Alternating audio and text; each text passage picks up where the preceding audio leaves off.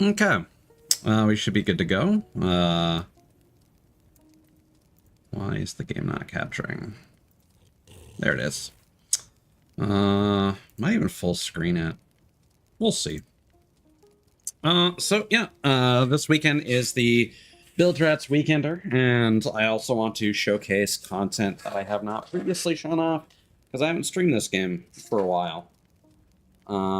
And so we're going to be taking a look at... We're going to be skipping the Reaper seasons, even in 16, content-wise. I just don't care.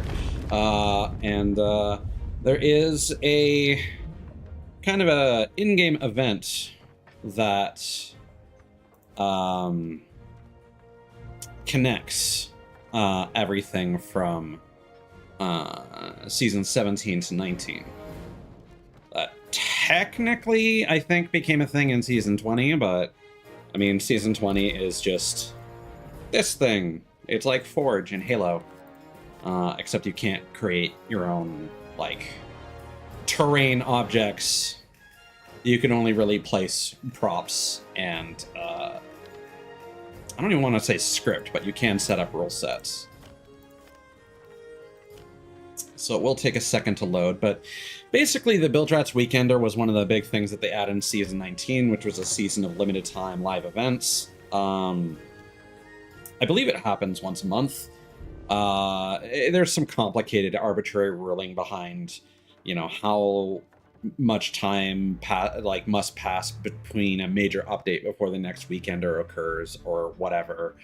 There's been some contention about having to use the different resources to figure out when the next Weekender is supposed to happen. Might actually be a record of this on the wiki.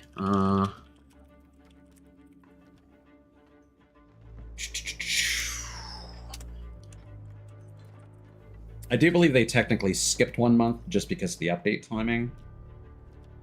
No. April 16th, June 12th. No, they did skip May. So April, June, and July. And they bring back one of their limited time events. So, like, April was the Festival of Fishing. June was the Dark Fortress raids. And this weekend is Legends Week. So a bunch of stuff to do with Athena Emissary boost that I'm not going to be engaging with. There will be legendary messages in a bottle that contain Athena voyages and stuff. Dark Fortress raids were actually... I'm not going to say they were... Yeah, great, thank you. That happens like 25% of the time you load into the game. It might just be because of OBS, honestly. Or VTube Studio. Hard to say. Not gonna really say that the Dark Fortress raids are fun, per se. I literally just did one the other day from the Battle Pass, and I'm a little salty about it, because right at the end, a bunch of ghost ships show up to ruin your day, and they sunk my ship. I just got really unlucky. I decided to use the cannons on the fort.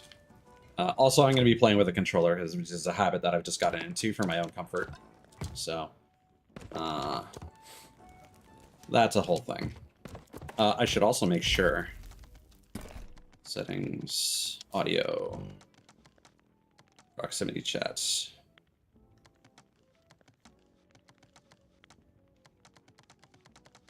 Turn that to 0. And remember that I do have, yeah, sure, because it's the Build Rats Weekender. Also a reference to the old, like, Germa animation.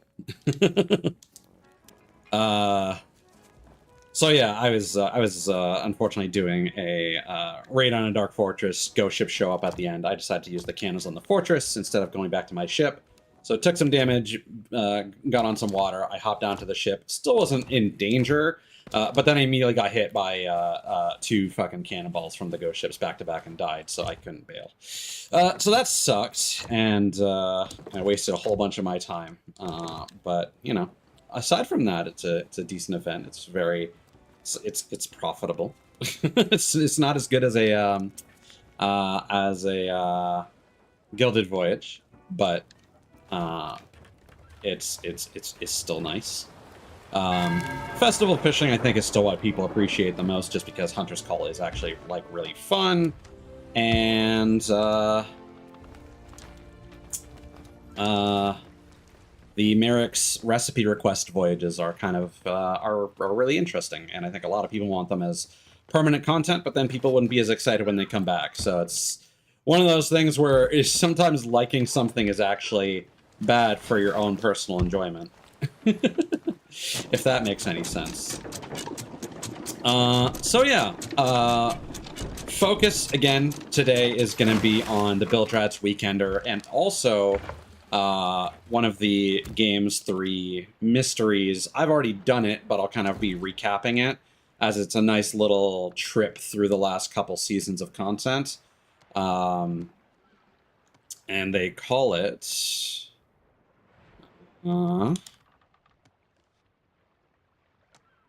the Mystery of the Wayfinder. So we're going to be doing a bit of a, not quite a role play, but kind of a recap. So whenever the Weekender is happening, the hey Nuna.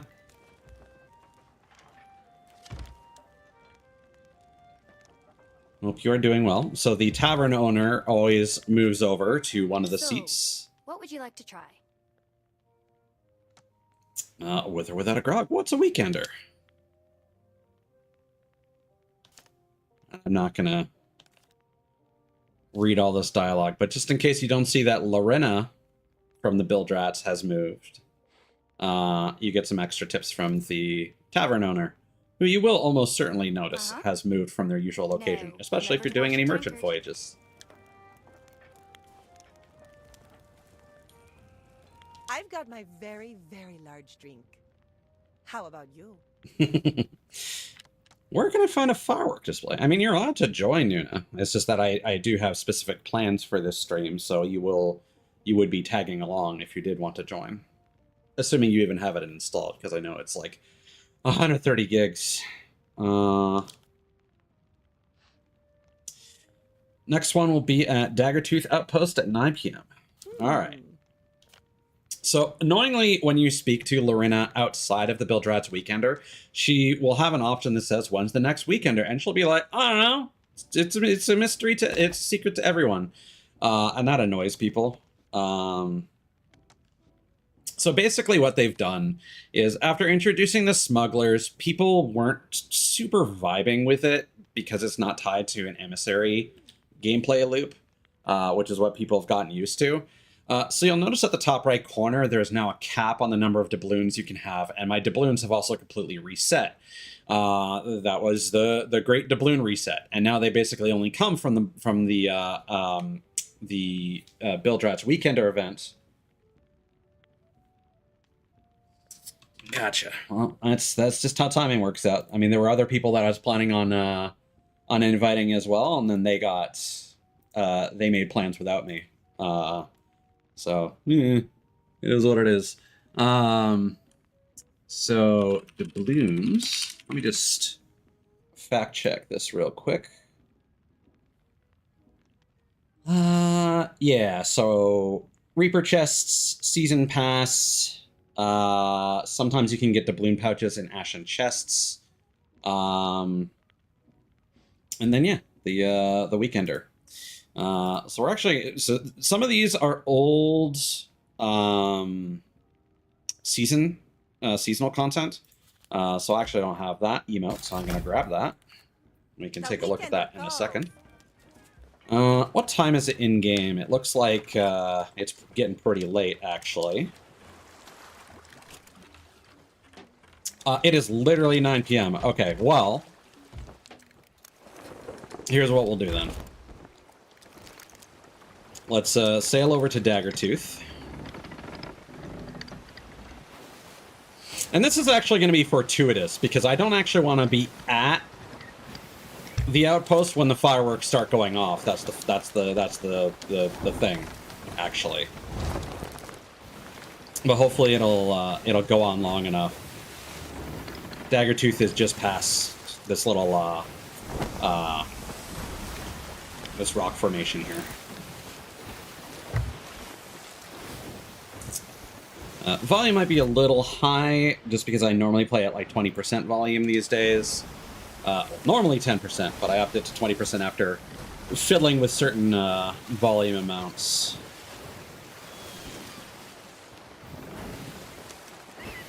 Did I read the time right? Yeah. We should be seeing it. Well, that's Daggertooth.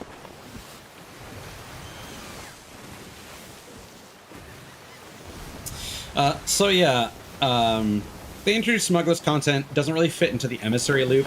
For me, that ended up actually being an enjoyable thing.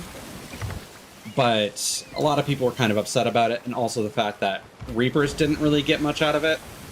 So they introduced the Biltrat Weekender. I don't think people have really thought about it this way. But they introduced the Weekender to kind of introduce PvP back to that loop with a focus on the doubloon currency. And you'll notice that, like, outside of the Weekender, Reaper stuff is kind of the main focus of how you get doubloons these days. Man. Yeah, there we go. Look at that!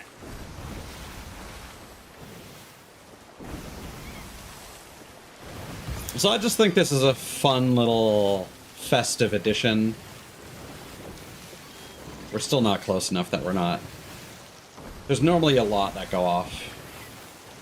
Unless we're just rolling up right at the end of it. That would be unfortunate timing. They also have, like, loudspeakers on the beach that play a little theme. But I remember the first time I saw these, I was rolling up and I was like, are there just people having a party over there? But no, that's just the outpost. It just does that. It's a different outpost every in-game day.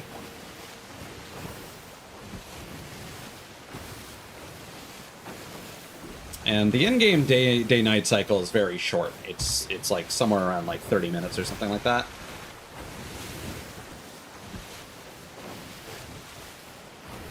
Yeah, you can see some are going off, but I'm not close enough to see the actual explosion.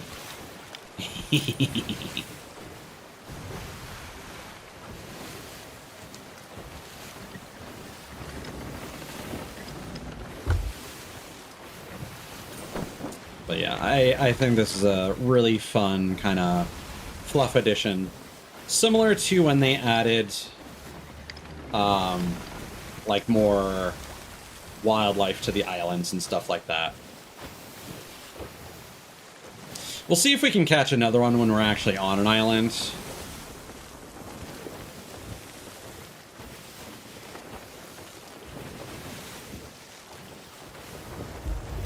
But yeah, I think we unfortunately just kind of rolled out as it was finishing. Which is fine. I did want to show that off. Hello, Ida. Hope you're doing well, man. Oh, that animation psychs me out. So they did also, as of this season, they overhauled the Battle Pass as well. Again, a lot of people are very doom and gloom about it because with stuff like all the Microsoft firings and whatnot, and them releasing custom Cs and this Battle Pass overhaul, a lot of people are feeling that the game is entering maintenance mode. And it might be. They have said that they're not really planning major content updates for like a 6-month period. Probably so that they can work on some bigger features because they've had to restructure. Also, some of these decorations, like this chalk here, is also specific to the Weekender. And then there's a nice little patio that they have set up so that you can, like, sit down, hang out with some people, and watch the fireworks display. let's go. Timing wise, we're probably not gonna make the next one, but If you're looking, I can tell you what to look for on the horizon today. okay, so Galleon's Grave Go is wherever next. fireworks await. Let me show you what's on the horizon today. What if I don't fancy partying? Aha! Yeah. So they're just kind of trying to bring you back into the gameplay loop. Yes. Oh, she sloshed. All right.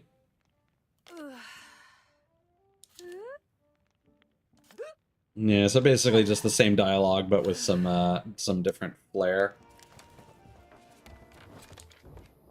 Okay.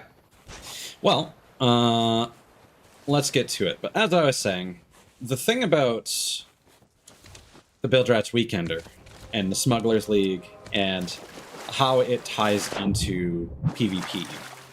So the Smugglers League basically has three types of treasures. There's booze, much like the merchants. There are paintings, and then there are the black powder kegs, of which there's only one variety. The black powder barrels are what they are. So every season there is a we're gonna want a server hop. Okay, this is from when I was doing my Gilded Voyage. I'm going to mark this because Duke is on that island. We'll need to visit him later.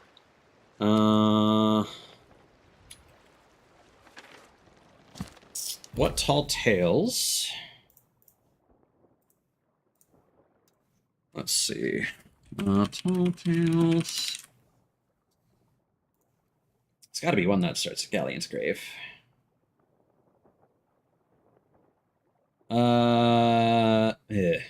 Of course, I sailed over here. So Revenge of the Morning Star starts at this outpost. So what we'll do...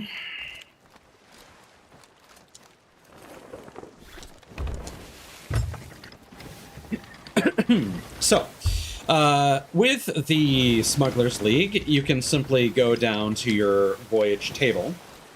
This is also one of the locations where you'd find out event dates and stuff like this, but I don't think it's forecasted for the entire season. When the update comes out, the patch notes include the date of the next Weekender. There's a this month in Sea of Thieves thing that's always on the website, and you can always go here, but I don't think a lot of people acknowledge this. You can also go to the seasonal tab, you can go to events, and you can see stuff like this, and get a feel for this. So there are three types of main activities you can do aside from the limited time thing, which again, this week is Legends. Yeah, here we go. Complete 5 legendary messages in bottle, get 300 doubloons. There's also an exclusive reward the first time you do a Smuggler's Doubloon run, I believe. Or maybe it's a secret shipment. We'll find out. And then there are the Bildrats challenges. Okay, we're probably far enough. Little Tail, Shores of Gold. Revenge of the Morning Star, Dive. So this will take us to Daggertooth Outpost on a different server, hopefully without a Reaper player chilling there. Not that it matters, because I don't... you still need to take these to the Smugglers League. All Smugglers loot goes to Smugglers exclusively. There's also a version of the Skull of Siren song that a lot of new players just end up leaving at the docks at various outposts because they don't know what to do with it. It's kind of annoying, honestly. A lot of Smuggler stuff also gives you the Skull of Ash and Winds for whatever reason, which is also kind of annoying.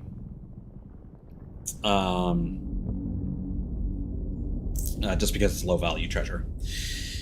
But either way, you'll either go here, start a voyage for the Smugglers League, or you can find a Smuggler's Message in a bottle, like on an island, in a sunken ship, or on a skeleton ship. Skeleton ships and sunken ships have a 50-50 chance of being a Smuggler's one that will have Smuggler loot. This is always really funny because then skeleton ships have a black powder barrel on board, you shoot them a couple times, and then they just go up in smoke. So like, You can survive 2 kegs. Mega kegs, which are your stronghold gunpowder kegs, or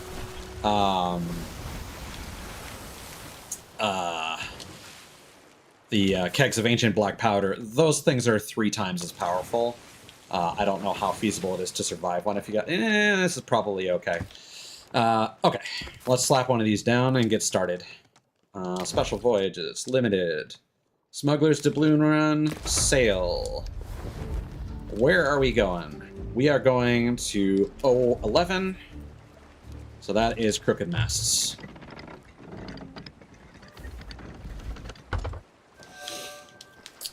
So if you happen across a smuggler's message in a bottle, you'll be directed with a similar map like this.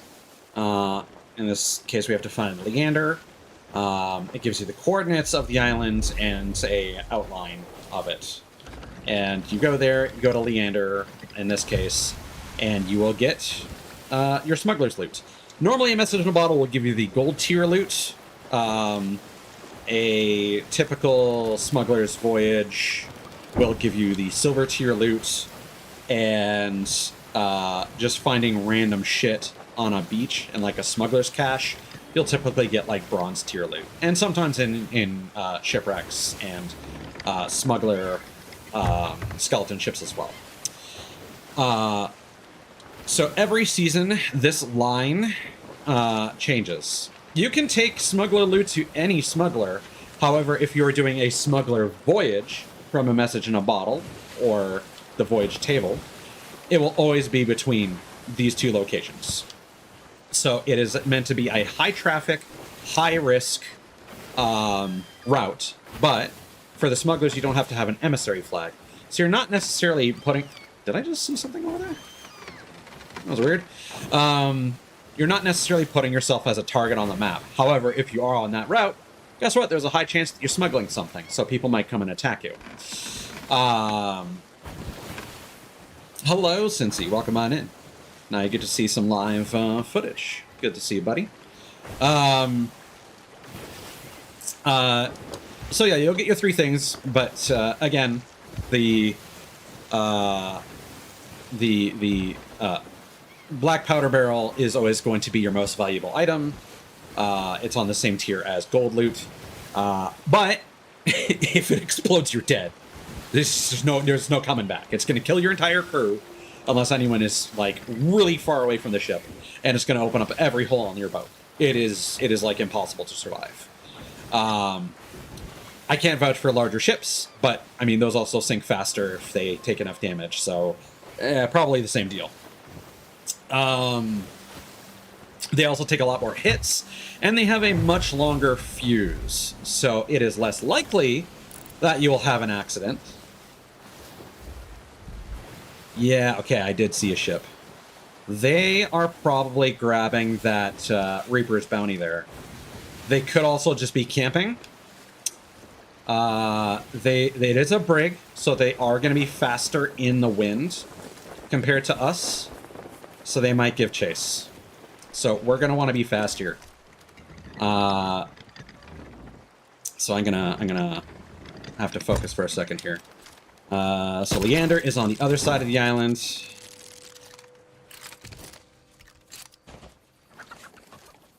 So we gotta go.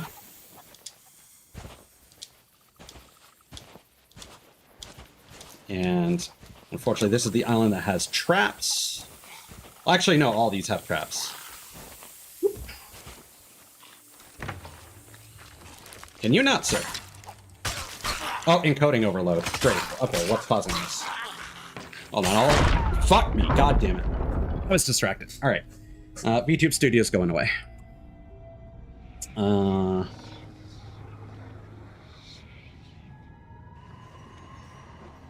Or are we fine?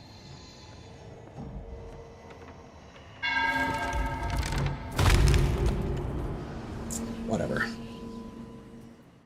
I was going to use that keg to blow up that skeleton, but then I decided, it's probably just going to be faster and safer. Haha, ironic. To just fight it normally. But then OBS started freaking out.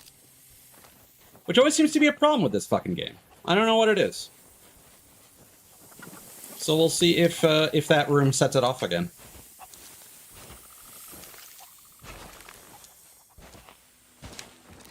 All right. Little Laura Leanne. Yeah, it's this room. Okay, cool. Every time I go in there. Yikes.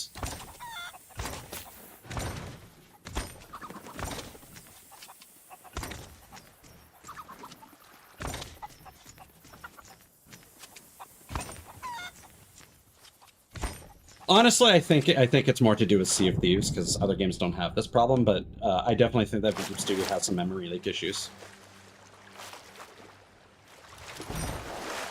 Okay, so here's what you want to do, is the voyage will always take you to the next island. But if you start the next voyage there, it's going to bring you back to Crooked Masts. So this time we prep it, and it's going to take us to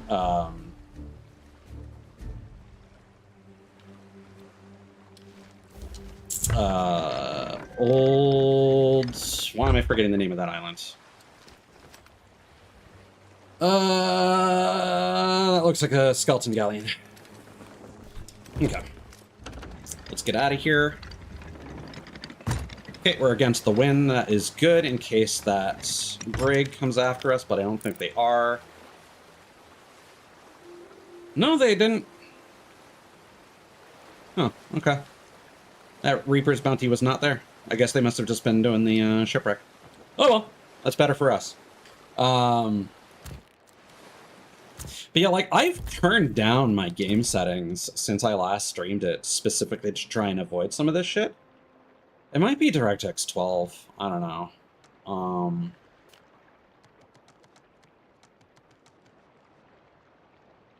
Where's the graphic settings? Yeah. Maybe I bumped some of these up.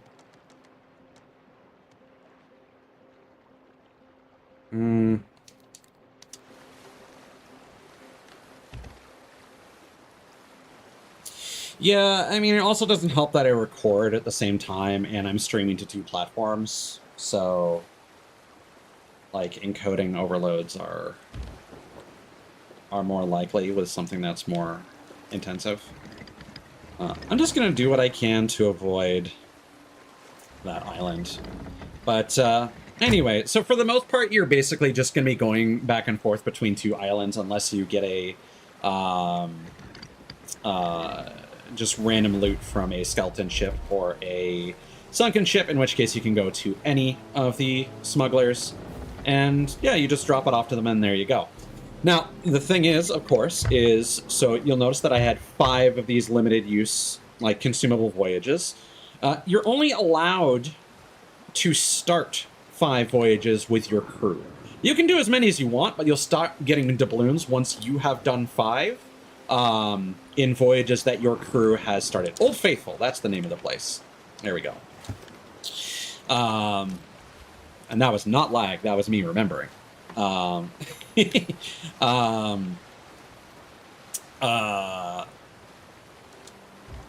like, if you have, let's say you do 3 voyages, and on the other 2 you get sunk, and you fail them, or whatever, and you have another crewmate join you, and they want to do their 5, and then you do 5 together, you'll get credit for doing the extra 2 that you weren't able to do, but the remaining 3, because your crewmate started them, you won't get credit for doing those. It caps you at 5 per Bildrat Weekender.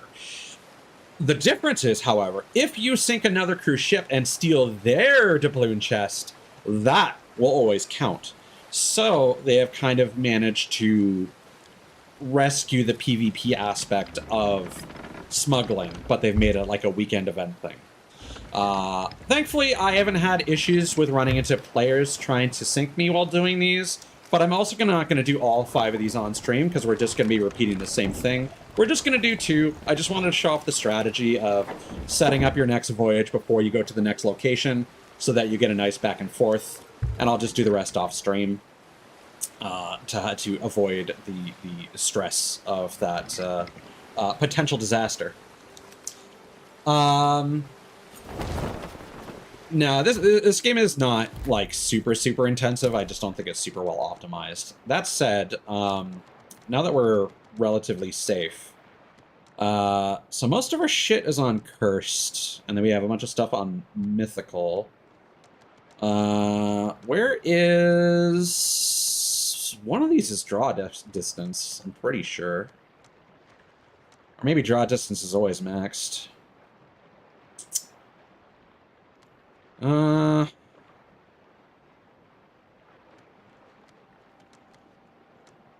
Actually, I have model detail lower. Let's. Oh,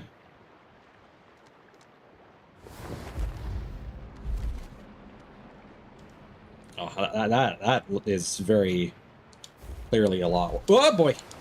I had a feeling that was coming. That's fine. The game does have a solid player base, but the community would lead you to believe otherwise. The game actually had a very significant boost due to the recent PS5 release. But the way that the servers are set up kind of leads to a situation. Here, let's do a water comparison real quick.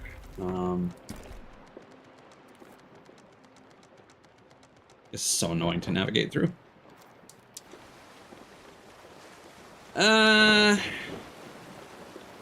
Okay, let's focus on the light here.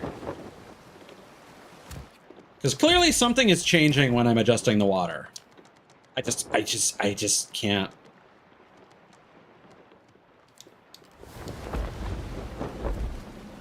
Yeah, whatever. We'll leave it at this setting and see if it freaks out again when we go back to Little Lower Leander. But yeah, I think the player base is fine. It does have issues. Like, the game is, like, really large. It's 130 gigs. So that is going to mean that, like, many fewer people are going to have the game installed for long periods of time. So it kind of depends on how much you vibe with the game. This is one of those situations where... Why is there a bunch of... Are those 2 legendary messages in a bottle? That may well be the case.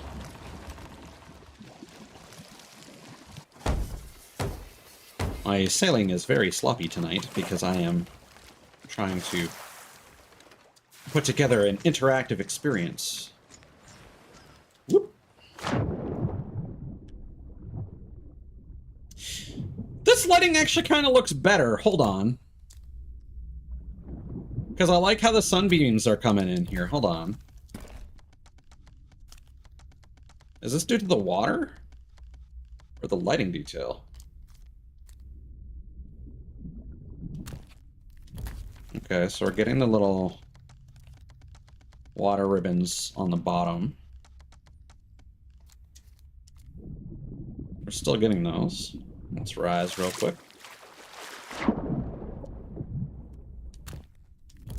Like, this is what I mean. Even on low settings, like, even if they, like, remove the high definition textures or whatever,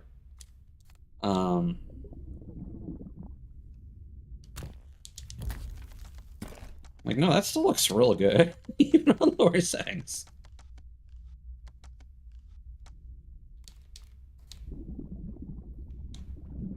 Yeah, that's like whatever. I might just go with a preset, quite frankly. And stop filling with these individually.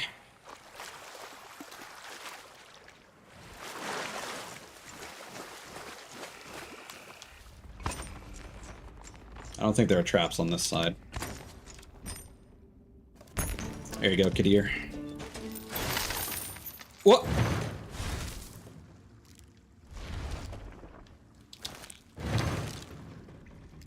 There are traps on this side.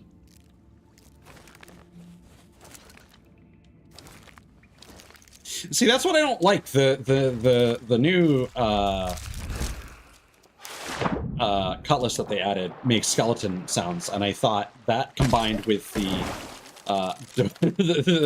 doubloon chest that we just sold, I thought that an ancient coin skeleton popped up.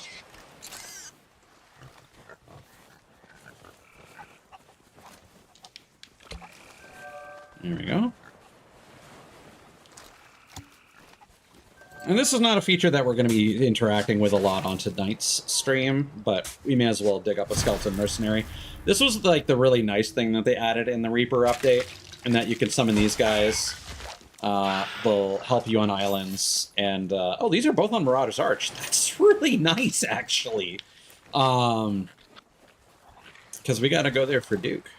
So I guess we will do that. But you can show these skeleton mercenaries a treasure map, and they will go and find the treasure for you. And it makes it really nice and chill, and it makes it a lot easier for solo players to do activities. Let's jump over that trap. Yeah, all these Smugglers League hideouts have traps. You can trigger some of them manually with like a lever, but I don't know where the lever is for this one.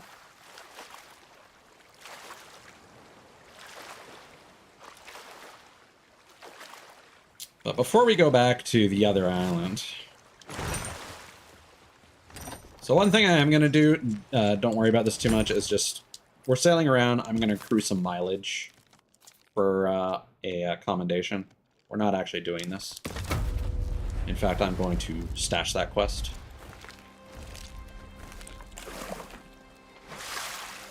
Alright. Back to Crooked Masts.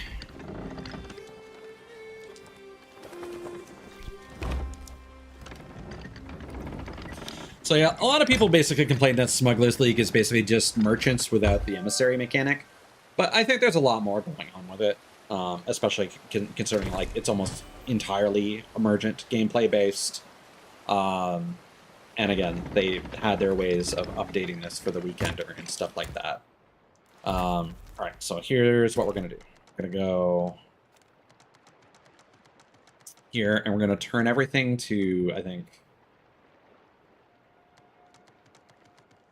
Mythical, I think, is too high. Yeah.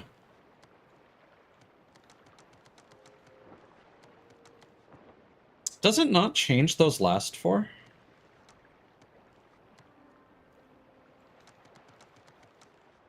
Doesn't. Interesting.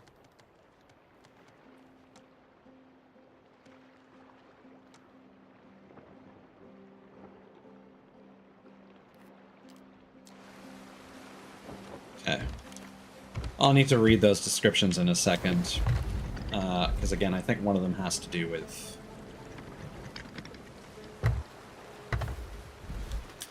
I think I may have actually turned my settings up in retrospect.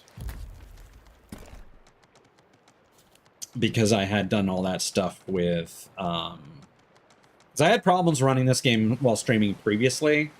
And then I did the stuff that I thought had resolved my VTube Studio lag problems with turning on hardware scheduled GPU, or hardware accelerated GPU scheduling. And that seemed to resolve it for the most part, except for a few like 1-second hitches every now and again. So I think I may have turned those settings back up. And that's probably why it behaves like that.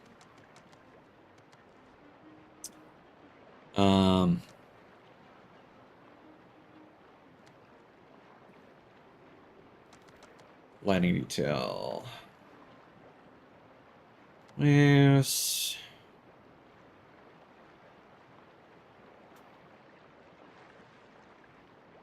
Yeah, texture popping is not a concern. Yeah, so I think we want mythical models, but legendary everything else.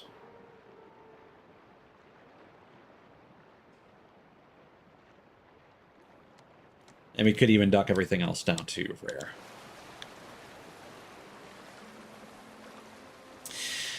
Yeah, for people with money and a decent setup, and or that is typically the go-to. I should technically repurpose my old PC for that, and I absolutely could. But I also don't have a lot of space. So, That's one of the reasons I wanted to get a Steam machine. I wanted to play games on the Steam machine and use my main PC for running YouTube Studio and all the other fluff and shit. So yeah, let's take this opportunity to talk about the new Battle Pass. So one of the things that has people upset is that they got rid of all the pirate cosmetics. It's just the Siren Splendor ship set now, and you get enough doubloons to refund your purchase. You do not get any free doubloons anymore. The only way to get free doubloons in game now is by getting lucky and getting a ancient coin skeleton to show up, which the other day I just did. I got 240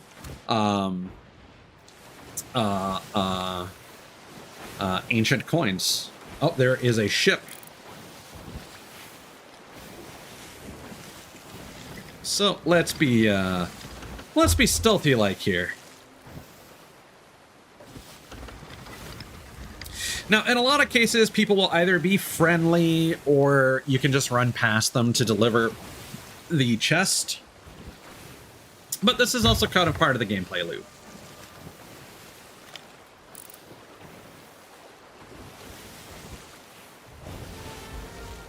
And they are the Aquaholics. I don't know what RCN stands for. Royal Canadian Navy? I don't know.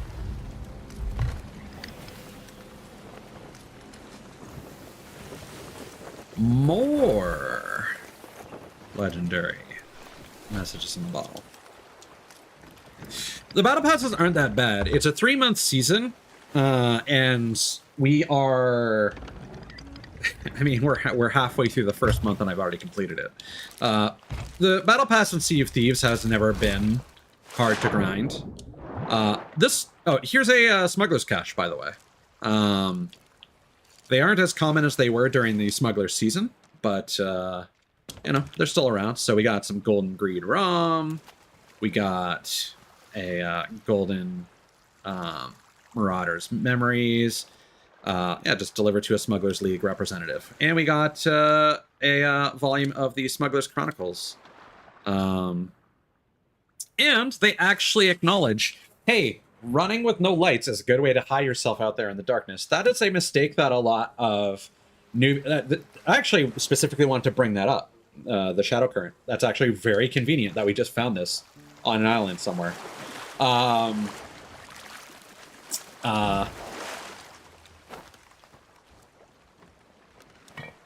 they still there? Yeah.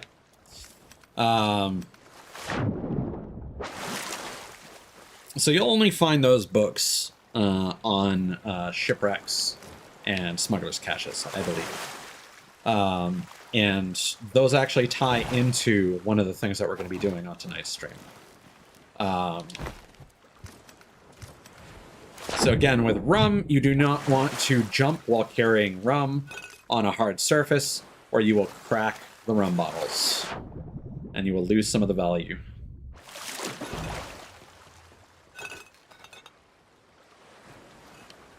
You don't want to take the stairs too fast. And you want to put them a little out of the way, so if you take some cannon fire, they don't get smashed.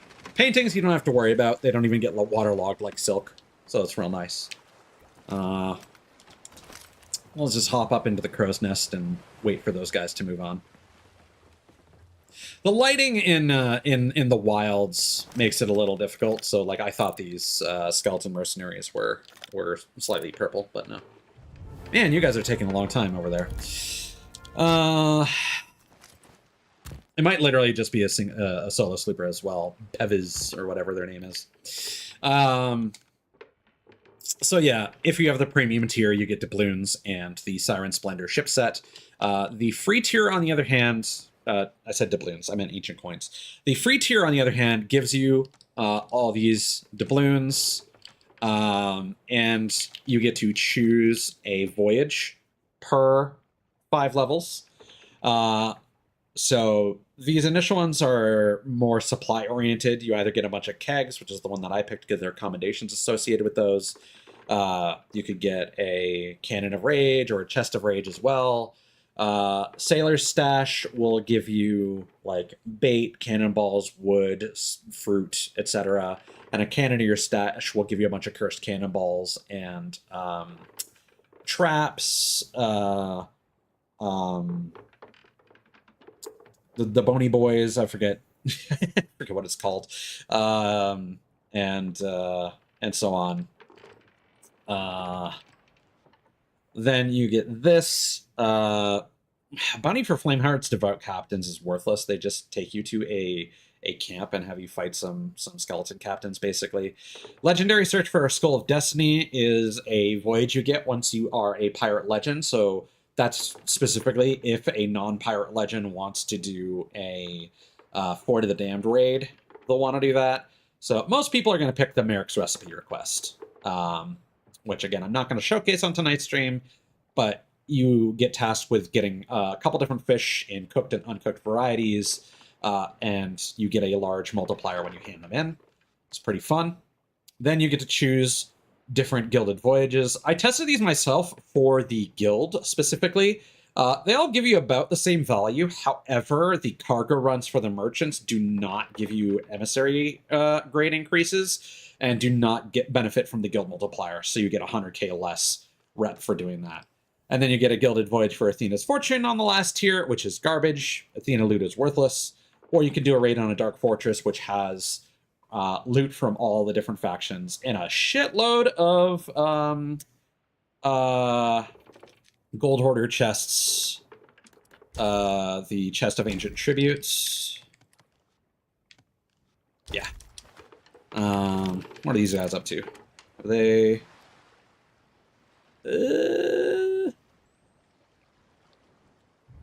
They sail away.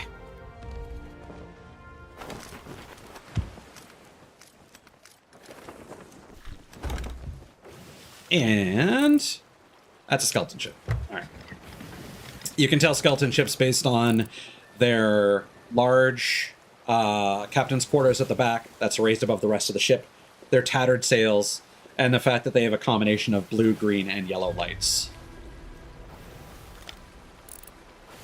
Whereas most new players you'll see have a very uncustomized ship. They'll probably have their lights on. Those guys actually didn't, so good on them. And they'll usually dock somewhere with their sails lowered, which you shouldn't do because, like, if you lower your anchor, it takes a while to bring it back up. But when you go to an island, if you simply lower your sails, it is very quick, very fast. Sorry, raise your sails. It is very fast to then lower your sails and make a quick getaway.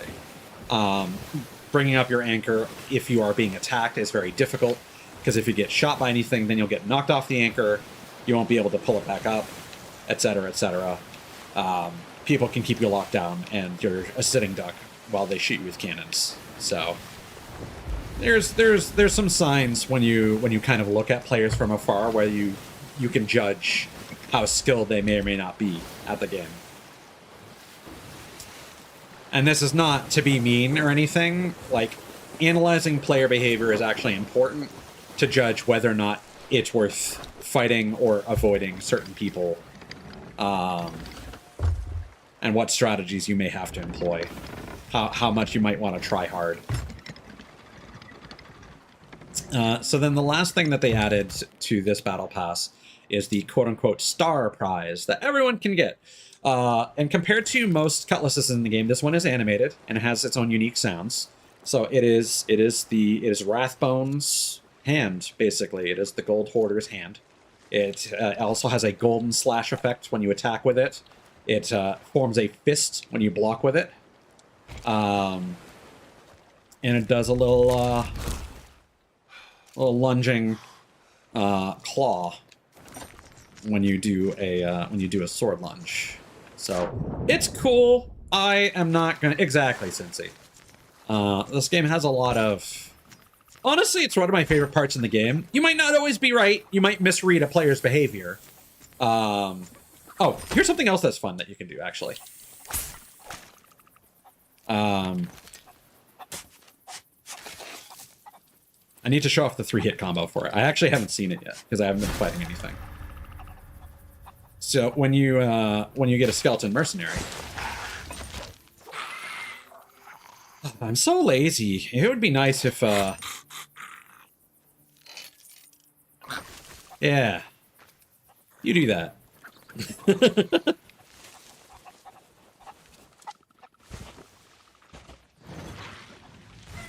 Well, okay. You made it part of the way, buddy. Okay.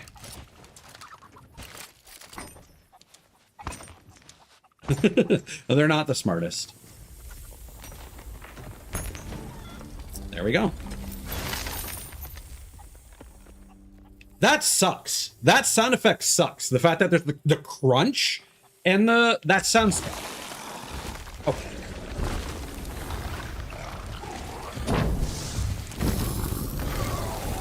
Oh god, there's another. Right.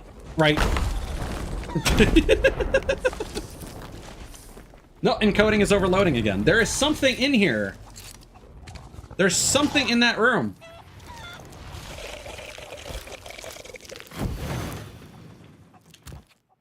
Here, let's try dialing it down to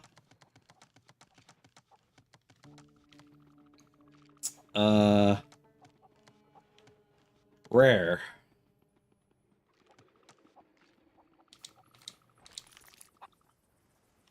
This is really annoying to me, actually.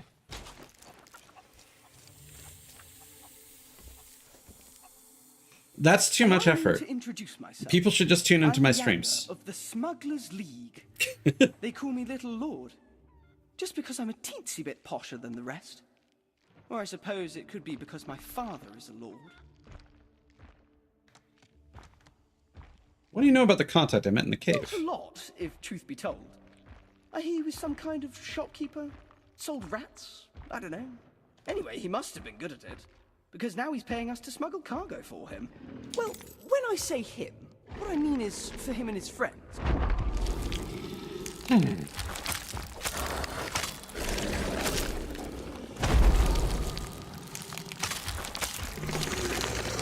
Yeah, no, still freaking out. Yeah, I straight up don't know how to fix that.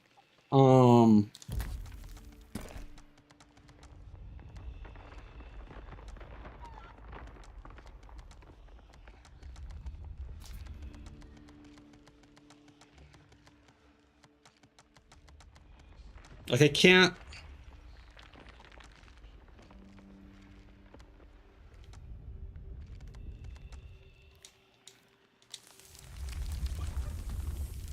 Oh, now the game looks like shit. Maybe it is just the model detail. Maybe it's the model detail. Maybe if we, So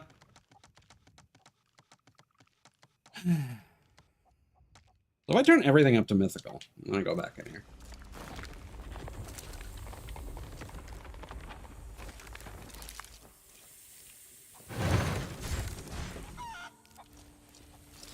It's whenever, like, more of you have spawned.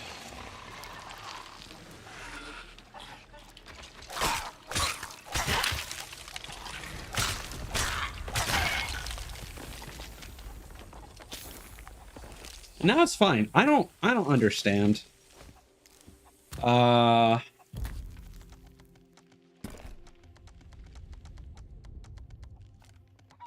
Here's something we can do.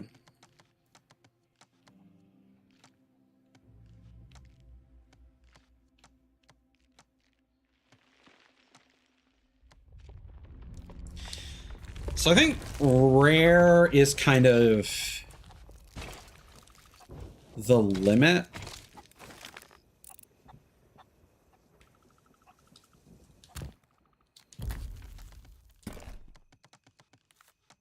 Anything below that just looks terrible.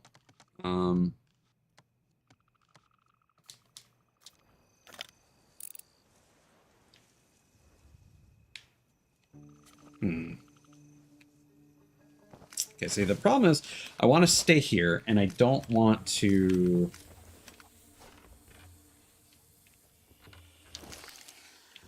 Okay. We're going to make a decision. We're going to turn this down to legendary.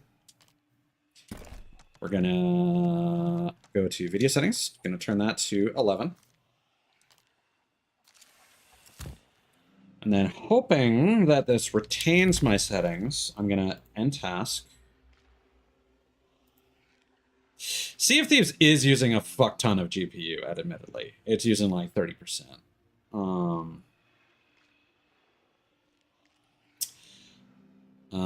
And then OBS is using like 70.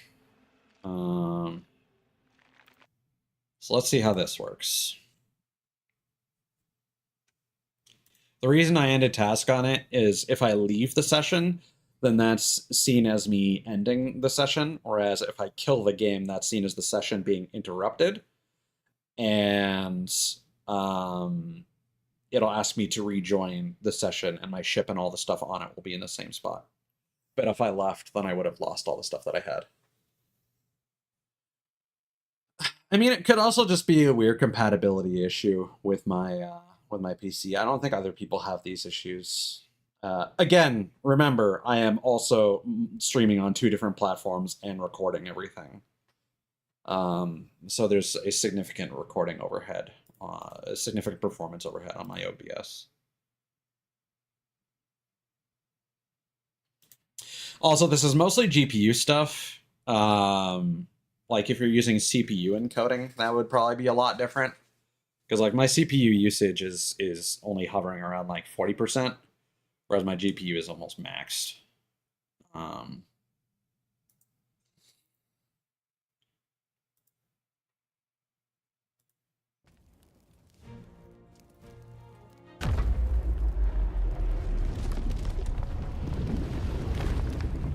There we go.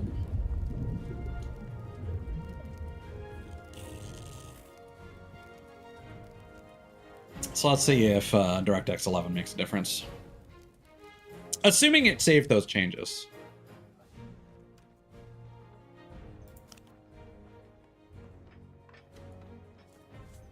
Hopefully it did.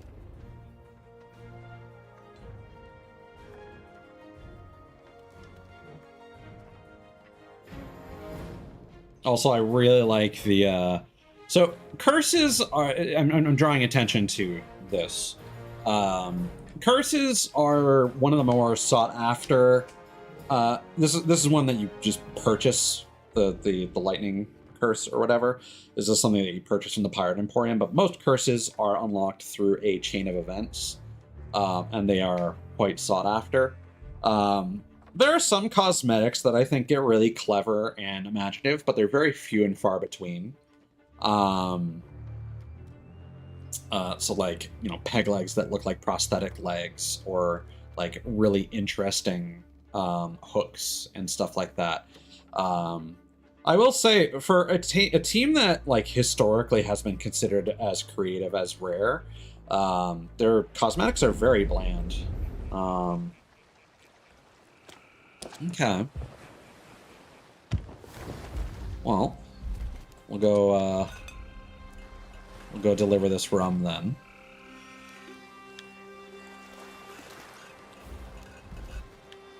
So I could jump off into the water if I wanted to. But the safest way is to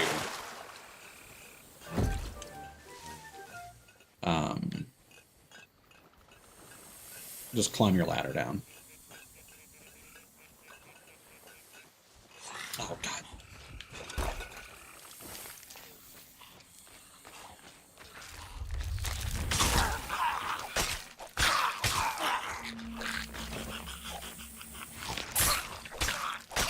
There we go. Nope, encoding is overloaded. Okay.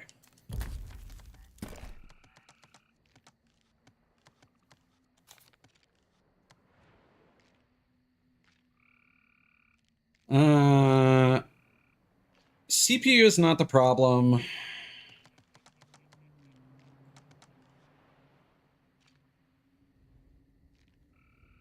That's fine. No, none of these have to do with, turn that shit down to rare, I guess.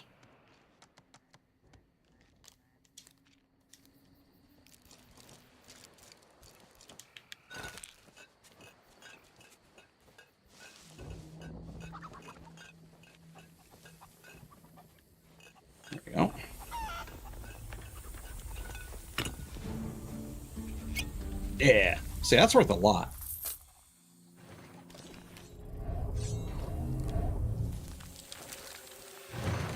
And then, of course, at nighttime, ghosts can show up, and they're annoying because they teleport around.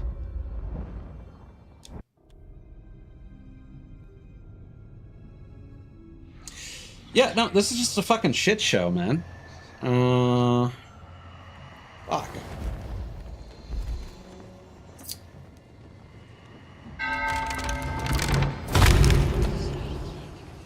I think the only way I'm going to be able to get around this is by killing VTuber Studio.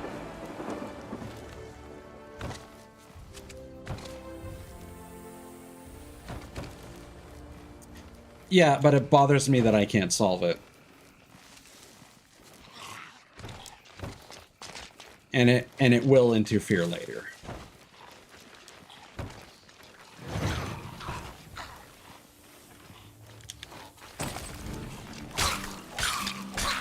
So the thing is, if you're the only person on an island, every time you die or get too far away from it, it resets, which is why enemies keep respawning here. This is the method that some people will use for grinding purposes. But let's finish here. Myself. I'm Leander of the Smuggle. Not a lot. Anyway, he must have been good at it. Well, when I say him, what I mean is for him and his friends. Quite an eclectic bunch of, people. I don't remember if everyone has fully voiced dialogue like that, but that is all, like, related to something that we'll get to later. You know, we actually have a decent number of skulls, so I may as well grab these. Because we're going to be going past each of the smuggler hideouts also has a journal to read.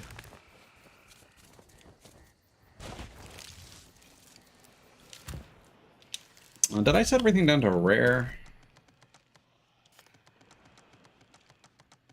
I did. Okay.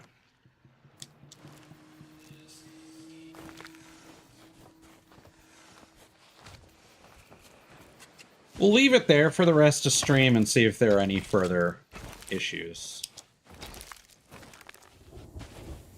Because I think it might be, knock on wood, I think it might be fine-ish now.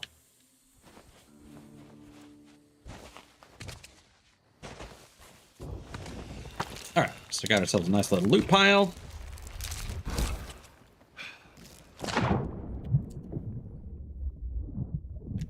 And, alright. So...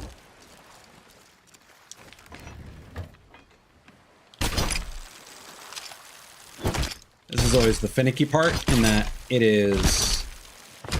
the harpoons are hit scan, but you have no reticle.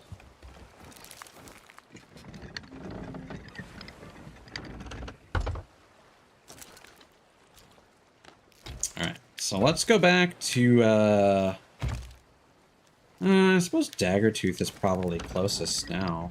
No.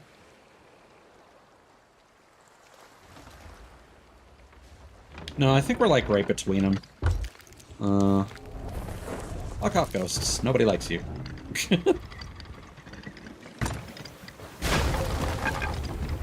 Because a Galleon's Grave is right between that arch there. So we'll just go this way.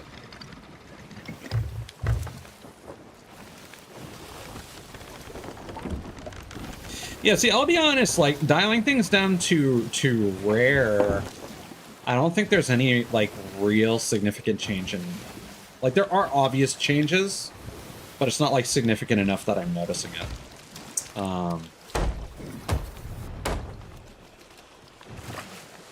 Yeah, one last thing to show off about this hand before it goes away is the idle animation that I noticed.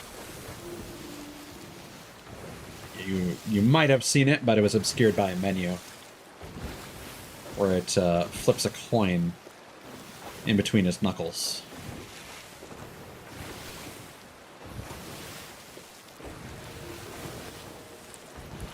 There we go.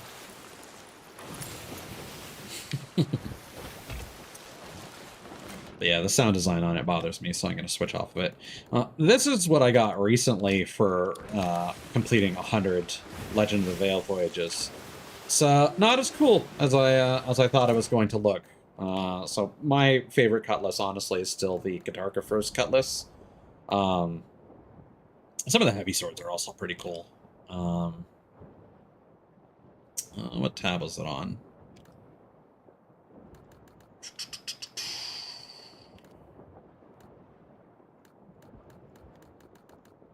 There you go. Very basic looking sword, but I really like it. You get it for selling an absurd number of kingly chests, I believe, which are tied to shipwrecks, which are one of my favorite activities in the game. All right, so we technically showed off the Smugglers League. You know, I've showed off fighting skeleton ships and shipwrecks before. We got some battle quests. Oh yeah, we need to show this off. So during the Bildrach Weekender, there are various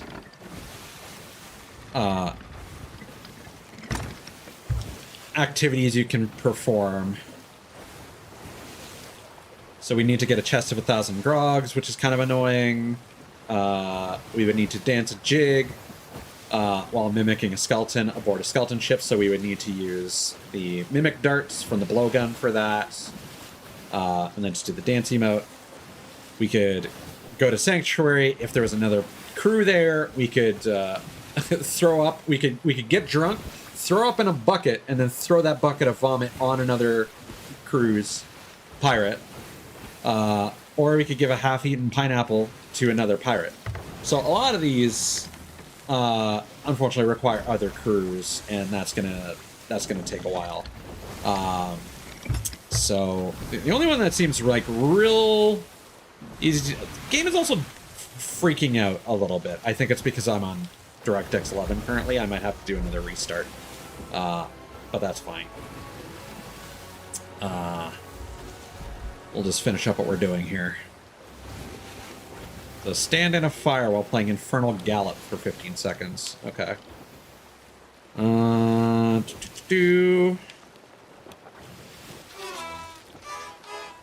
Makes sense. All right. Now, it says stand in a fire. I assume we just have to be on fire.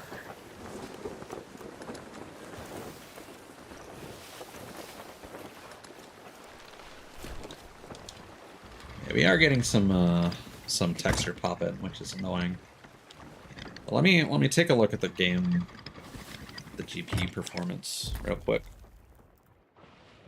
Oh, it's a lot. No, it's still spiking randomly. Yeah. Well, not too much I can do about that right now. All right. So put everything on the bow for ease of harpooning.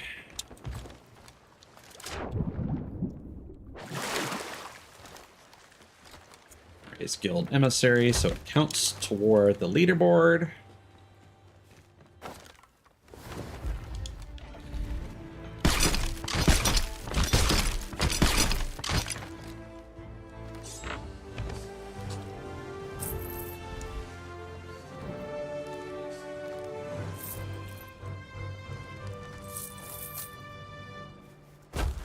And there we go. And now we do this. Do this.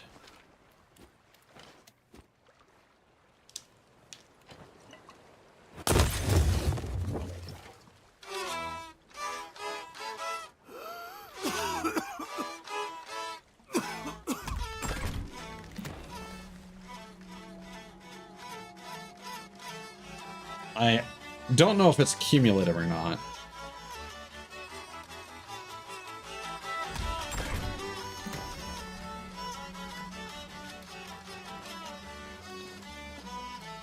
"15 seconds is a long time, considering.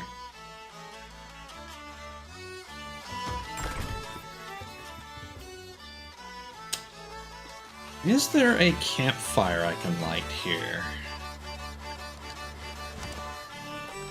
No. Well.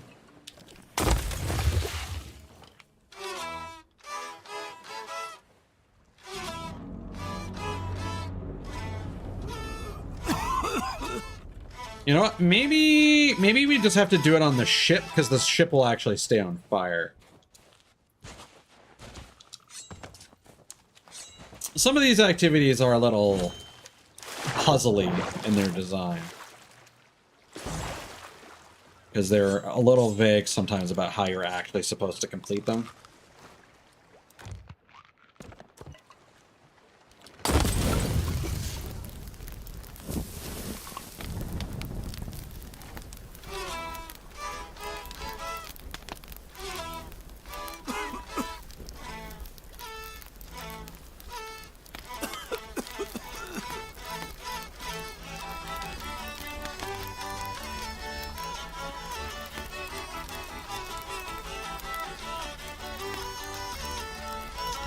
I don't know why that fire went out.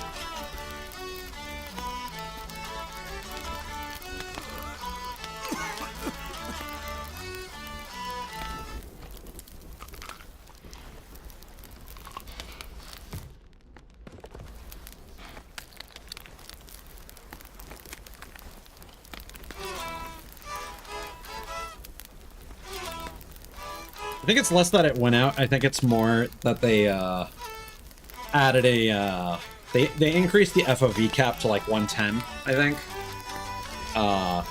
And now objects that are like right next to you. There you go.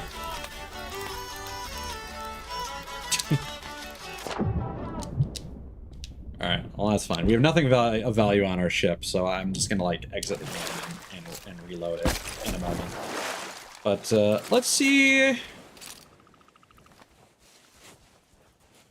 We can now move on to one of the activities that I had planned.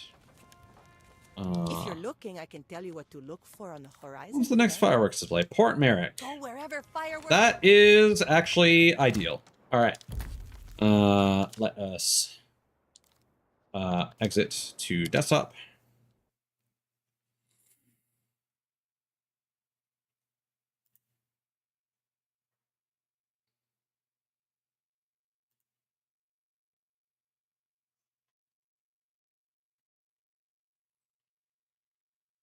But yeah, no, I think the problem with like Sea of Thieves performance is more so that it's not like consistent. Like when I went to check performance, it was floating around like 14%, and then it just spiked back up to like 30.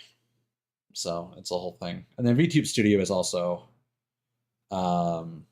inconsistent as well, because like when I was checking that, it was floating around like 10, and then when I just closed the game, it shot up to 30. And again, I think that a lot of that is due to the whole GPU scheduling thing, where it prioritizes certain applications, but there's only so much GPU memory to go around. It's one of those things where it's like, I have a great GPU, but unfortunately, there is a cap on the resources.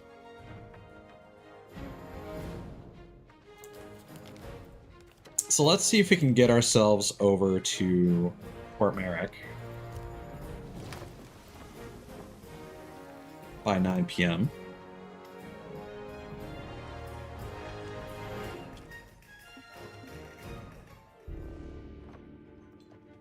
Is there a tall tale at Port Merrick? I don't think there is, because it used to be a different outpost, and then they had an event that changed it from Golden Sands to New Golden Sands, and then to Port Merrick. No, we're gonna have to go to my favorite tall tale, which takes me to my favorite outpost in my favorite region, and we're gonna have to sail over. So, like I said, I've basically shown off, changes that they've made to the battle pass in this season. And I mentioned that they added a mystery that stretches back all the way to the beginning of the Smugglers League. And I think I did a decent job of showing that off. Oh! Well, how about that? We're at Port Merrick. Well, that's mighty convenient. Well, let's loot up while we can.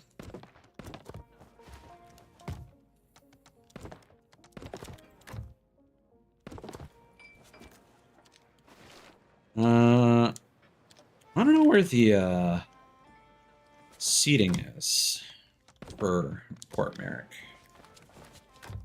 Probably down near the lighthouse. Howdy. Hiya.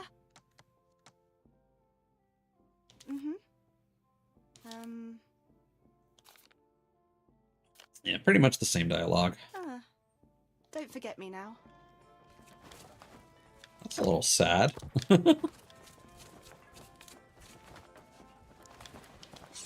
Before I forget, since I did have to reload, that did end our voyage.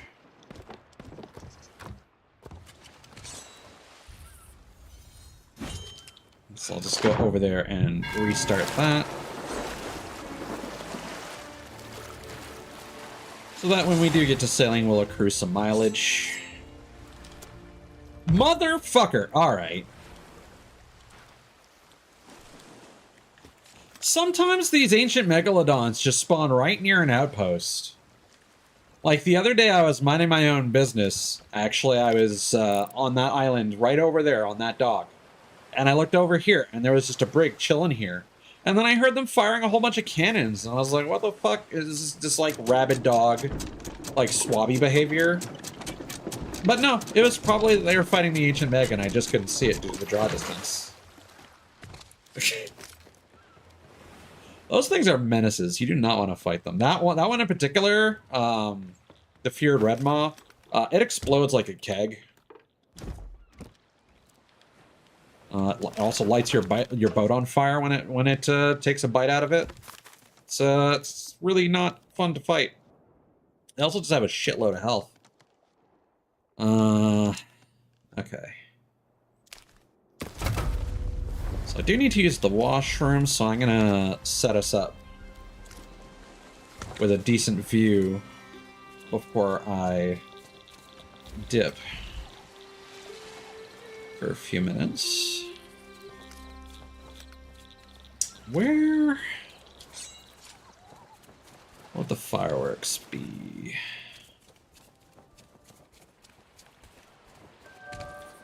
Oh, probably out here.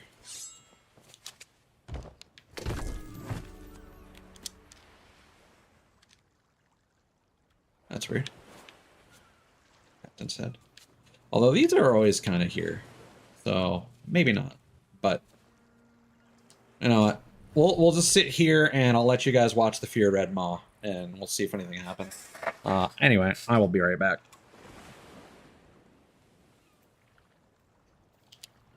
What's the, There we go.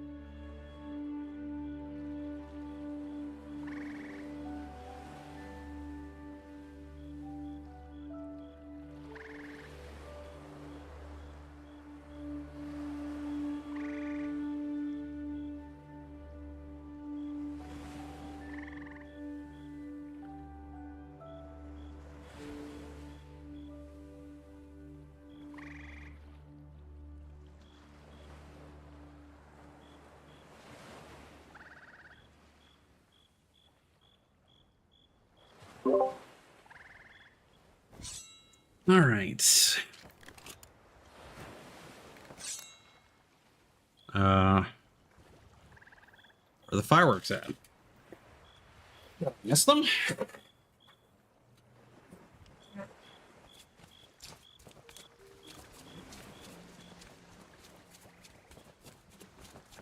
Ah, I was right, wasn't I? No? No tables down here.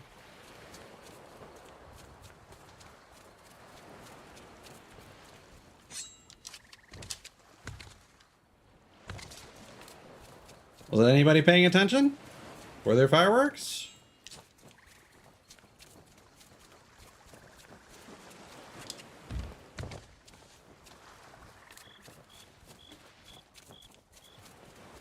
Oh, it could be on the top of the tavern.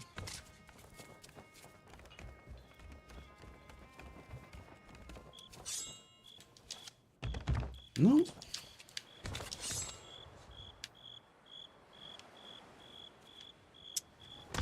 Or does it change from one server to another? I've got my very, very large drink. How about you?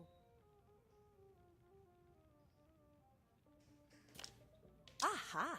The weekend. I mean, that's... Okay. Well...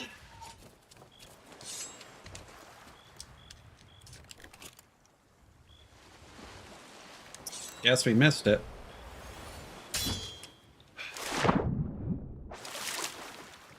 Would have been cool if they actually were visible from here, because like Sanctuary is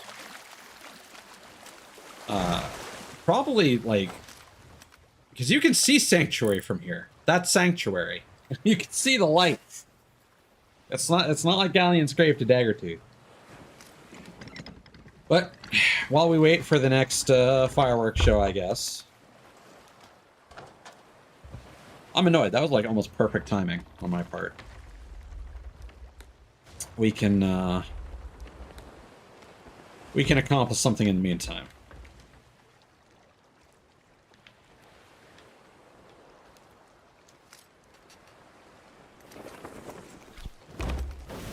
So I'm not exactly sure how much of this is going to be replayable, given that I've already done it. And they use the same NPC for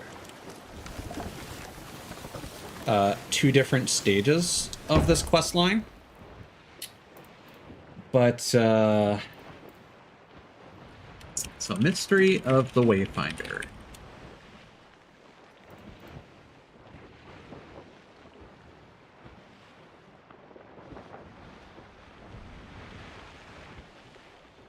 So, typically whenever they release a batch of seasonal content, they will add to the Adventures of the Sea. These used to be called Mercenary Voyages. After a long forgotten feature. So they added the Smuggler's Tide accommodations. They added these first 2 pages here, ending in the Super Smuggler title. Once you completed all these other activities involving finding the... Oh, I didn't sell the book. God damn it. I forgot about it. Oh, well. So the 2 volumes of each of these journals, you had different tasks to deliver various quantities of the various loot items. And then you would be allowed to purchase various trinkets that represent those accomplishments. A tattoo, the Super Smuggler title you would get from that, and you would also get the ability to purchase various smuggler cosmetic items, so you could look like one of the smugglers here. By restarting the session, we lost our legendary bottles. Oh well. Fuck. Whatever. Is there somebody over here, or is that still Sanctuary? That's still Sanctuary. Okay. So I don't know if we're gonna have the first bit of dialogue from this character or not. Goblet. Right, let's deal with you.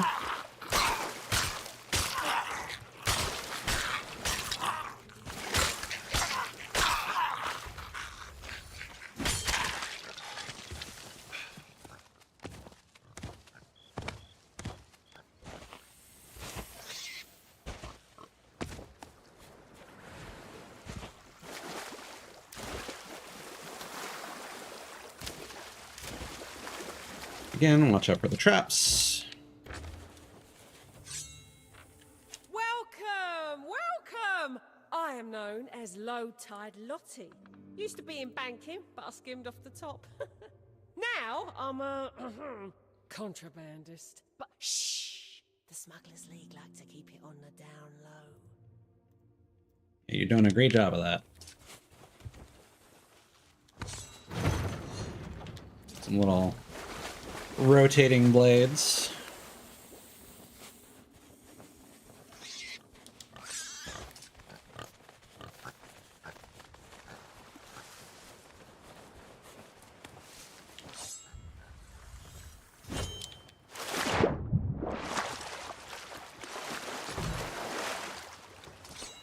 So I already have the Smuggler's League tattoo on.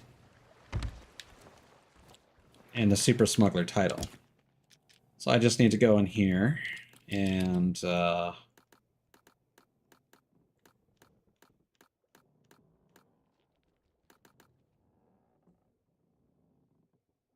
there's no smuggler's hat. Whoops, okay. Just the jacket.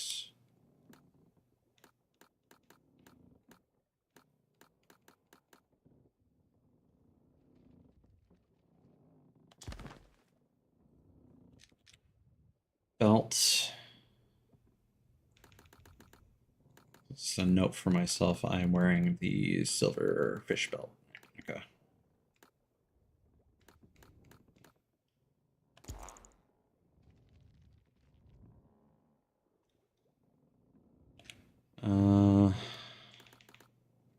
And I'm using the Ruffian Sea Dog trousers.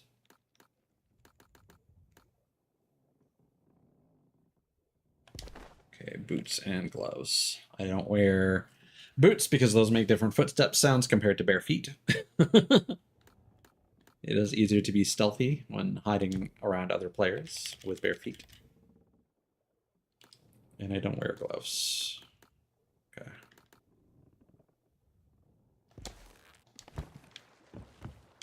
So that should be the fit.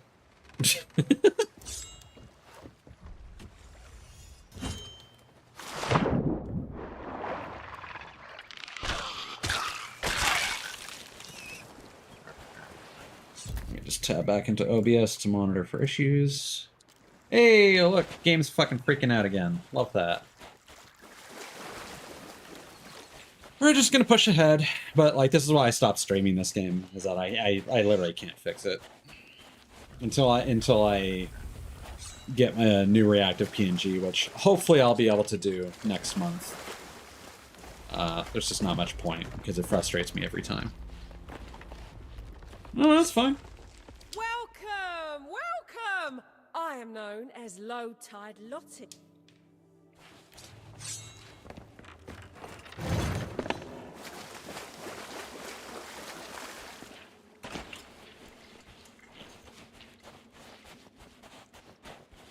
Okay, so I can't trigger that dialogue anymore, apparently.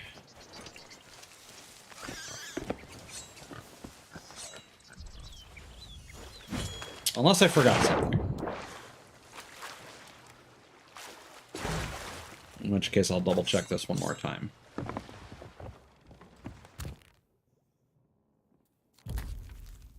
My cursor can't escape unless I use this menu. Okay. So we got the smuggler gloves, smuggler jacket. Ah, I didn't equip the belt. No, I did. No, that's not the problem. Trousers, boots.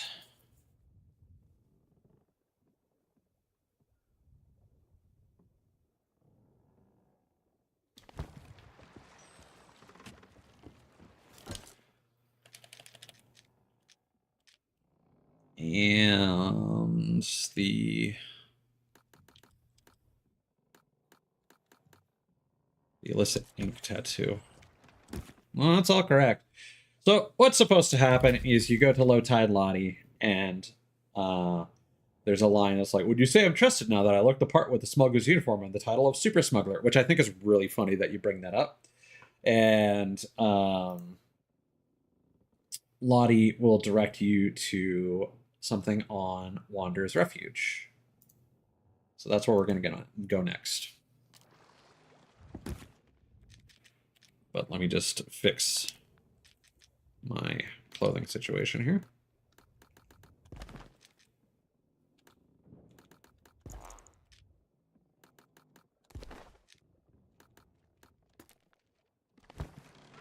And yeah, I interrupted myself talking about the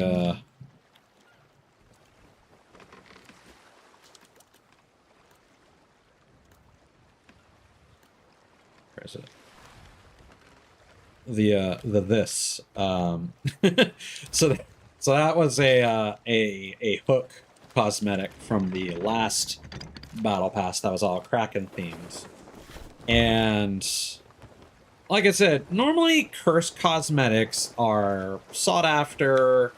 I wouldn't necessarily hard to get, but they're usually a series of steps to obtain them. But this is a rare scenario where they just straight up had a hook that's like, no, yeah, you just replaced your hand with a Kraken tentacle, and like it would be one thing, like if it was just a tentacle, but like it's undulating, like it seems like it's still alive, and I think that's a really interesting detail. So I think it's really cool. It's not something I'm going to keep on forever, but I thought it is certainly worth showing off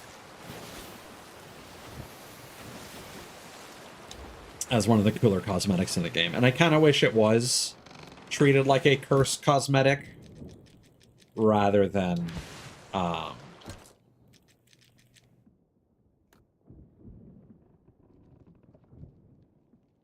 just a hook as part of a battle pass thing. And then just to kind of show off my character because it's been a hot minute. So I'll take off the mask and then I'll go and throw on the Blast Cannoneer goggles. Okay, good. We're not going to crash. Wasn't sure how close I was. Although there was that ancient mag. Might have pissed off by now.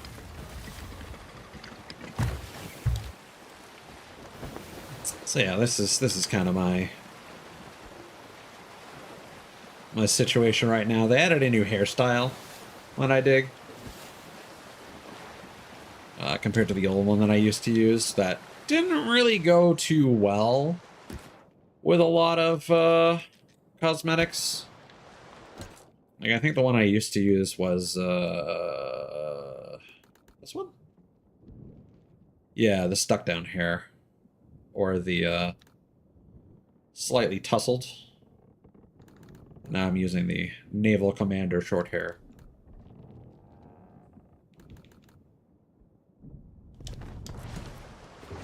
Because this ended up being a lot more... I do like more what's going on with it, like especially in the back, but and the fact that it hangs down over the glasses, the goggles here is kind of nice, actually. I don't know. I might go back to that. It's a whole thing. But this is also kind of nice.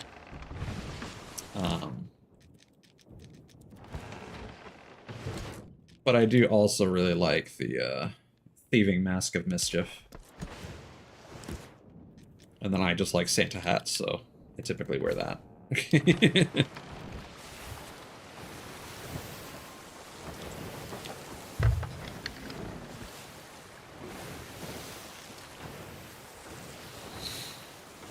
So hopefully we'll still be able to do this thing at Wanderer's Refuge. Or else I'll have just wasted a whole bunch of time. But wouldn't be the first time that a Sea of Thieves stream has ended up like that. Oh my god, 2 of you.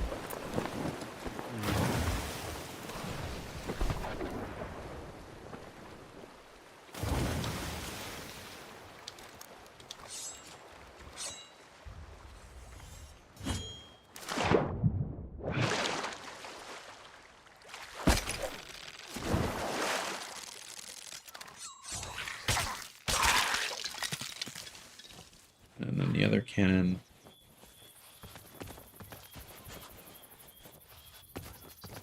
I'm excited for more, like, star prize cosmetics from future battle passes, but it does annoy me that the sound design for the Wrathbone arm just kind of makes me not want to use it.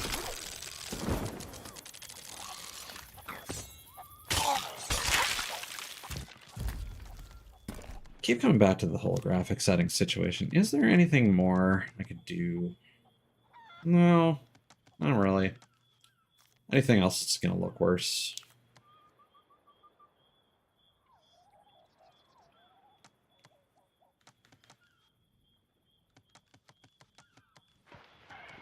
Like, if anything, I wish I could put more CPU cores toward rendering the game.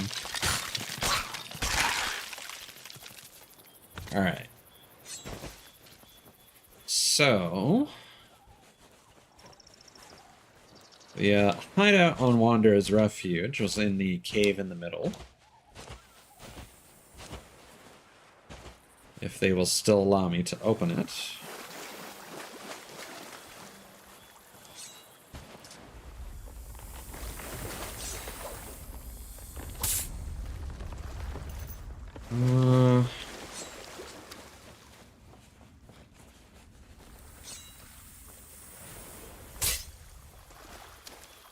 That is it.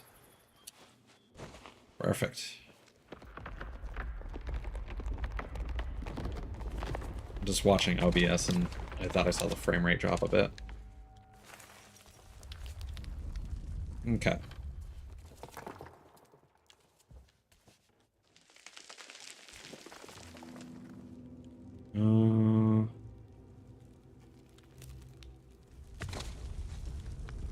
Am I not allowed to interact with this anymore? Is this the puzzle? Clothing chest. Oh, do I have to have the uniform on?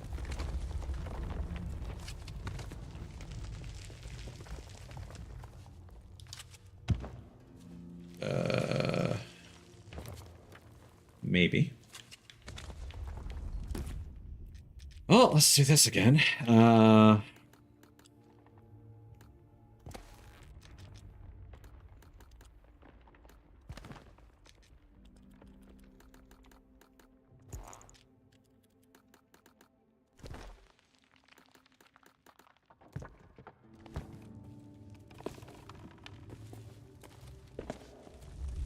Yeah, okay, sure. Yeah. Right. So basically you have a map that is segmented into various quadrants here. The various books that you found for the Smugglers League would tell you roughly where to put them, although 2 of them kind of overlap. So the Gilded Fox specifically refers to the Devil's Roar. These are ornaments. So Fox of Guile goes over here. Then the Sapphire Steel also refer to the south, but by process of elimination. This is the only other place it can go.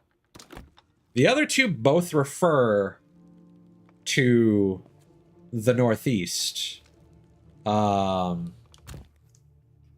the wiki mentions like this is placed northwest by process of elimination, but it's just like you kind of just have to brute force this last part, except you could say, well, the annoying thing is, so the shadow current says it was tracked to the far northeast, whereas the wolf in winter just mentions around one of the islands in the northeast. So you would assume that the northeast would be the shadow current. And that is not correct. The shadow current goes in the northwest for whatever reason.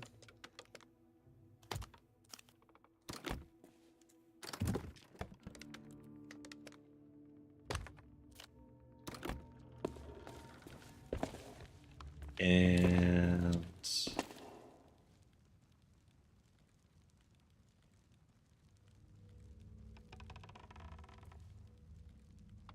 oh, do I have this upside down? No, it should be. That's Shipwreck Bay.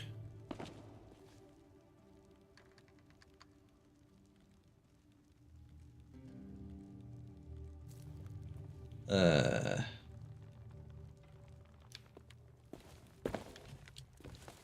door should be opening. There was apparently an update where before 3.6.1 it was fucked up. And didn't make any sense. So Steel of Waves actually went over here.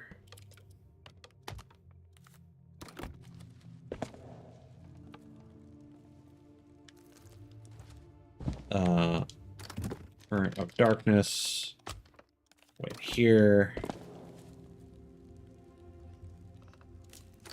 Box of Guile went here.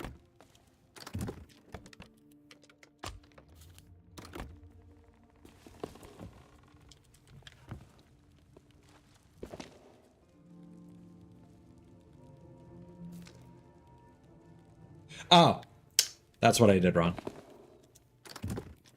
You have to place the Fabled 4 here. And now we correct this. Okay. So Shadow Current.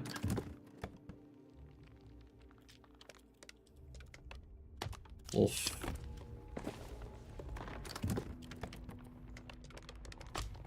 Fox. Steel. Ta-da!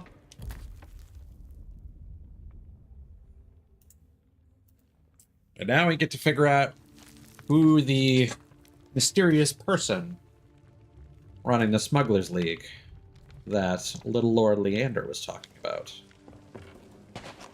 Before a certain update, there used to be a different NPC running the Bilge Rats. That wasn't Lorena. And it's this guy. You're back. Come to visit old Duke again, eh? Can you remind me why you're here?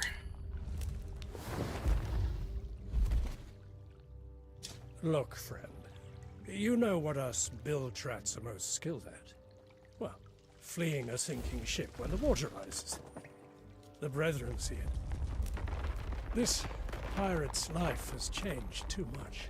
How can we have freedom if we're trapped in an endless battle between a king and a lord? King Where is Flameheart and the Pirate freedom Lord. to choose if the ferryman just brings you back?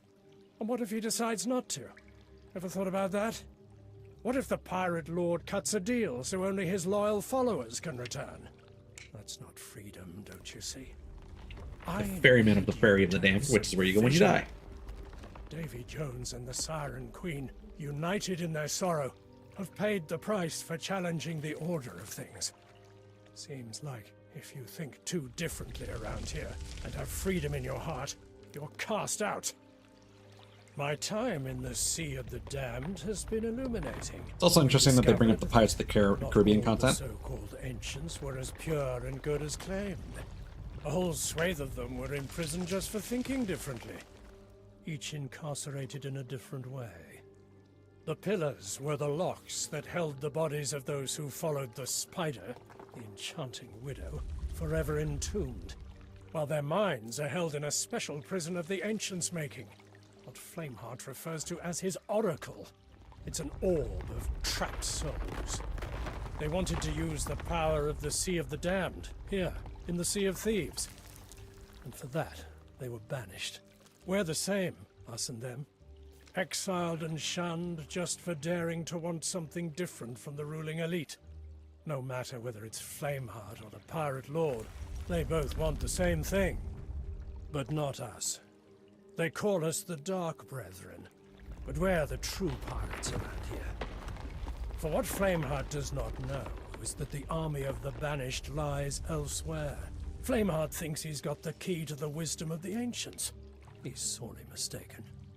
Pretty soon he'll find that out for himself. His orb might well be whispering to him. But is everything it says true? I'll tell you the truth, though. Through the power of these banished dark ancients, we will bring about a new Sea of Thieves. No rulers, no rules, no edicts, no lords or kings. Freedom, a fresh sea wind, and digging into secrets. Only Finding man. answers to the question of why. Why? Come back and see me again, smuggler. The Dark Brethren will have more work for you. So there you go. That's the first of these little tidbits. And that would unlock a special... That's weird. In OBS, the frame rate is very different. I don't know if shit is just like rapidly dropping frames and not warning me, but... Yeah. Okay. Glove off. Jacket on. Belt. Fish. Pants. There we go.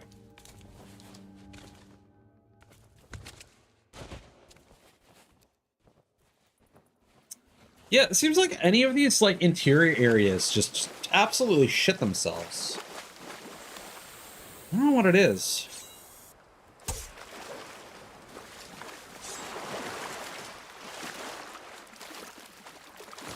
Oh, and now it's too late. We've missed another fucking... Oh my god, I can't plan anything. Alright. Well... The next update that came out introduced a couple different types of content in the Devil's Roar.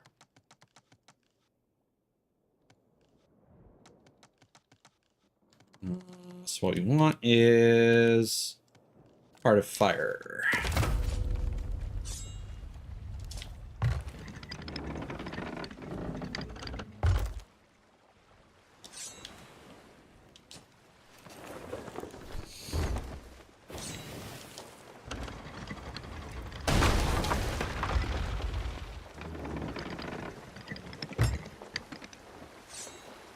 I hate turning like too close to the beach.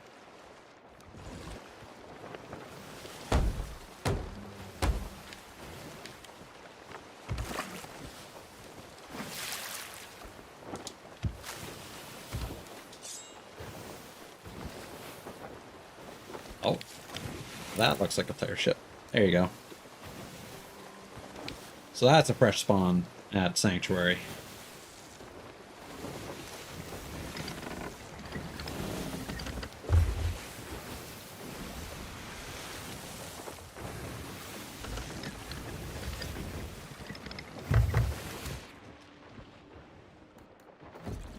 So that commendation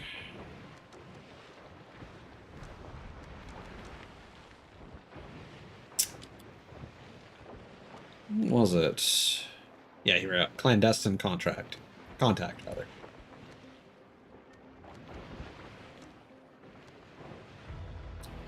So during that same season,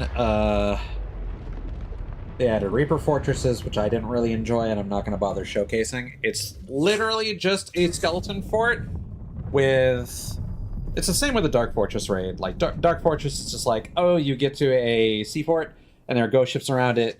You unlock the treasury, more ghost ships show up, and then you have to fight a jailer, and there's an extra loot room.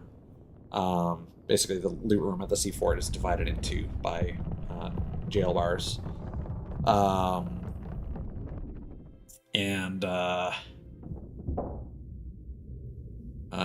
For my sanity, we're going to do this slightly out of order. Because technically, I believe the Guardians came first before they added the Ashen Garrisons. But anyway, to keep on focus, so they added the Reaper Fortresses that were just skeleton forts where ghost ships attack, and ghost ships attack 2 more times throughout the world events. And there will also be a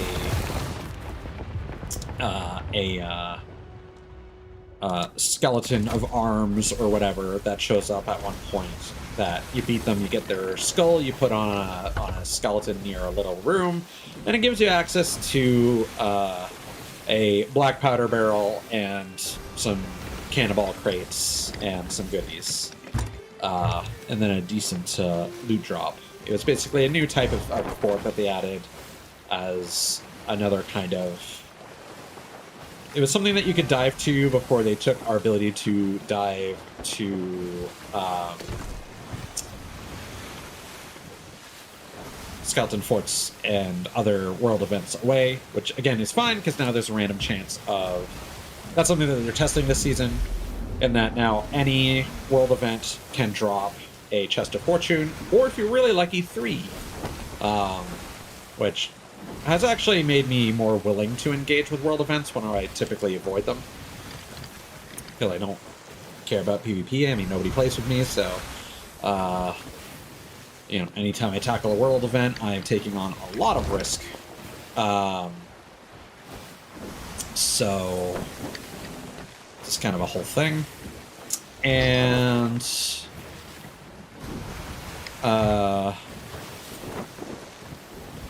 yeah, so they tacked those onto the Smugglers update, and it was just kind of like, I was kind of hoping they would add more actual Smugglers content.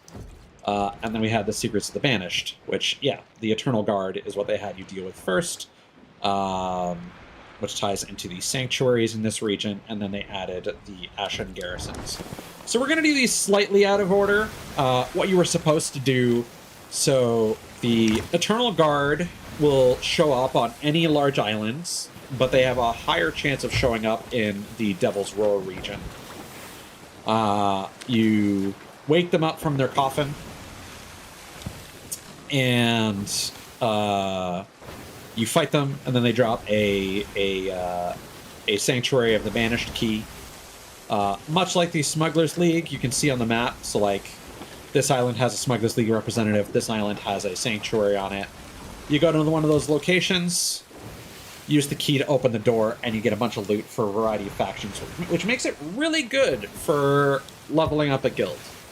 So, again, a lot of the smuggler-adjacent content that does not necessarily tie into emissary stuff brings you pretty good guild reputation. So if you're focused on trying to get your guild to Distinction 10, you know, they're pretty decent for that. Especially because you can stay on the down low. That is a skeleton ship. So I do appreciate it for that. Also, because if you're in this region, like, what you can do is you can take your key from wherever else you might find it in the world, go to Morrow's Peak, raise your guild emissary there, go to one island that's just like a hop, skip, and a jump away, get a major loot haul that will bring you to emissary grade 4 as a guild, and you know, Bob's your uncle. You've got a pretty significant haul. So I'm going to show off on Ashen Garrison. I'm going to show off a Sanctuary of the Banished. And then we're gonna meet up with Duke again, which is part of the Bildrats Weekender. Every time there's a Weekender, he moves to another island. He used to appear and do something similar back in the day, so this is a bit of a throwback to some old stuff when the mercenary voyages were happening, I believe. I think that's the garrison over there, actually. Garrisons are not that much different from sea forts, honestly. They are a bit more involved. They have 2 layers to them, but for the most part, it really is just the same kind of thing with more steps involved. And we're showing off this one specifically because we might be able to engage with some old content from the mystery as well. Because basically you would sell some of the... Is that a player?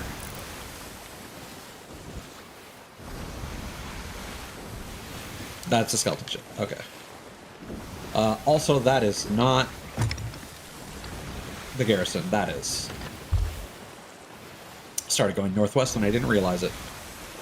That's the problem when you're going north or west. The wave simulation actually will push you in one of those 2 directions. Doesn't happen when you're going with the waves in a different direction, but if you're going north or west, it will start to push you either northeast or northwest or west, depending on how far you're leaning toward one direction or the other. So if you're going in one of those directions, you kind of need to stay on things. But, yeah, you would get some of those Sanctuary of the Vanished keys, or you would open up the sanctuaries, and you would get loot, and you would have to bring tablets from the sanctuaries to the Smugglers League. And after you had done those commendations enough times, Duke would basically tell you to go to the Servant's Oath garrison. And there was a hint in... you also had to... there were journals in each of the sanctuaries as well. From Bell, from Athena's Fortune, I believe. And one of them would make reference to a red macaw. And there is a painting of a red macaw in the Servant's Oath garrison. And Duke would tell you to go there and open that up, and you would gain access to a trinket that you would have to bring back to him. And that would get you the second commendation. But I don't know if we're going to be able to trigger that dialogue anymore. I do have that recorded, so I can play that back if need be, but it will take me a minute to find it.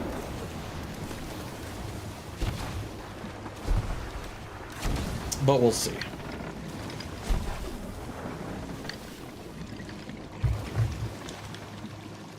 I do think we can replay that dialogue.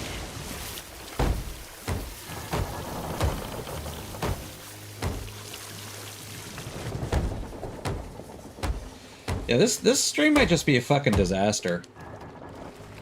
I keep looking over at OBS and I keep seeing the game turning into a fucking slideshow.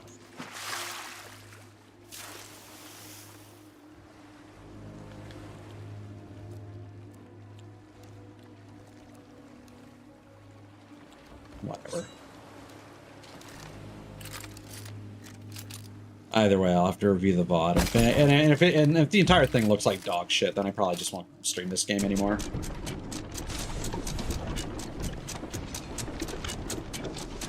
I don't think anyone cares anyway.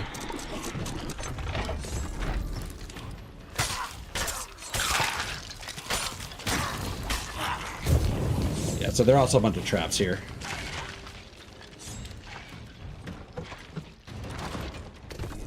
So you push those rotating levers, those open up those various chambers. You go in there, you grab the lever from the wall, and there are 3 of those that you need to do.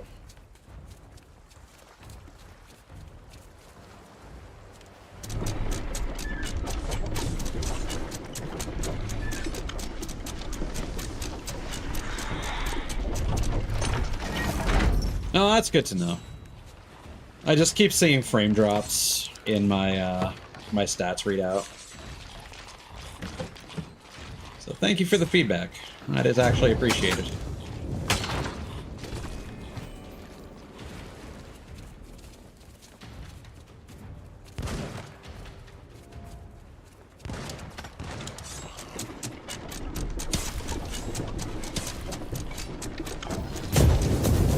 If that is an OBS issue, hopefully that's something that they fix. If it's a Sea of Thieves issue, I'm not expecting they'll ever fix it.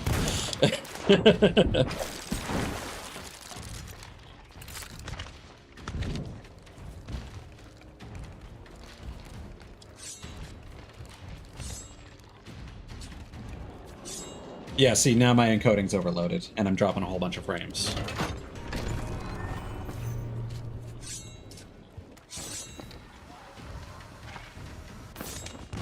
Yeah, okay, no. This shit is... yep. I am running NVIDIA NVENC. So here's what we're gonna do. We're gonna close this. I'm going to join my Discord, and that should pop up my Discord. Oh my god, I need to change that.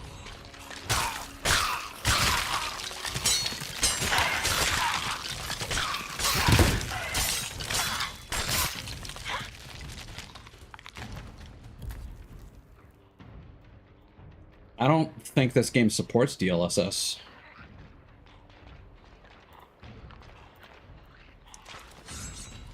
Like, piss off. Thank you.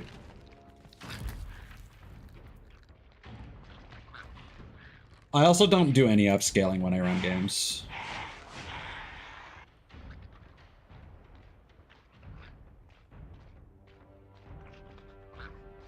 Where is it? There it is. Okay. That should work as a placeholder for now. Here's the Skull of Siren Sorrow that I was complaining about earlier. Ashen Keys are good to take because the final treasury will have some locked doors that can be opened with the Ashen Keys.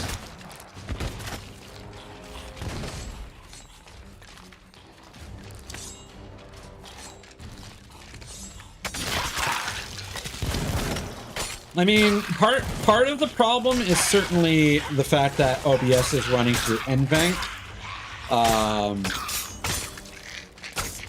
And it's my GPU utilization that's super high.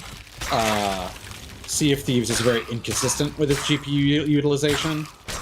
And it keeps spiking up to like 30%, which for an old game like this should not be using that much. But the problem is that I am both simulcasting to YouTube and recording, and for most games that's not an issue, but for this one it is.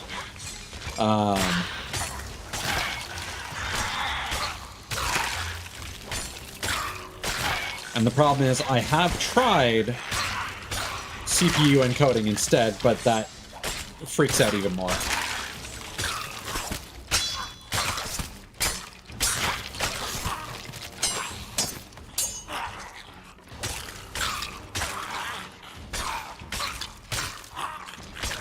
Yeah, so I do limit the game's frame rate in-game, but I do also know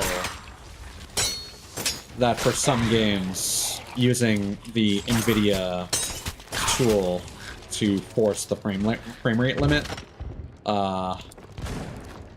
is recommended for certain games.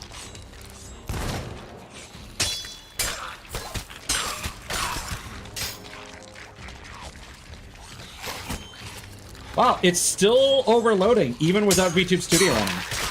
Wow, incredible.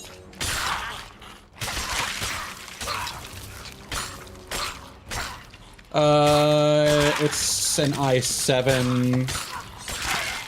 I don't know the exact specifications. I'm busy right now. But what I am going to do is I'm going to go into NVIDIA control panel. Fuck off. Terms and conditions. There we go. Where is this shit again? 3D settings? What was it?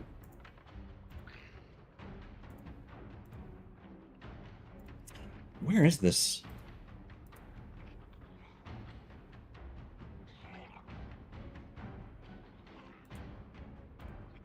Where is the per game settings?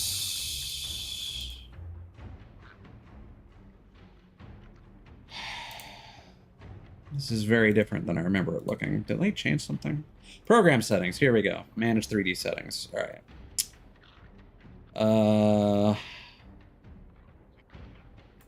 Okay. Sea of Thieves.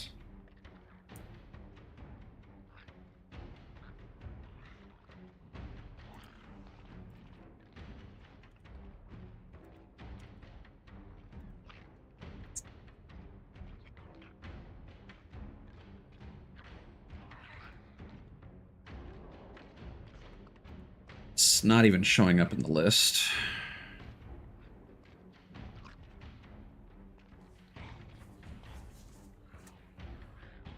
And now I'm trying to add, and it's not responding. Okay. I'm not going to do that. I'm just not going to stream the game if it continues to behave like this. But I'm going to finish what I'm doing here. Here we go. Sea of Thieves. Add selected program. Max frame rate on 60.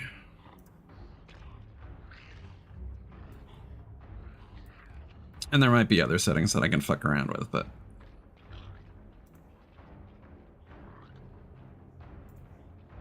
we'll see if that works.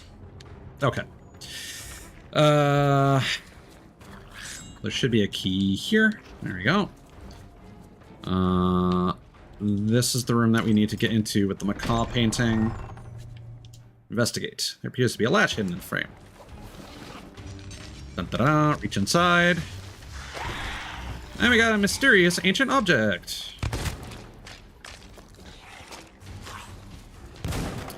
So one thing that is kind of annoying about the oh, that's a quest item, right? It's not a trinket. One of the things that is annoying about the Ashen Garrisons is that they do not have a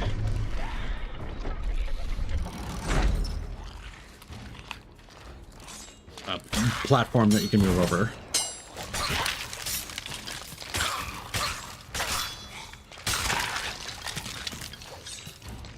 Well, again, it's just this one game, so I'm not even going to bother.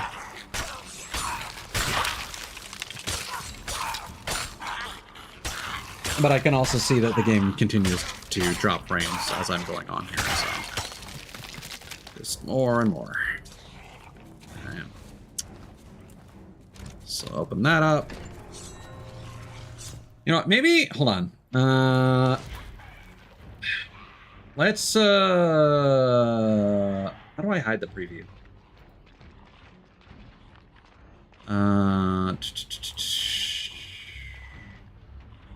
Enable preview. There we go. Maybe it's the preview that's the issue.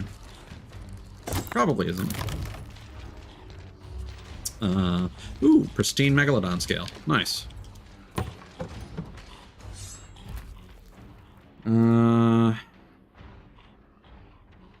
Yeah, and like literally nothing else is using any GPU. It's just these two applications. Okay.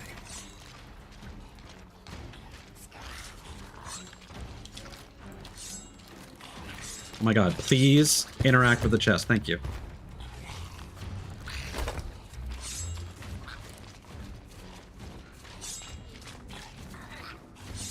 Nope, still dropping. Alright.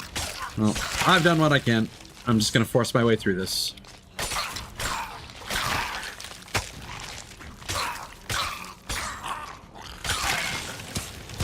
There's the Keymaster.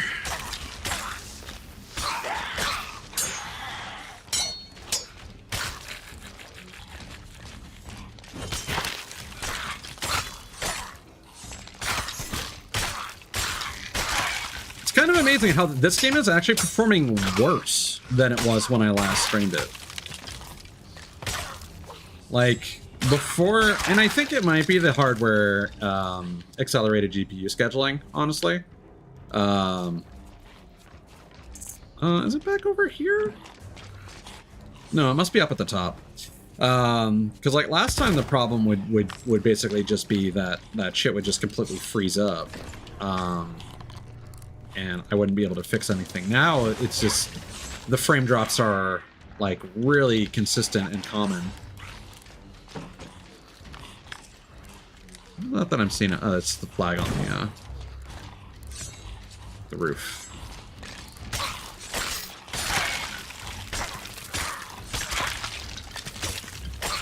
Yeah, this is not like an alternative model per se. This is a design that my friend Kirsten came up with, who is also the person that I intend to commission for my reactive PNG next month, if she is willing and able to open up commissions.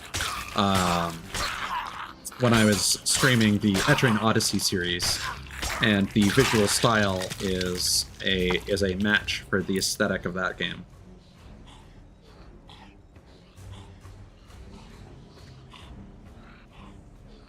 That weirds me out so much, because that is a skeleton ship, but they are doing everything that they can to look like a goddamn player.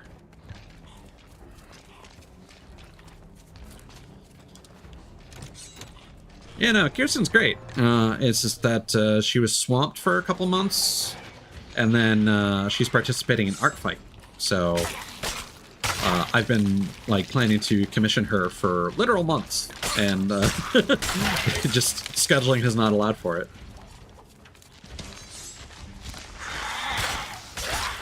Usually they'll give you an extra Garrison Keymaster for whatever reason.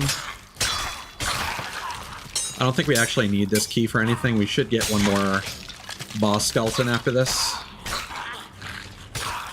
Yeah, that as well. I had to upgrade my drivers specifically for the demo, like the playtest of some fuck-ass Souls-like inspired extraction game, and I had a lot of issues since then. So that could also be it. Okay. So we're just not getting the last key for whatever reason. Where did I leave that behind? Over here.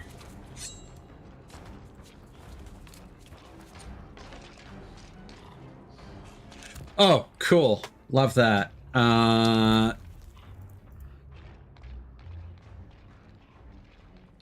Yeah, so now we're just dropping infinity frames, apparently? Okay, well, I can't do anything except finish this content, so this VOD will just be a fucking shit show.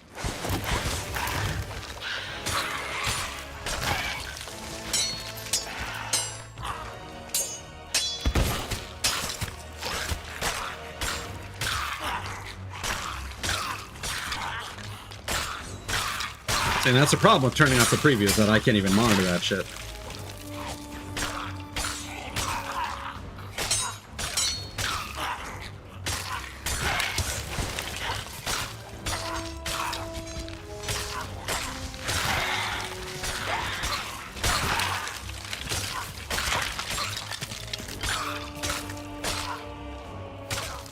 Yeah.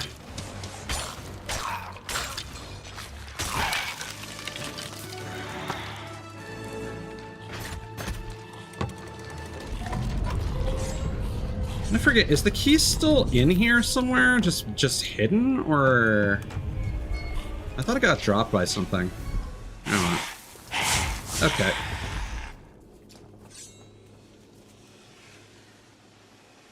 Yeah, no, like I'm watching the number of dropped frames just increase. Okay,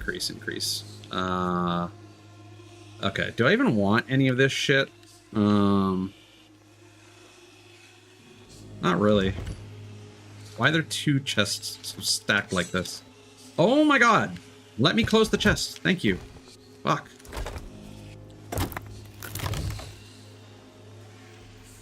Sometimes there's some decent stuff in here. This was not great. Okay. Well, let's go gambling and then get the fuck out of here.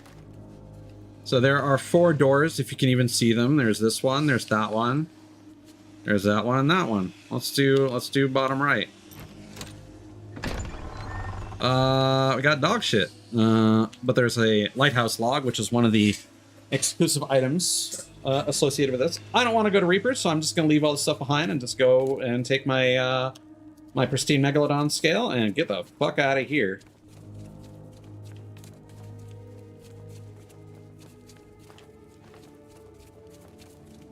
It really seems like the interior locations in this game are the ones that are causing the most issues.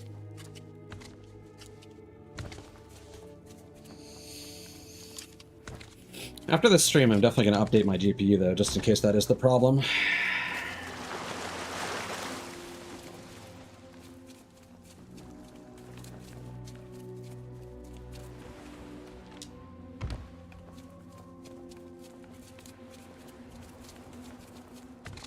Again, I would not be surprised if a memory leak is involved somewhere. Because this shit is not improving.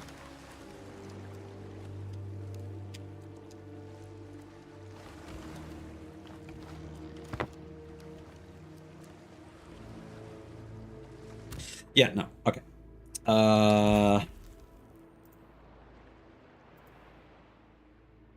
We're gonna kill the game.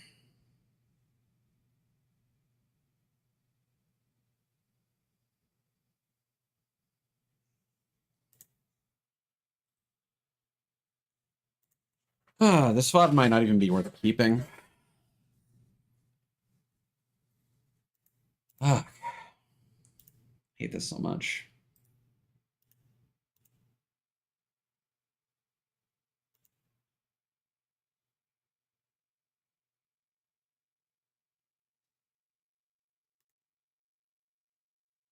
Yeah, like it's got to be one of those 2 things at this point. It's either got to be hardware-enabled GPU scheduling, or it's got to be the GPU driver version that I'm running. I'll download that now while the game reloads.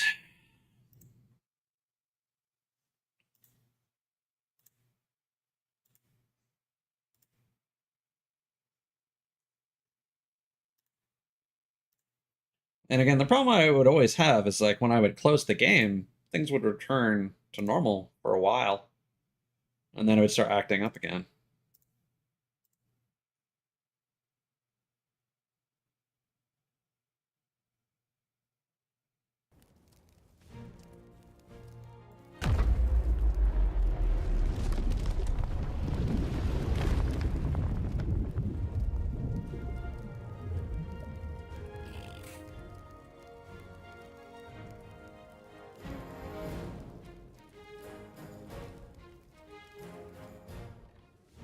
I mean, we've lost almost 20,000 frames.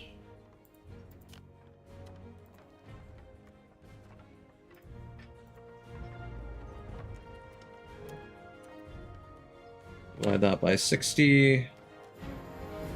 That's 327 seconds. So yeah, literally 5.5 minutes of my stream has just been unwatchable garbage.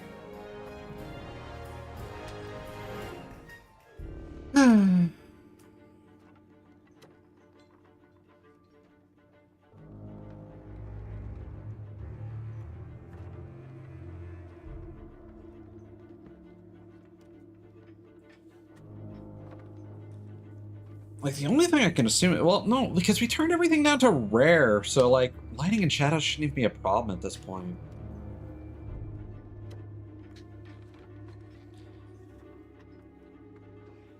Yeah, but as... Like, I get that, and I appreciate the kind words, but, like, as someone who's, like, trying to actually put, like, effort into my content and showcase something, it's so annoying to have the thing, like, fight back. You know? Like, I'm out here trying to showcase Rare's fucking shit-ass game that nobody wants to play anymore. I'm joking, but, like, again, the community's been so toxic recently. It's like, I'm trying to do this good thing, but, like, every time I try to stream this game, it just depresses me.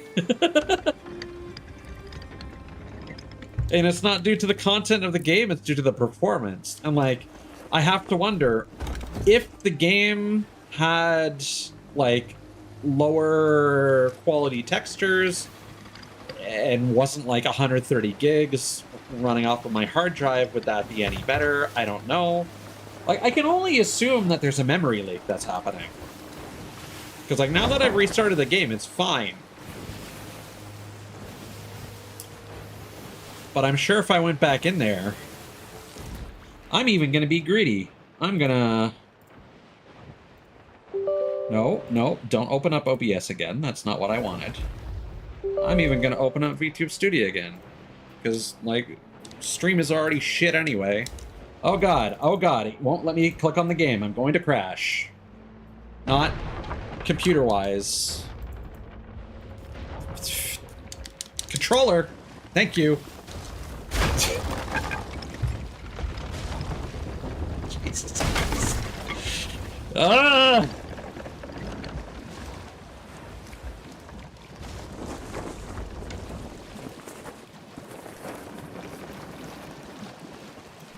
It's like, no wonder I'm so depressed. Nothing I like is good anymore.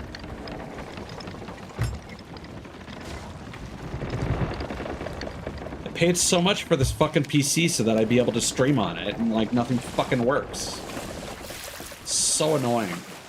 Oh, encoding. Okay, well, alright. Bye, VTube Studio. Bye! Fucking bye-bye. Jesus Christ.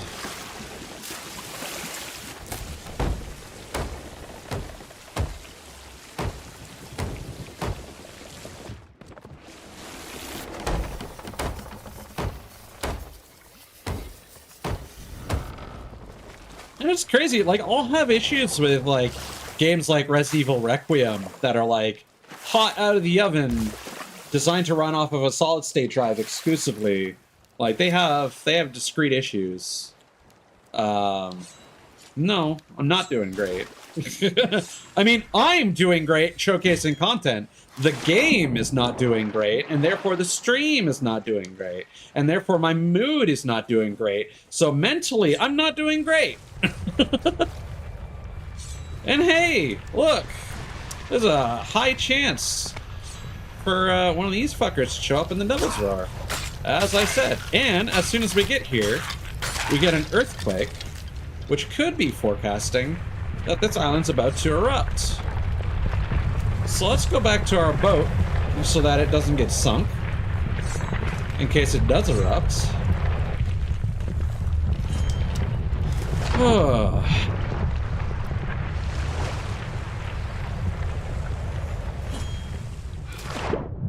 But hey, this also means I don't have to hop from island to island looking for...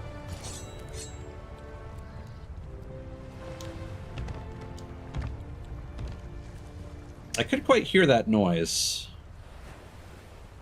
over the, me approaching the ship.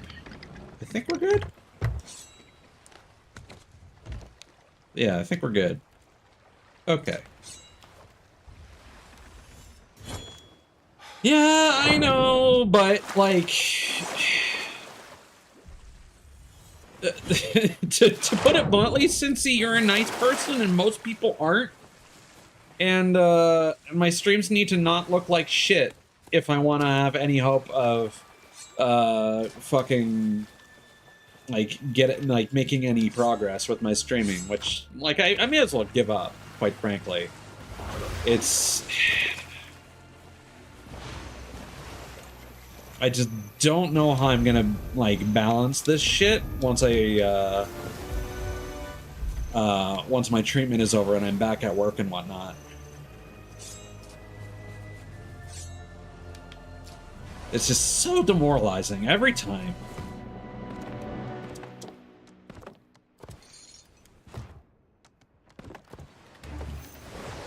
All right, so you don't want to be too close to the coffin because it explodes when he pops up.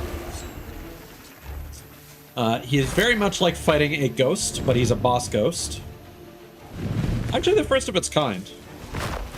So they will throw clouds of poison, which are fast acting compared to regular poison. So you do not want to stand in the poison cloud at all. They will hit you with poison from the blowpipe, which is normal speed. Okay, encoding is overloading again. Whatever, we push through. They will throw harpoons at you, which do incredibly high damage.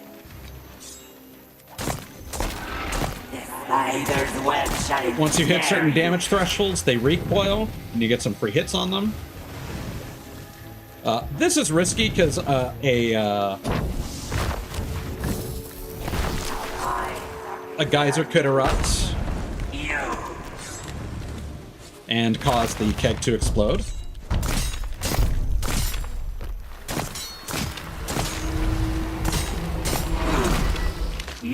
Oh, it's not a matter of can I stream. It's just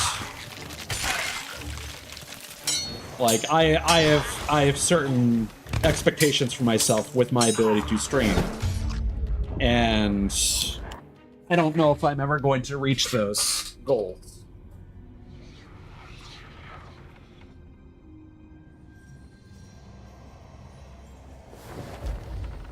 Because, like, I had my whole rant that I mentioned to be, like, to hopefully be able to do this full time. That is my biggest goal.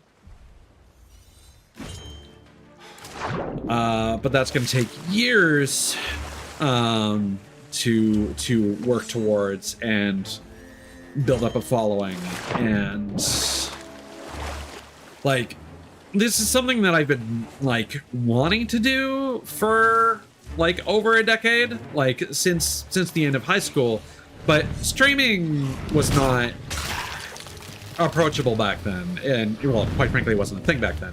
I was, like, watching Let's Players from, like, Something Awful and whatnot, and wanted to do that, but at the same time, I was already struggling with college, as I've ranted about on my Discord server,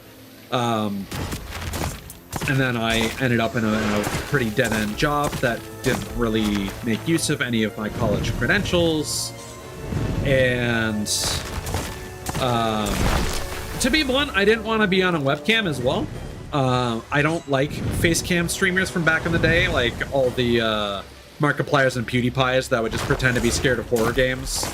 It's the whole soy face thing that I was just complaining about on YouTube as well. Like, I don't believe in faking my reaction to horror games to appeal to children, which is how a lot of those YouTubers got popular. And unfortunately, it works. Like, those are the popular streamers nowadays, the people that are playing Roblox for children and Minecraft. But I want to, like, achieve my own goals in my own way. And the problem is that it requires a lot of luck more than anything. Or focusing on YouTube rather than Twitch. And my naive hope is that I would have been able to turn my Twitch VODs into, like, Let's Play videos, but nobody watches VODs on YouTube. So that just exists as a bit of a record of the various games that I've played. I need to get around to uploading clips, but, like, that's a whole thing, because you can't upload too many clips to TikTok at once, or your account gets flagged for spam. I can't gain a following on Twitter, because I post about, like, nice things, and I'm a nice person, and Twitter doesn't like if you're a nice person, so whenever I post anything on Twitter, I get maybe 20 views for anything, no matter how funny I try to be. Whether I include images, whether I include hashtags, there's no growth on that platform. So either I quit streaming and just do long-form content in the hope that YouTube will actually, like, YouTube's algorithm will actually promote me, but that is basically like working a second job. and that's working a second. It's more like working an internship, really. Well, my short term is suffering.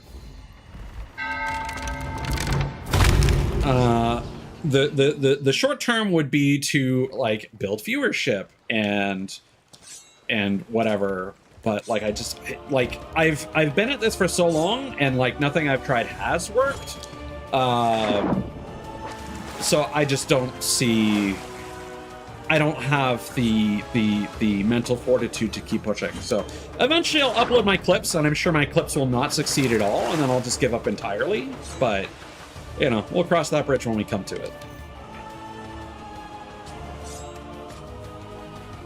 Well, the problem is also naming everything as well. So like my plan is to upload all my shit to YouTube, where they hopefully won't cat my shit.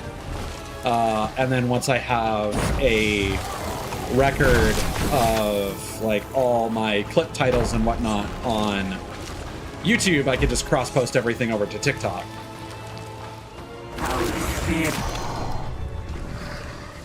Okay, and then when you kill this lag monster, it also explodes. So you're gonna take a step back. And then I need to wait for these guys to attack so I can actually get my reward, because they have a huge AoE.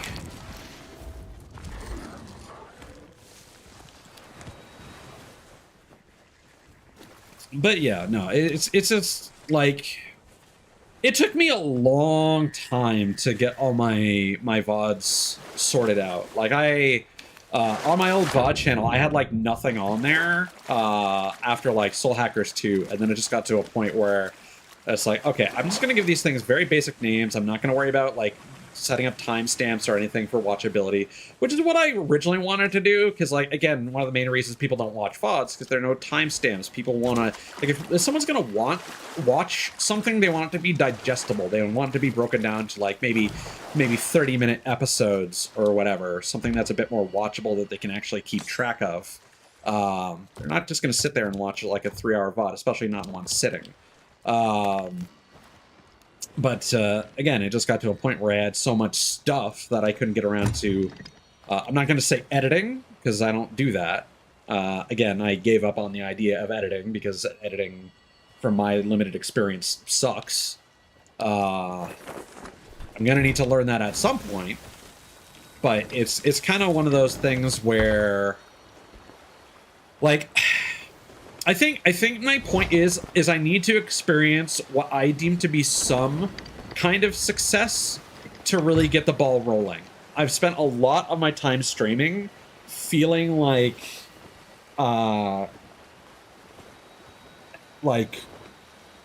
any success that I have is either really hard to quantify, or it's such a like a minute thing that it doesn't feel like an accomplishment to me. Like the best things that happen, honestly, is when I get like a really cool viewer like yourself, who sticks around and participates in chat and becomes a recurring viewer, and that is exciting, and that feels like an accomplishment. But I can't then help but think I have like 476 followers, and my average concurrent viewership is like less than 10% of that. No, less than 1% of that. So it's like, what's even the point? There was even a point at which I just thought I was just going to completely wipe my follower list, because like so many people follow me but don't show up. So it's like, what's even the point? So like, there's very little point in me recording my VODs, except for my own like OCD and my want to archive things, and my naive hope that I would turn this into like some kind of Let's Play format. And I don't think people on Twitch care about that. I think people that watch Let's Play content, I don't even know if that's even popular anymore on YouTube. So it could be completely a fool's errand. Maybe I should just be playing fucking life games, like lifestyle games like Minecraft, and like appealing to the lowest common denominator of people who just want to watch their comfort game or whatever. I don't know. I literally don't know what I can do that I can also tolerate. And so I play games that I want to play and that I want to showcase, because I do enjoy those. But at the same time, because I make them feel like work, because I try to do them in a somewhat professional manner, and I try to read text, and I try to do things in a format that is digestible. Like, I've already made a job for myself, but I'm not getting any of the results of that hard work because I'm probably putting that hard work in the wrong places. And a lot of that work is unfortunately in clips and in playing games that people want to watch.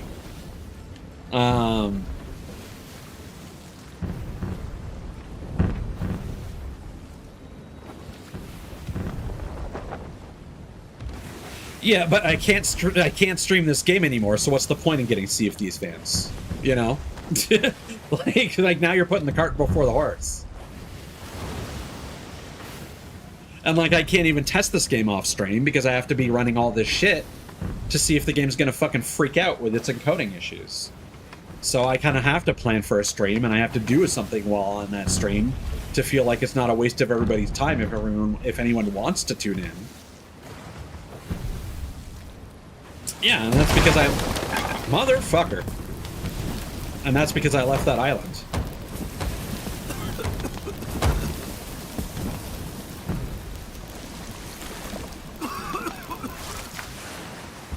That could have been a lot worse.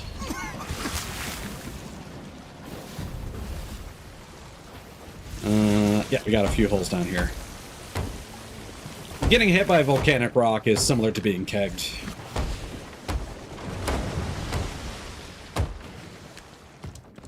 So, like, again, the problem is that I don't want to be a specific game streamer, which is, I think, how most people are succeeding nowadays, is that they are just focusing on a single game, like Pokemon, or even brands like Nintendo.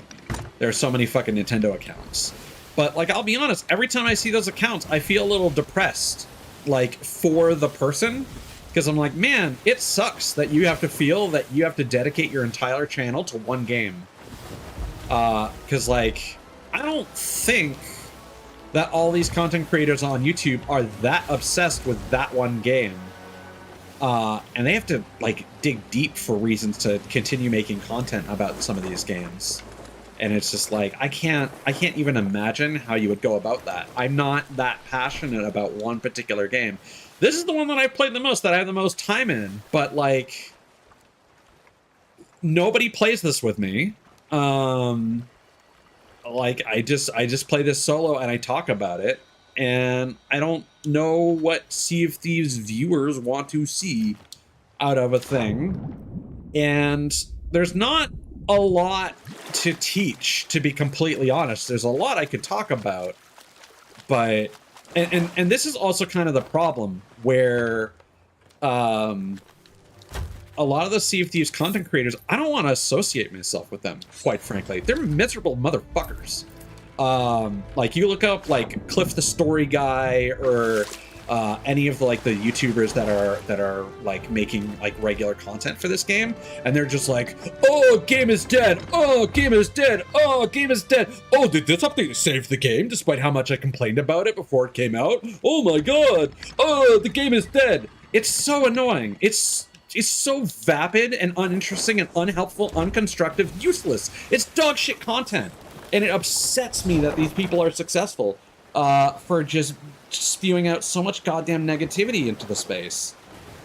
Which is why I play games I like and try to be constructive of them and talk about the things that I like without necessarily being like soy face fucking, oh my god, game peak, oh, it's so peak, it's never been as peak as it has been before. Like, I just roll my eyes. It's so exhausting, man.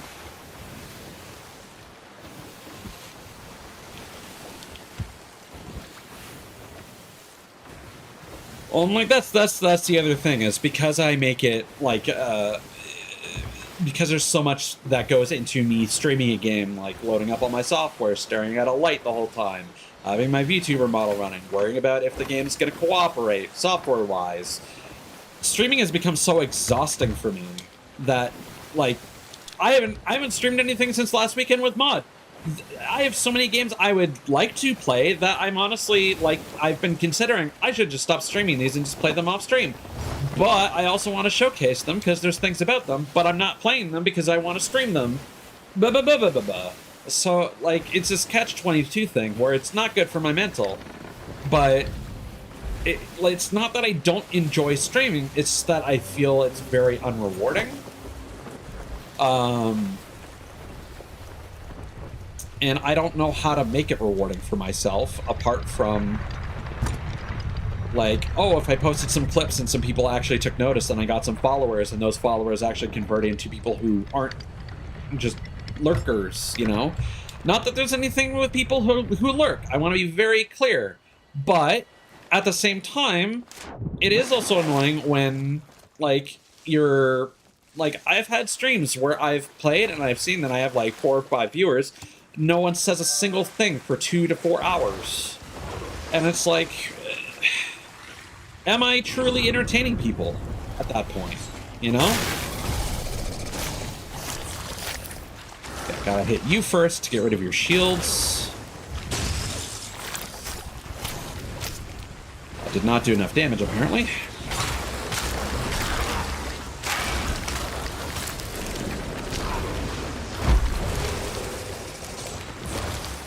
Okay. There are 2 of you. Oh, that's why it took so long. Okay. Man, this island sucks.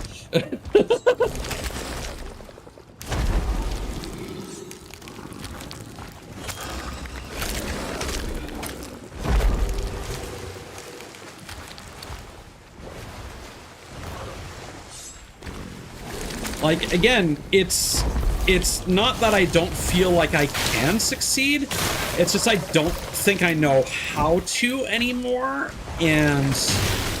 Oh, well, I'm dead. Oh, that killed him. Nice. And...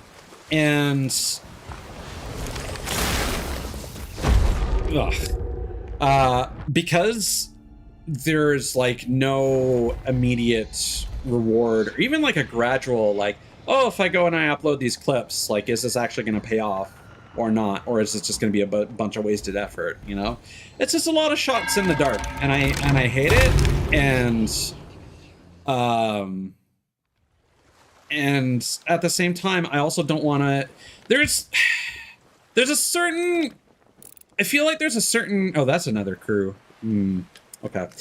There's a certain level of self-importance that I feel goes into all these, into a lot of the clips that I see on, like, Twitter, where it's a VTuber that's being like, if you do this, it'll improve your content, it'll do lots of great things for you, blah, blah, blah, blah, blah, blah, blah, blah. But it's like, everyone I see is doing this, and it's clearly not working for everybody, so I don't believe you. And you're just posting this because you are making yourself seem helpful. And for some people, that might be helpful. But I think there's just a lot of this weird, like, almost toxic positivity of... Again, it's a logic of, like, 5 to 10 things that you could do with your stream that'll make you popular. It's just like, no. We're getting into fucking healthcare influencer stuff, where it's just like, oh, doctors hate him, this one trick. I don't know. This is... Whoops. I don't trust these guys. They are going pretty far south, and I can probably loot up here real quick.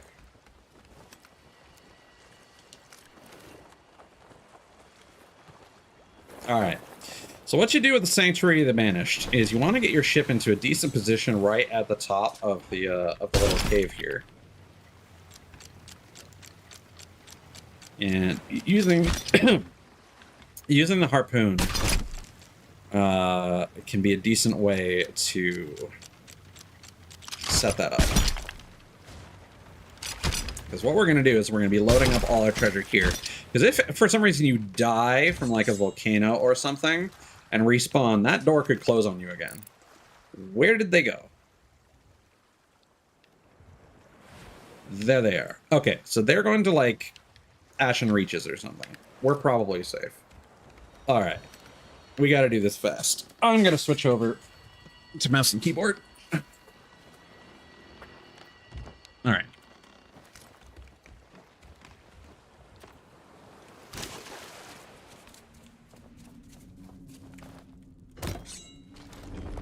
And now that we're underground, it's going to start dropping frames again, so enjoy that for a few minutes.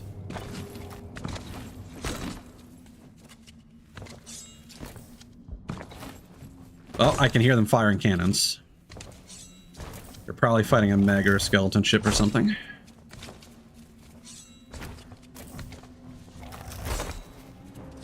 That's never a good sound here because it could be a sign of aggression.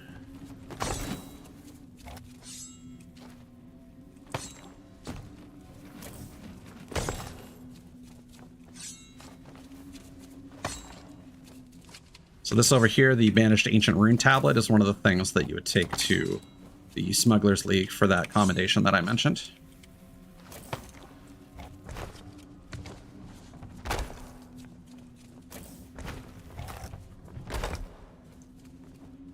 Yeah, I mean, I don't think I'm ever gonna like completely quit, but it just sucks that I feel like I'm putting so much effort into a void, you know?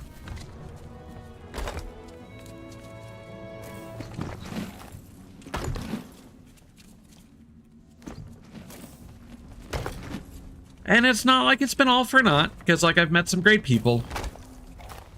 Not everyone necessarily keeps in touch anymore, which is sad, but you know.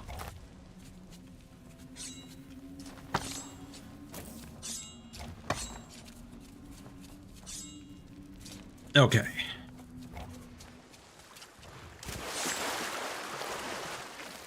And I'm pointing at the screen, and you're included in those great people, Cincy.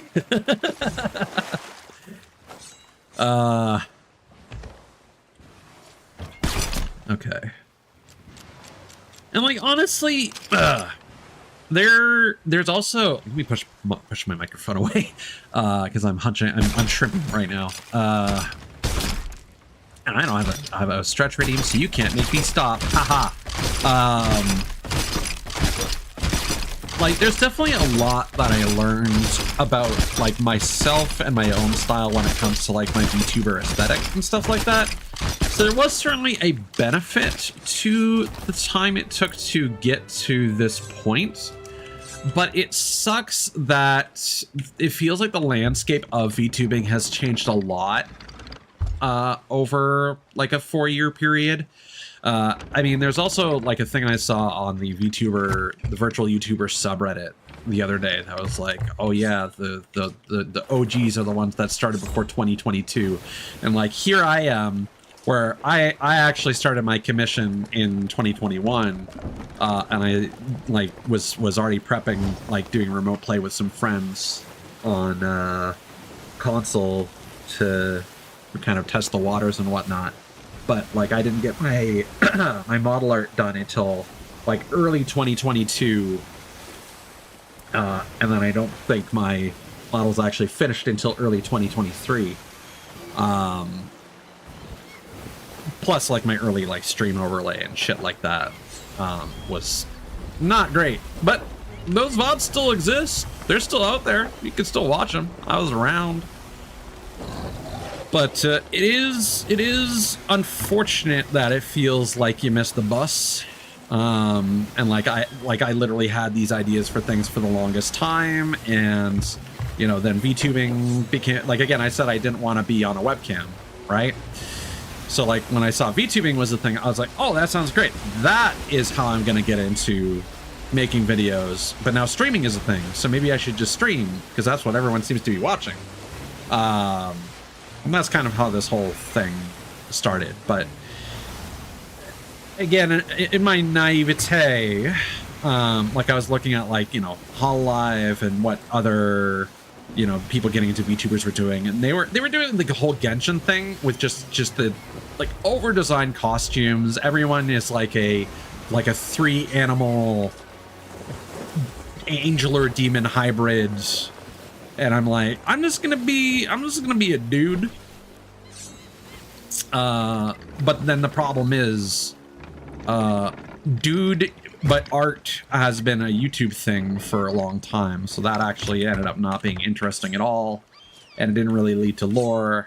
And I tried to make up like some fake lore that was kind of like ironic to be like, oh, if anyone comes by, I can just say like, yeah, no, I'm the protagonist of the monster person anime. I'm the normal guy. Everyone else is the, you know, I'm just surrounded by a bunch of weird monster people.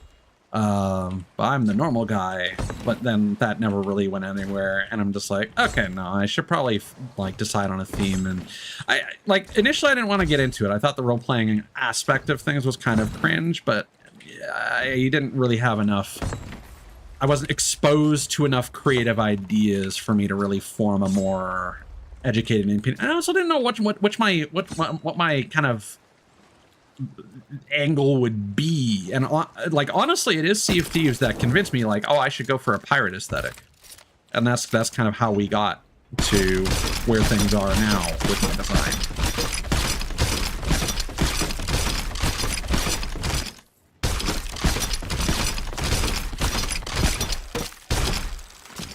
All right, that's everything. Perfect.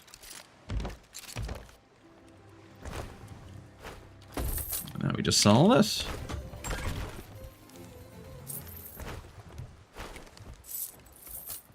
So like, again, and also like, I'm really happy with like the current state of my overlay and ideas that I've come up with, like how I've got this sort of like wanted poster gimmick going on with my chat, and the how I've made my follow count into like a bounty and stuff like that. I think I've got some really creative stuff going on.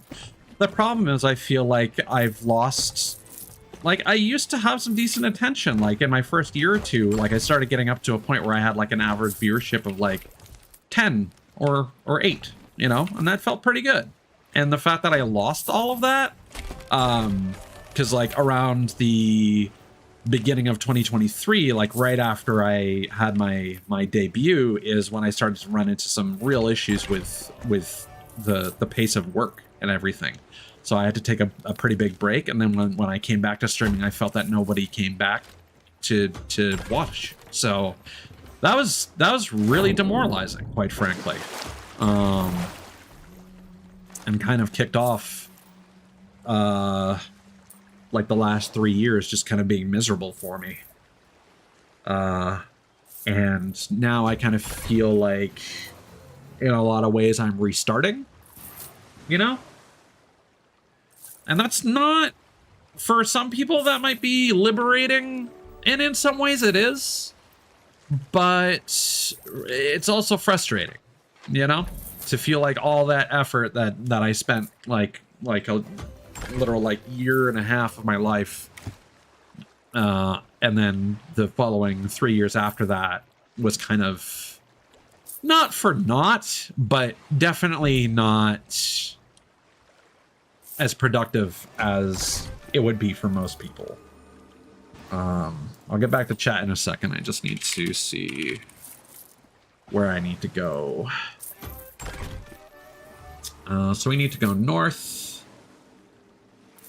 Yeah, we'll do Revenge of the Morning Star again to teleport to Daggertooth. Yeah, that is a good phrase. And as much as I am trying to be, let's say, contrarian, which is the word that I always like to use, where I like to say I'm not necessarily like, again, comparison is the thief of joy. Yeah, I agree with that. Absolutely. And I'm not intentionally trying to compare myself directly insofar as that I am trying to go against the grain, but the thing is, as much as I claim I'm doing that, I am ultimately saying that, oh, well, clearly my method isn't working because I'm not doing what everyone else is doing and it's not working for me. Therefore, I'm still comparing myself. And it annoys me that content that I personally disagree with, either on a moral level or just in terms of what I find entertaining, it does bother me that that is what's popular. So yeah, I'm not getting away from the comparison. I think ultimately I'm just kind of running around in circles, tricking myself that I'm not when I am.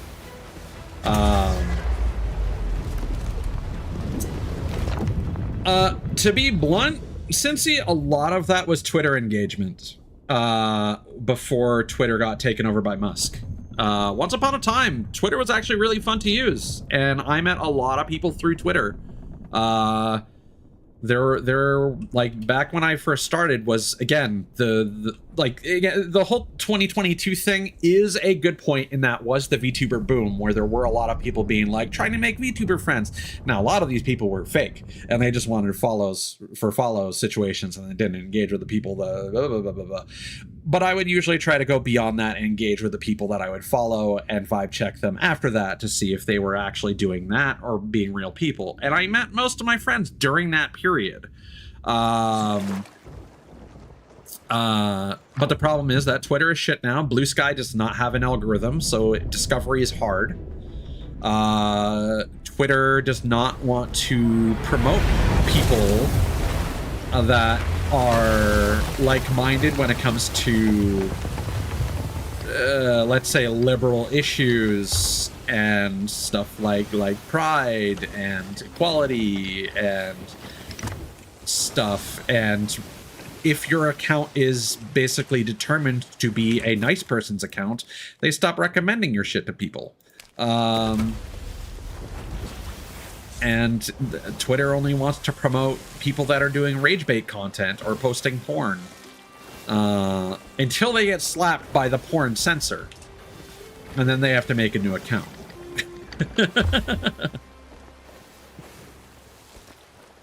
So yeah, let's get back to TikTok for a second. So again, this is a hang up for me in terms of just the fact that there is a limitation on what I can post on, or how frequently I can post on TikTok, because I don't want to just like shit out my clips on there for no good reason. I do want to like come up with some clever names for them or descriptive hashtags and stuff like that. So that the plan is I'm going to put all my stuff on YouTube first, where YouTube probably isn't going to slap me on the wrist for uploading a whole bunch of shit on there all at once. And then once I have all my clips kind of set up, then I can kind of do like a daily routine thing where it's like, okay, every day I'm going to take 3 of these clips that I currently have on YouTube, and I'm going to cross-post them over to TikTok. And I can just copy the hashtag information and all that, and I can not have to worry about it, and I can have a drip feed of that content. And then once I've caught up with all my clips, then I can start posting them as I create them.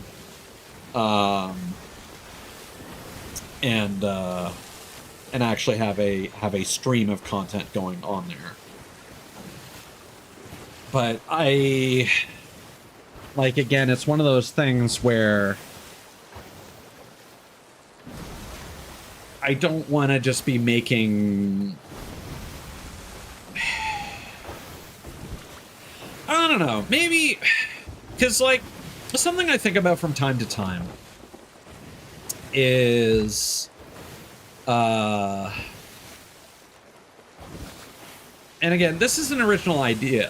It isn't an original idea either, because I'm playing catch up for so many years of content creators that I've been following, right?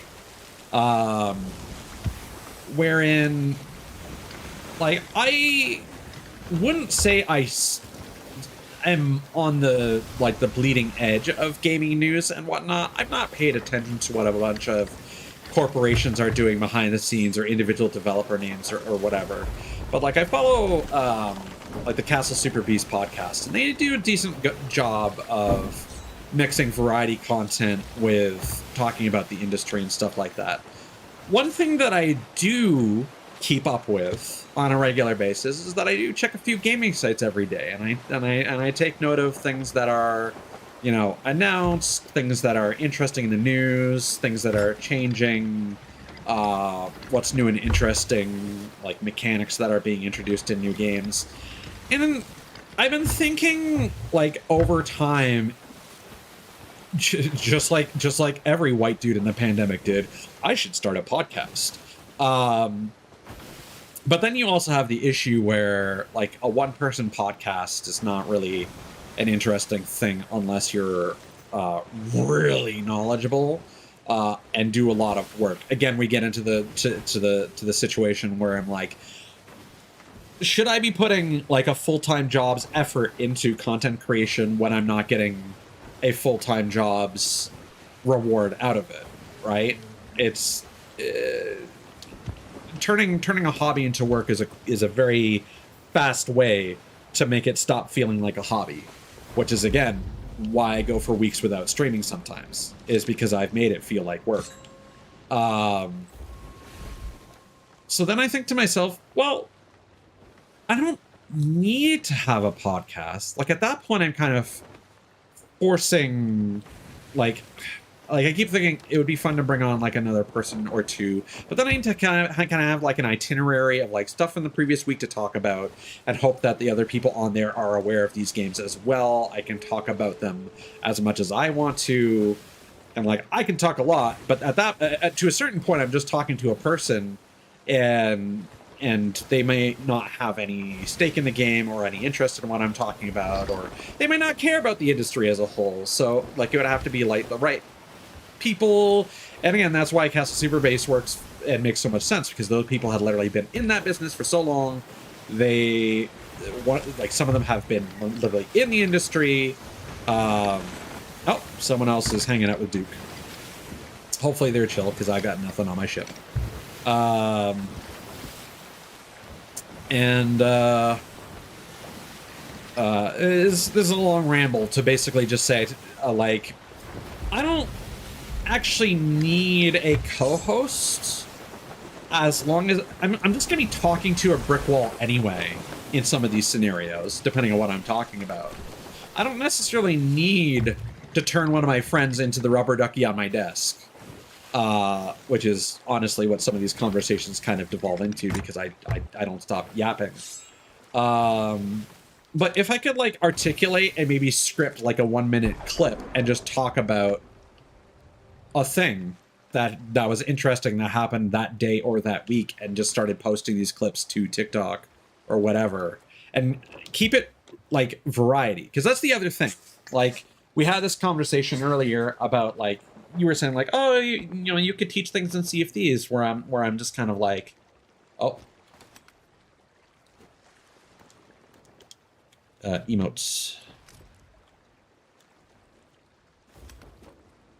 How do I get my...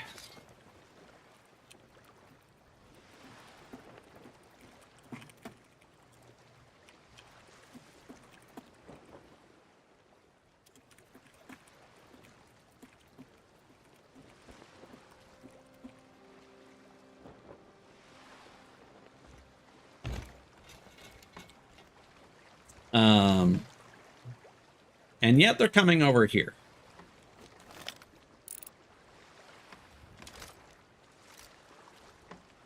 How much you want to bet they open fire on my ship? That is aggression behavior. Unless they're going to join my alliance. Do I have the alliance flag up? I do. They might join my alliance. But anyway, so the thing is, I don't want to foster an audience for a specific game. As much as I would love to have an excuse to play and stream Sea of Thieves, again, there's the problem of I don't have friends that play Sea of Thieves or are as into it as I am. They're just doing like a Guild Hoarder's Voyage. And therefore, my ability to make content for this game is actually very limited. even though this is the game that I played the most, I have almost 2,000 hours in it. It is not like, there's the phrase again, I used this earlier, a lifestyle game. It is the game that you put most of your time into. You know, a lot of free-to-play games are like that for people. Live service games in general are designed to be constantly updated, constantly play them, constantly pay attention to updates, yada, yada, yada. While this is my lifestyle game, this isn't something that I feel I can make an infinite amount of content of. If I had a following that was down to watch me play this game, and I met some people through streaming that also wanted to play Sea of Thieves, like other VTuber friends and whatnot. Like, again, you mentioned your mod, and like that is like, again, a very pleasant suggestion, and I might take you up on that offer. It's a hey, we formed an alliance. There you go.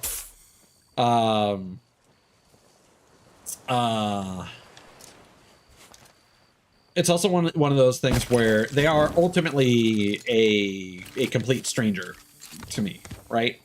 And I don't know, for Sea of Thieves, it's one of those things where I would either like to meet someone who, like another VTuber who's like already super into Sea of Thieves, that I meet through chat or through their streams, or if I happen to make a friend through like complete alternative circumstances who happens to be into the game. Again, it's entirely possible that I could end up becoming good friends with your mod, but like I would probably want to like vibe check with them first through other means. Like at some point I need to come by your stream and just hang out with you there, and probably meet your mod that way. But like, it's, again, I'm very antisocial, to be blunt. Yeah, there are opportunities that I've certainly let pass me by not wanting to be social per se, and that's also why I have so few people to play this game with in the grand scheme of things. But anyway, I digress. Podcast. So I've been thinking to myself, like, okay, I don't want to foster a specific audience for this game or anything like that. I don't see the point. And I also don't think that in the grand scheme of things, like, me having a smattering of random ass clips from random games, there he is going to catch a lot of eyes. Maybe some of them will, when I'm like being particularly funny or something like that. But it's hard. I think it's really hard to get a good clip that shows off your personality. And I'm gonna beat the dead horse. I'm gonna be that guy, and I'm gonna say that if you have a really attractive model, appearing in a clip is gonna do you a lot more good. Or if you have a really nice voice or whatever, because people are gonna hear that, or gonna see some fat ass tits or some bouncing pecs, and they're gonna be like, yeah, I want to tune into that. Whereas tuning into a moment where, like, you're just reacting to something isn't necessarily funny. Which is why most of the time when I try to, there are a lot of clips that I've passed up on actually saving on my channel, because I'm like, this isn't me being funny, this is the game being funny. And if I'm gonna have a clip on my channel that's supposed to be representative of me and my content, me just being like, haha, that was a good joke, is no, that clip is about the game. It's not about me. Like, you may as well just post the clip on itself without the person in front of it at that point. So if I'm like, so if the goal here is to be like, okay, well, I need to put something out there that's going to showcase either my sense of humor or the content I talk about, and Twitter's a lost cause because every time I try to post a joke on Twitter, nobody fucking sees it. So Twitter's a complete lost cause. So YouTube and TikTok is the only way to grow anymore. Unless you happen to get a really nice raid from people who aren't fucking tired. Because that's the other thing about raids that, again, I am very jaded about, where it's like, most of the time, like, raids happen when someone is done with a stream and people are checking out. They're like, oh, our streamer's done, time to go do something else, tune into another person that we follow or whatever. In my experience, I don't get a lot of activity post raid, and that's honestly a little demoralizing, especially if it is a large raid and it's mostly just lurkers or people who dip immediately. It's almost more depressing. I think they're talking to me.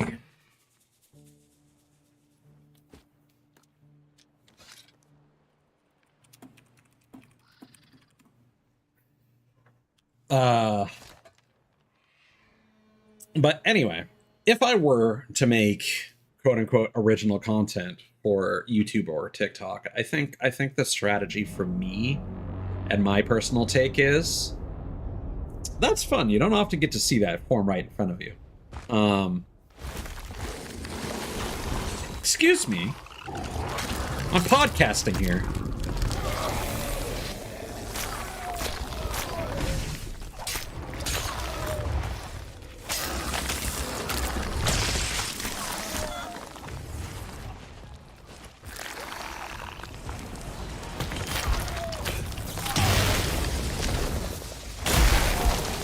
Jesus Christ.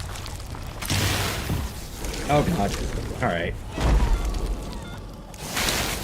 It's these fucking particle effects that I've turned down to the lowest setting, I think.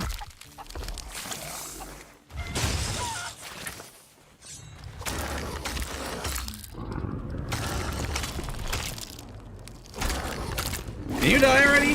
There we go. I need my frames back. Thank you.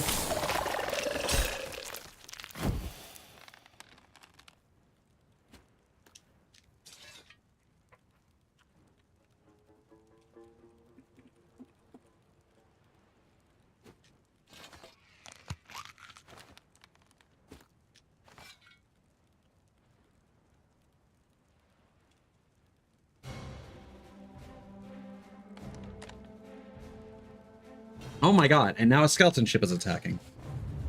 Is it attacking him or me? I don't think my ship is close enough that it should be triggering a skeleton ship.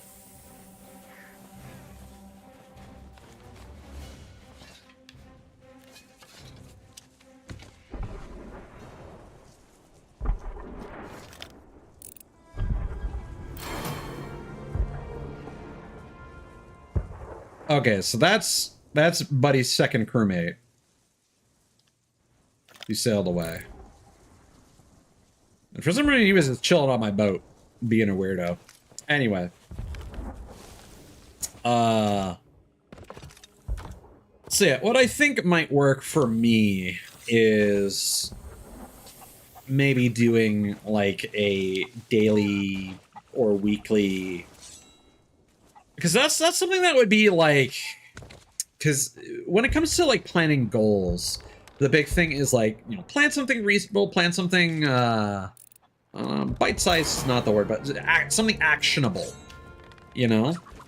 And so like I already like kind of bookmark things as I go through the week, like games that look interesting or like new demos that have come out.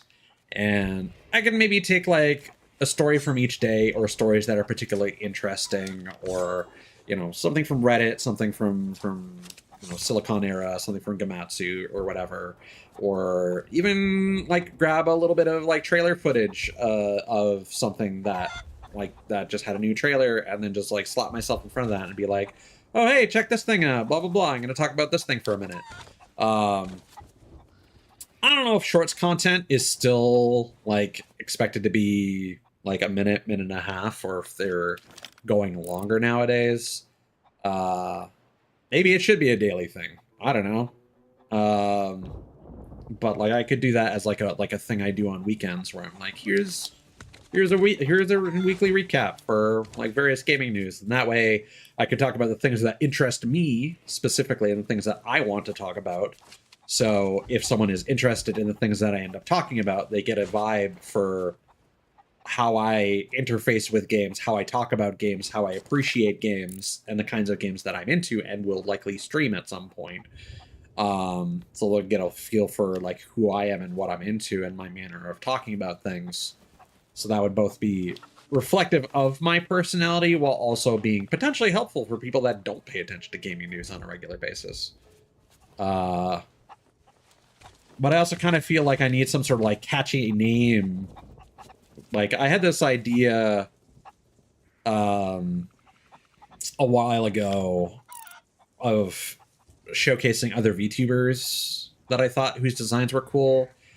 But again, that's a huge can of worms, and there are a lot of people who get really weird when you make content about them. Some people like get very, they take things the wrong way or whatever. And then there are also people like Shindigs that already do that stuff with people that do really creative stuff for like their stream overlays and whatnot. It just seemed like such a can of worms, but I was going to call that like the tiger's eye, and I would be like, this week the tiger's eye is on, and then it would be like a silly little like talk show bit. I don't know. I might come back to that. But yeah. So I have some ideas. Well, I mean, that's also the thing, since he is like, as much as he encouraged people to stick around, like, people have their own tastes and their own desires for what they want to do with things, and I don't have any, like, again, as much as I complain about the difference in how I feel about like having a lot like viewership with people who are just lurking versus even lower viewership, but like people are at least active in chat and come back. Because there's also the catch-22 of like, you get one stream where there's that one person who's super active, and then you eventually move on to another game and then they never show up again, and that's also demoralizing. And it's like, I thought you liked me. Oh, you kind of did, but not enough to actually stick around. Okay.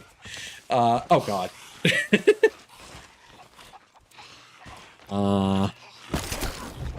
Aha.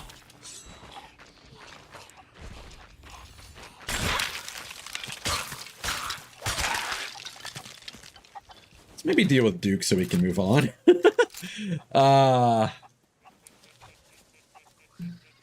Yeah, no. It's just finding the time and motivation. And like, again, I wish I could push myself to stream more, but at the same time, there's a lot.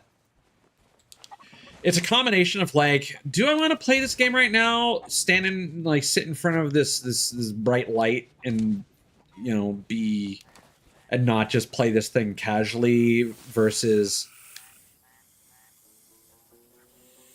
Oh, that must be one of their skeleton mercenaries. I was curious what that name was. And I was like, Brave Savory, that's a placeholder name. Because they have rhymey, like punny names for the skeleton mercenaries and captains and whatnot. Anyway,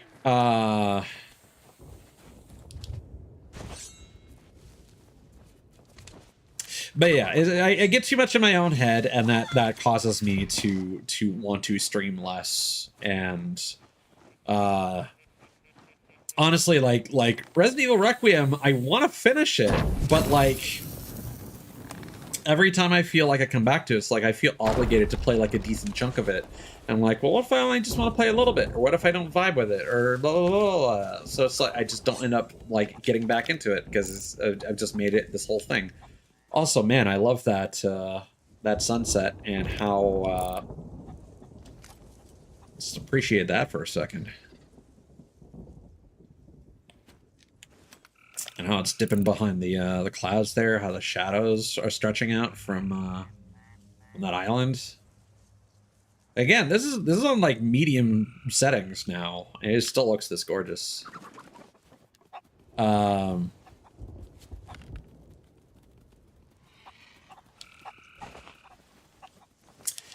Yeah, it's just as someone who does variety content, like that's the thing. I watch variety content. I don't watch single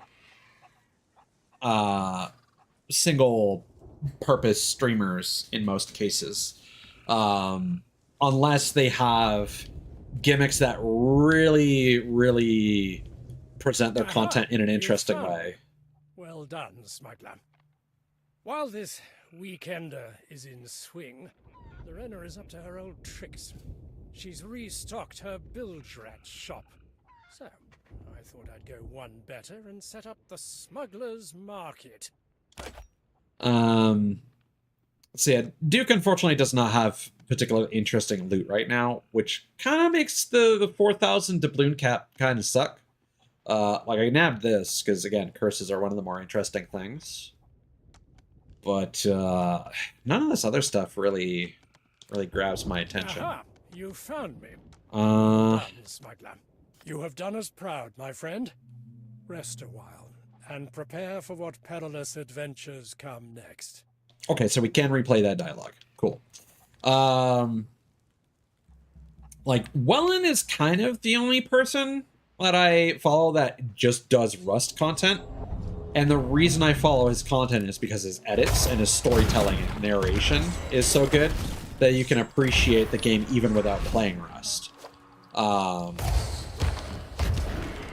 like, there's a lot of work that goes into those edits that I would not do myself. So I definitely need to find a niche for myself, and I think I need to listen to you guys more, because that is always the thing that people highlight, is that I'm well informed and informative when it comes to games, and I can yap about them for hours. But I don't want to be that guy who's sitting there making a 30-minute video about the guy who ruined and then saved Sonic the Hedgehog, or, you know, it's, again, so much, like, yeah, I've been on a Sonic kick, but I'm not going to make, like, a dedicated Sonic video. You know, most I'll do is I'll take a few clips of Sonic's jump height in a few games and be like, yeah, check out this, and this is why Sonic Generations doesn't feel good, but Sonic Superstars and Sonic Forces does. You know? I don't know. I think unfortunately bite-sized content is what is dominating the internet, and I am fighting against that with every fiber of my being, but I think the fact is that growth is not possible without that kind of content. You either need to make YouTube videos and find your niche, whether you're doing like multi-hour video essays about niche subjects that are going to attract the super fans, or make a lot of different short videos and rage bait audiences talking about how shit their favorite game is. And I just don't think I'm giving enough credit to the potential of shorts, because I'm so used to shorts being just short versions of the things that I don't like, and not thinking about, like, if I made shorts, what would I make? And I think, and there is a part of me that's like, I don't want to feel like I'm just regurgitating content, but I literally listen to a podcast that just does that. They just recontextualize that into something that's more bite-sized, into their own perspective, and give their opinion on it. And hey, if I don't have a podcast, then I don't have to be that white dude with a podcast. That's a plus.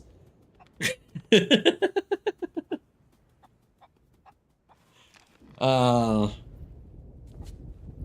yeah, I should also probably make like a short little, I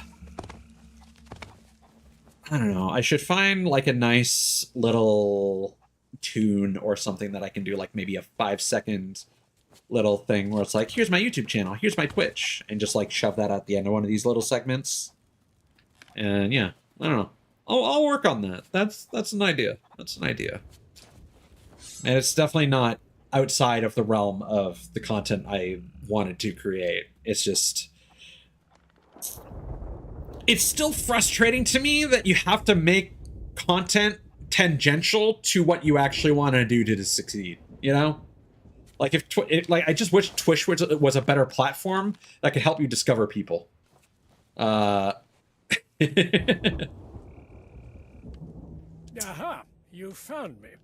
Well, I mean, again, it's always helpful having, and again, this is why I like having an active chatter, because if you can bounce ideas off of someone who's actually paying attention and actually responds with some meaningful intent behind their comments, and they're not just sitting there doing like, wow, that's crazy, bro.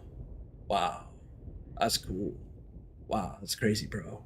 It's just like, I appreciate the insight and the thoughtful feedback, and that is a commodity. That is a commodity in this day and age. You Let's have listen to done what us the fuck proud, this my guy friend. has to say before, so I can actually Prepare for like what get back to perilous showcasing the last thing that I wanted to adventures showcase.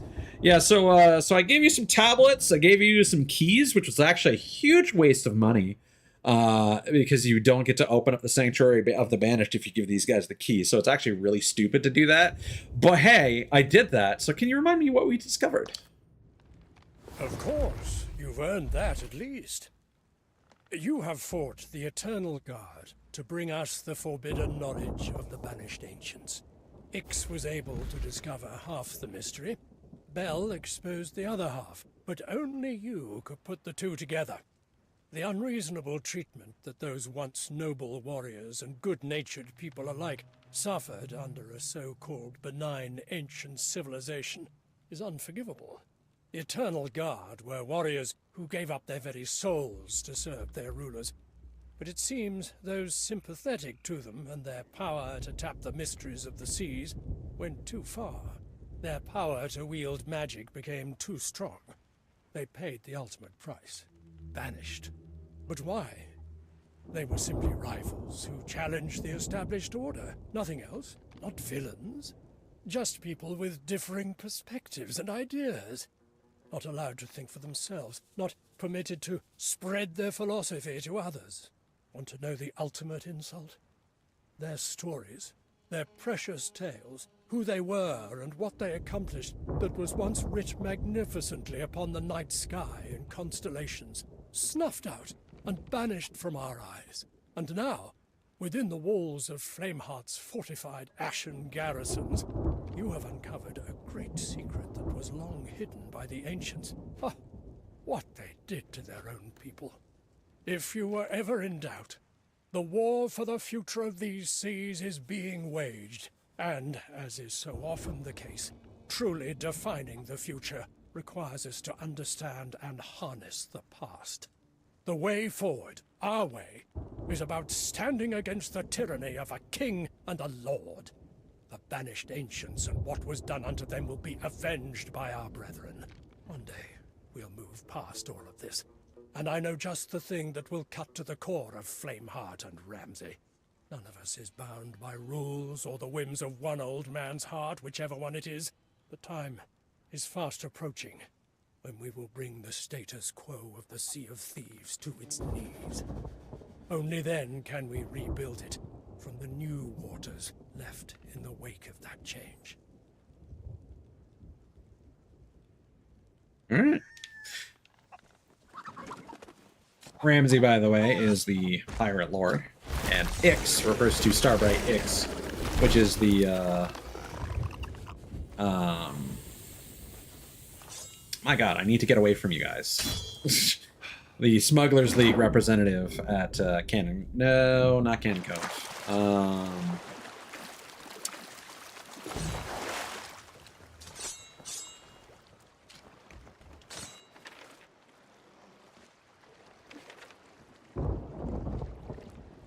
Crook's Hollow. There we go. Okay. So, last things we need to do. We need to go visit Lottie again.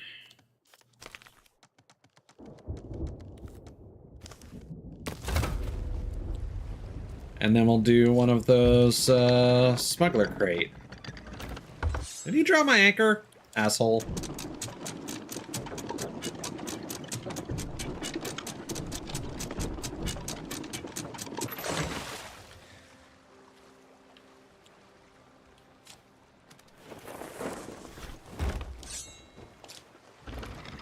Yeah, sure. Feel free to do so.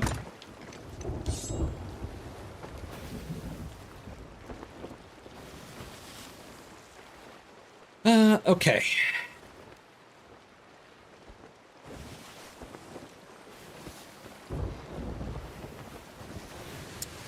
So I actually haven't done one of the smuggler crate runs. I do know that you have to fight some sirens near a sunken ship. So that'll be fun to do in the Shores of Plenty, which again is my favorite region.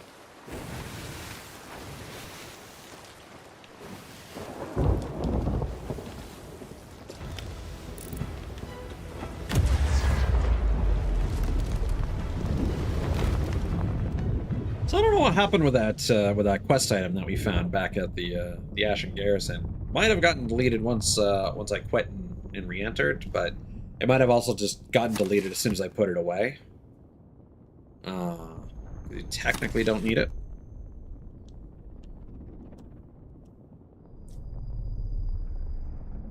But I do believe that the narrative there is that Ix studied either the keys of the sanctuary, the banished. No, Bell had her journals inside the sanctuaries, so Ix was probably responsible for studying the tablets.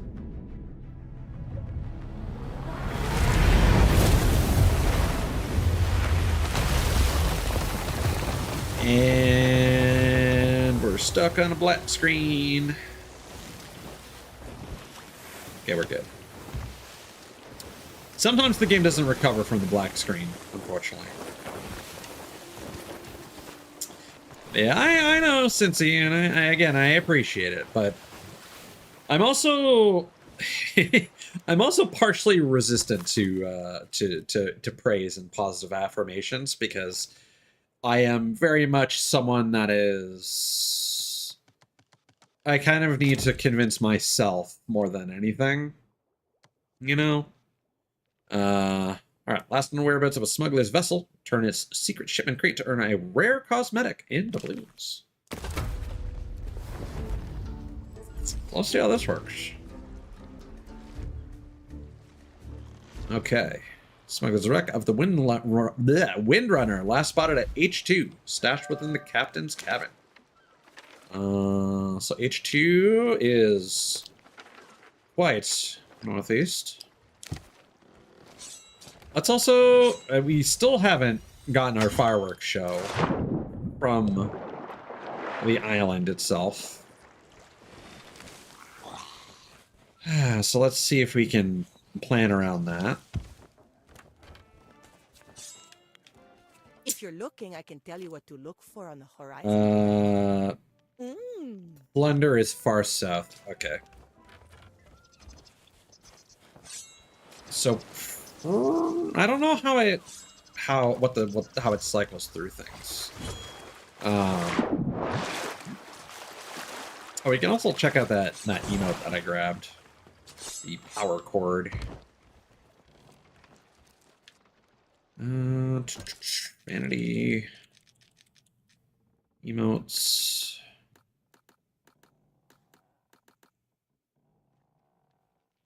Oh, there you go. Some air guitar. Yeah. Silly.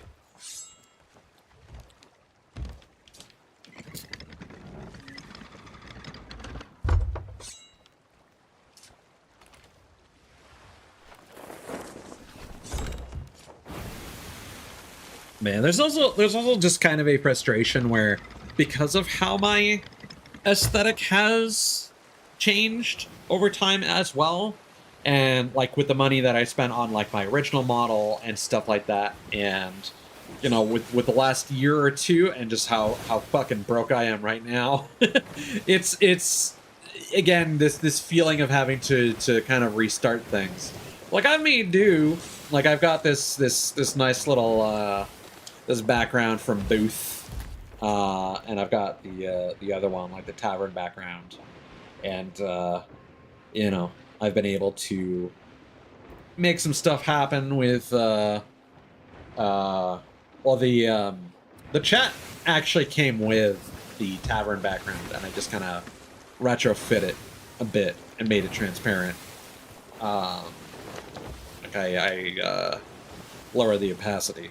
But like I'm very happy with the whole bounty thing, and it's just one of those things where, in retrospect, had I known that I would come up with better ideas for things, I wish I had spent my money more wisely, or you know, it would have been nice to have some of these things that I want to commission sooner.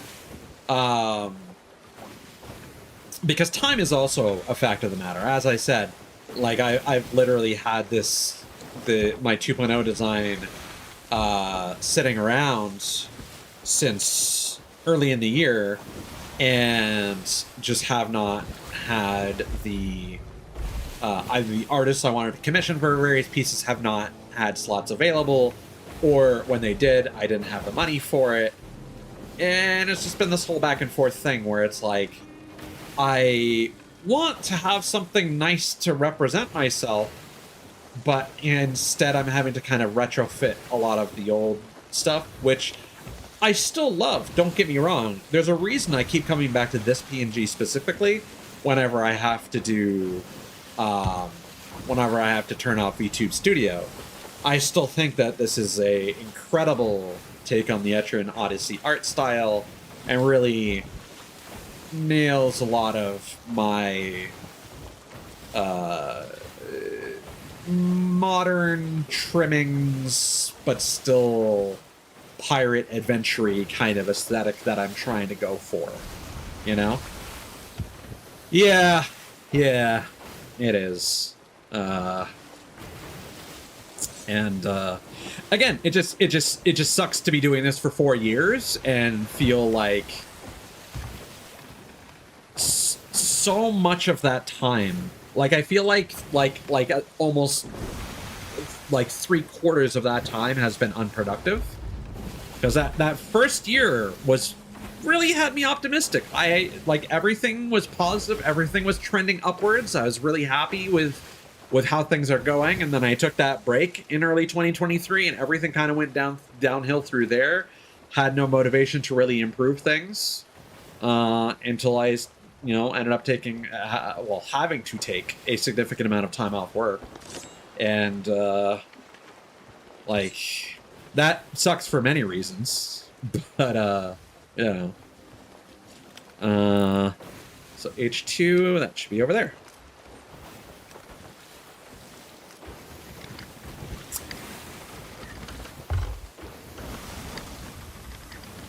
So, again,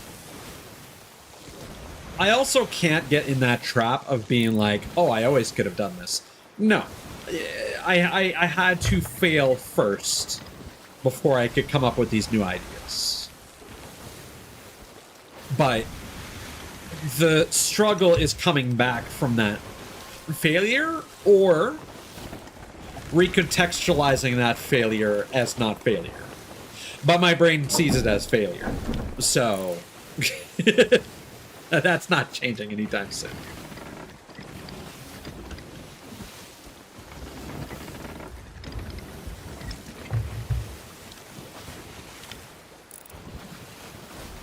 And like I've been saying with the games that I've been playing this year, like a large part of it is honestly just like I found some unexpected joys from like some games that I've played this year, like Sonic Forces and Sonic Superstars.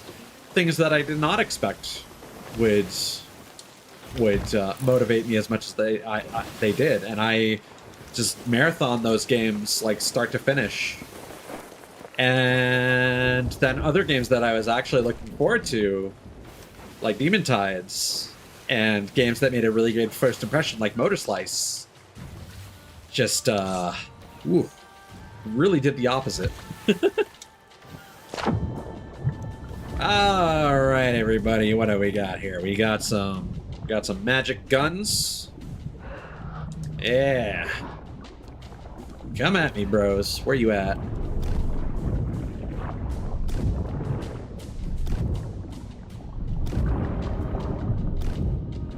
So the tridents are really powerful projectile weapons, but you have to carry them.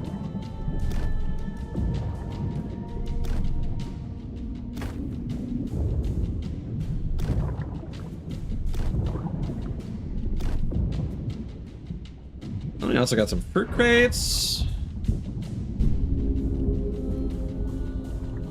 Oh, we got, oh, there's an ammo crate floating down here. That's funny.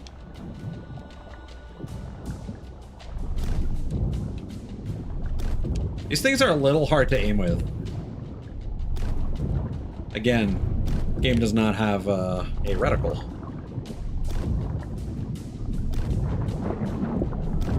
No, you don't.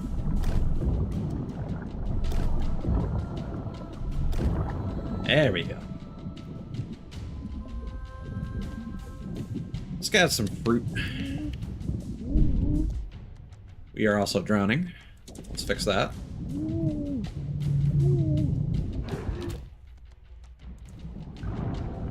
Yeah, and I just wish that variety worked.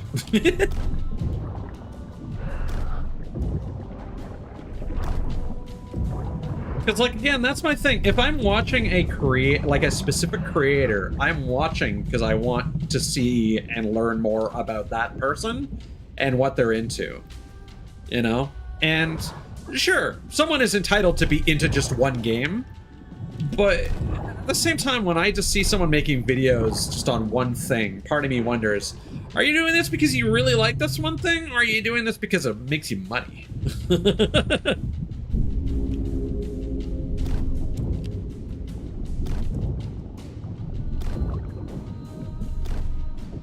These might have a distinct range on them, now that I think about it.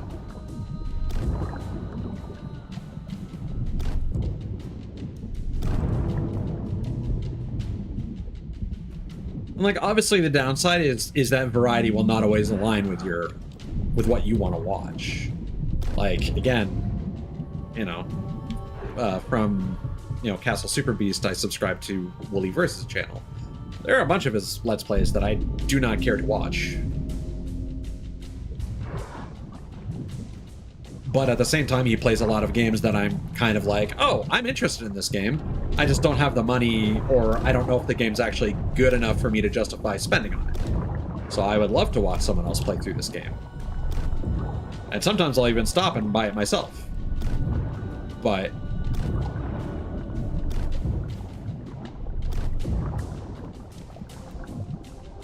like, I think that's the good thing about content creation. Okay, which one of you is singing? Oh, it's you. All right.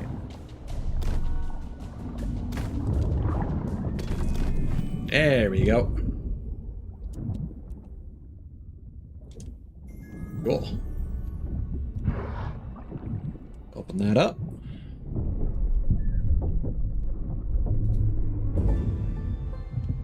There we go.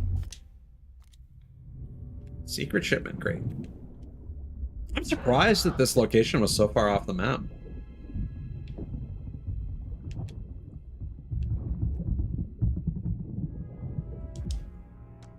Ooh, nice.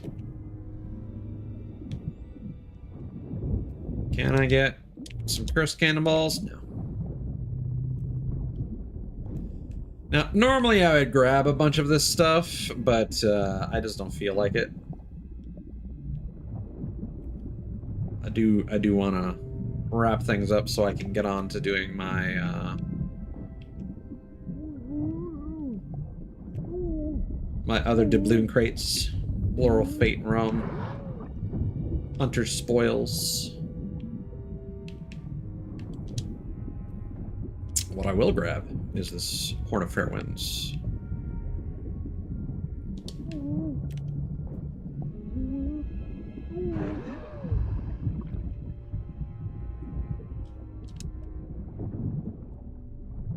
And again, like, sometimes I don't even know the variety that I will play.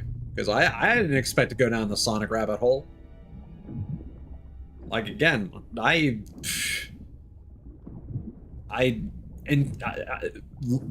Sonic Heroes Lost Worlds were kind of like the last Sonic games that I had purchased.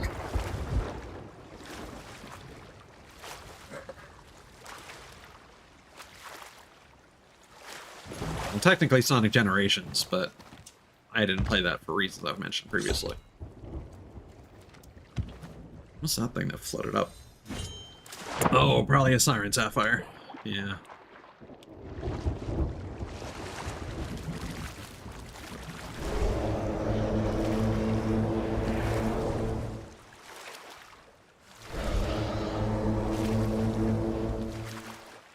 I don't know how much faster the Horn of Fair Winds is in the grand scheme of things. Like, on a boat, I know it's well, I also don't know if it speeds up your boat more if you already have wind. I don't think it does. I think it just gives you max wind if you don't have it.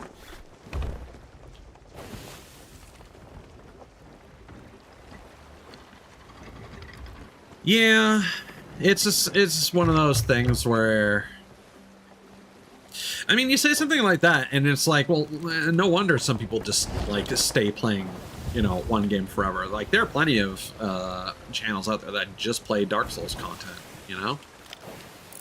And it's like, that is a very feverish fan base.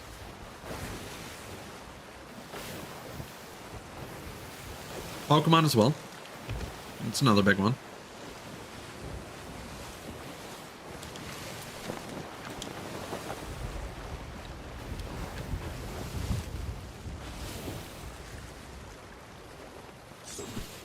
But like, I would never be able to make myself play a game just for the sake of viewership. Which is why it's just kind of a bummer that, you know, it is what it is. And again, like I said, it's not like I don't understand it.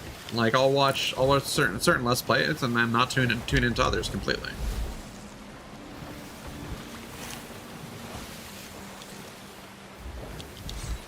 But, you know, sometimes I can't just help but think to myself, like, I thought I put on a good presentation regardless of the game that I was playing, and it would be nice if people stuck around because of me. But I know realistically that's not the case. But I do think that in the VTuber and streaming space, there are certain people who have that going for them. And I would be remiss to admit that I'm not jealous of that.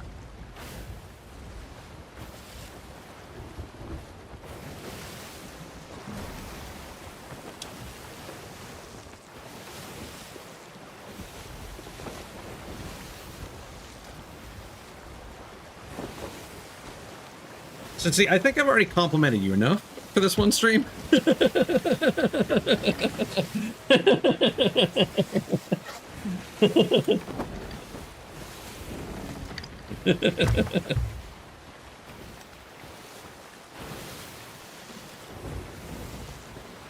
No, I know. I was trying to think of a good of a good comeback that didn't come off as too jaded.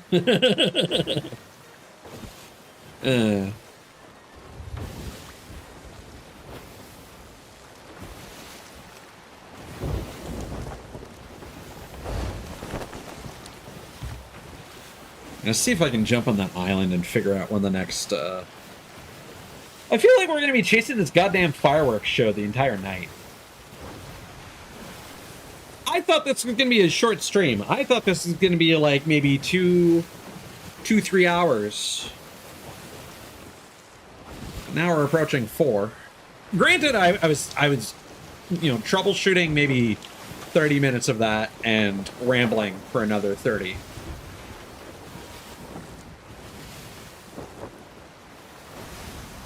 All right. So I'm wagering if it was Plunder last in-game night, it's probably going to be either Ancient Spire or Sanctuary next, because Fort Merrick came after Sanctuary.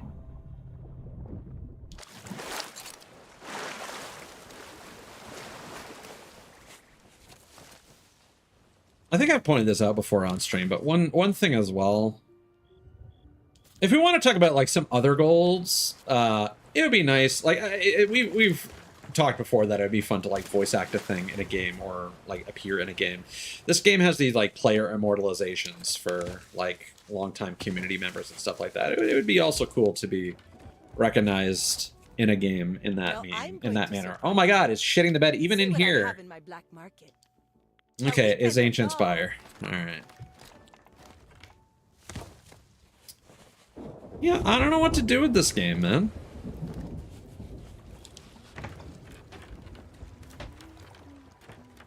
Like, I have lowered shit as much as I can. I've literally turned off the other thing I was using most of my resources. Like, at this point, it's just OBS.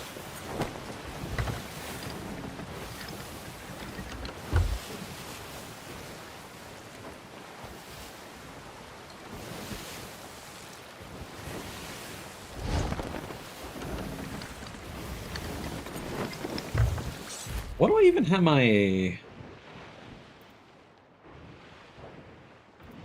YouTube output set to? Come to think of it.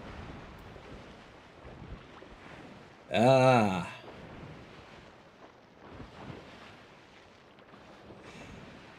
Yeah, I might want to dial that down for my next stream onwards, honestly.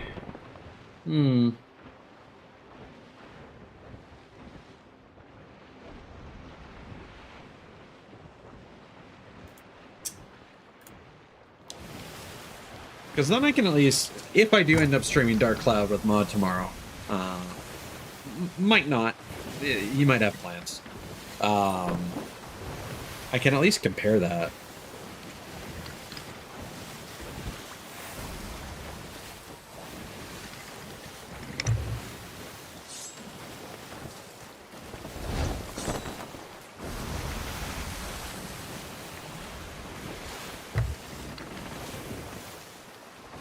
Because it could very well just be the encoding bitrate that's fucking things up here.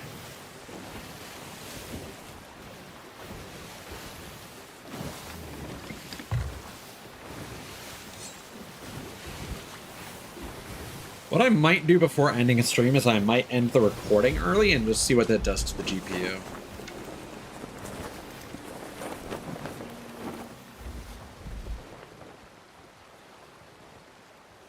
Like, I think what I'll do is I'll, like, turn off one at a time. I'll leave YouTube last, because that's technically going to be the VOD that most people see. So I can refer back to that. I'll probably turn off my, my actual video recording first. And then turn off Twitch. And then turn off YouTube. And we'll see how that goes. So yeah, every time they do a weekender, while these crates give significantly less, because the chest gave like 200, the individual challenges I think gave like 65, maybe it was 85. These ones I think give you like 45 or something. Here you go. 25. Even worse than I thought. Is it going to give me a little pop-up?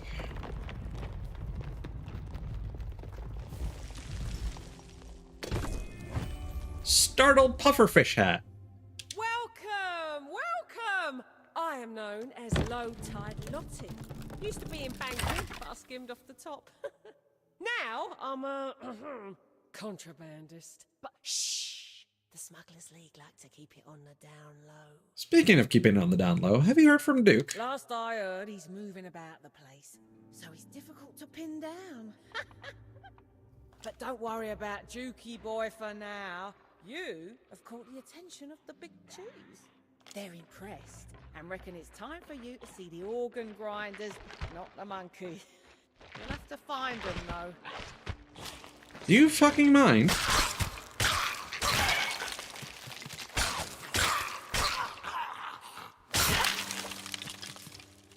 Welcome! Last I heard, but don't worry about they're impressed. And they likes to be in the middle of things they do. Right in the middle, if you catch my drift. Get it? And up high, too. They've cleared out the riffraff so you won't be spotted neither. But the door's locked. When you get there, make sure you utter the password. The Wanderer shows the way. Without it, they'll never let you in. Thanks. I'll get to work.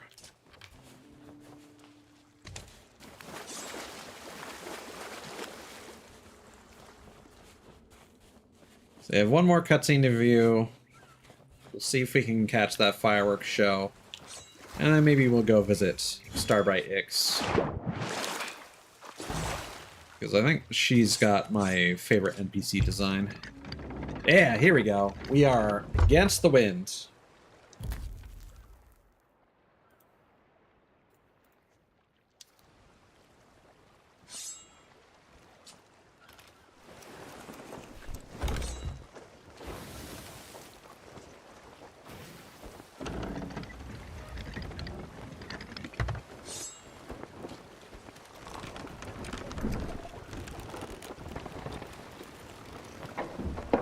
Alright. Let's make sure that our heading is good. And is there anything else I need to do?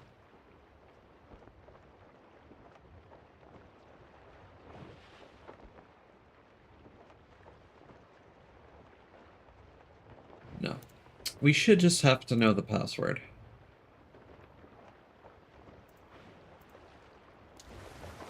Okay.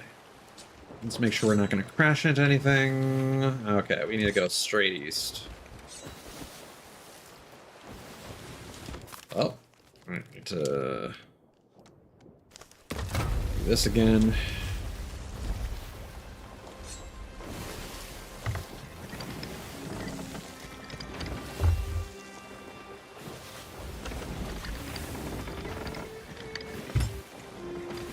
I can see Cannon Cove in the distance. Let's just make sure we don't crash with that.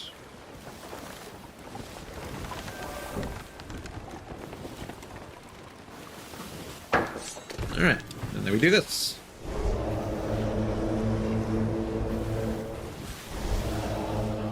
It's not hitting it.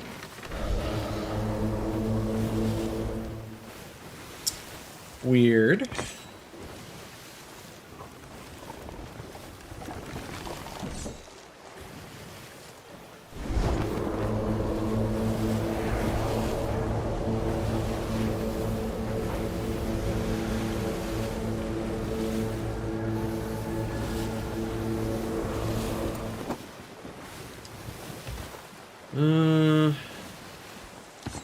Heading is... yeah. Not for long, though. Not for long.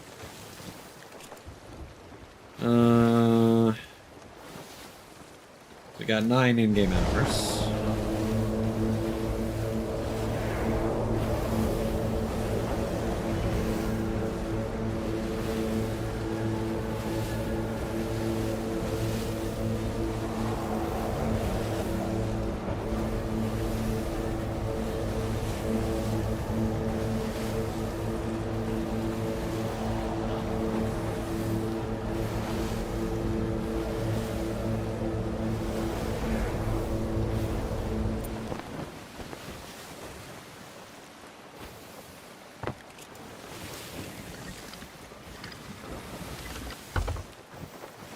Thankfully, there isn't a skeleton fleet currently active. That would have been annoying to get in our way.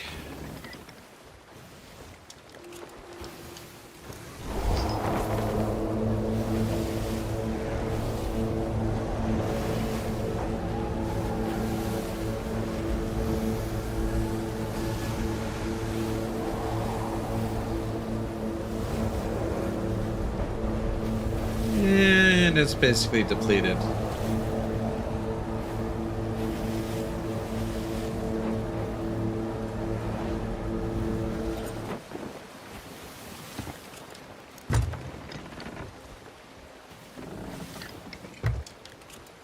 You can only really tell based on the coloration of the spikes.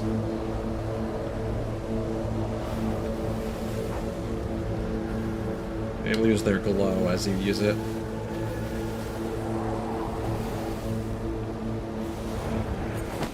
There we go. Goodbye.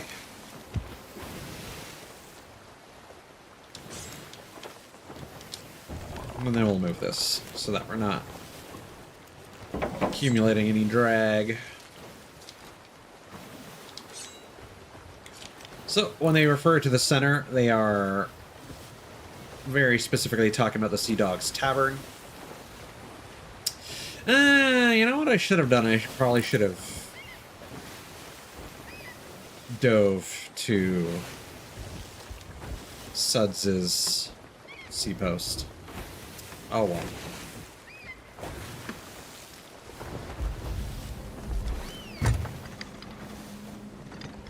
Oh! I know what we can do. Since you're so excited, just because I can't guarantee mod tomorrow, I can guarantee mod today.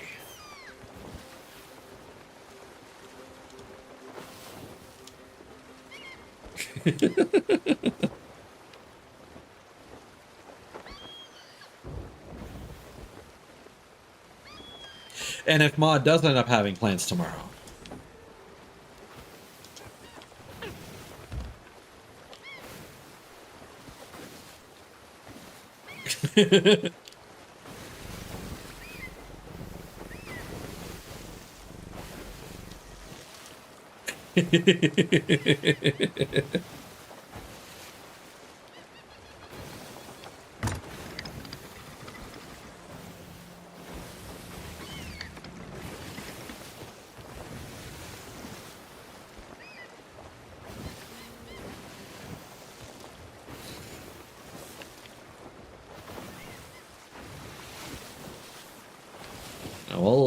We'll use someone else as an astronaut.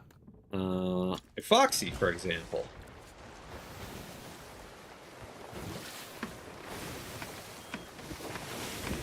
You know, Tails can fly. Why not?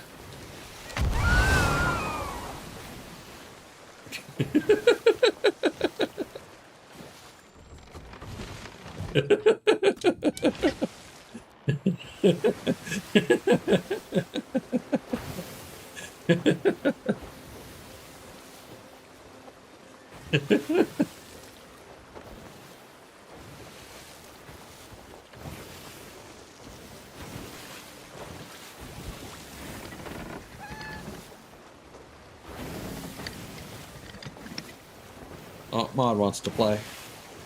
Let's see. Here we go. Happy birthday.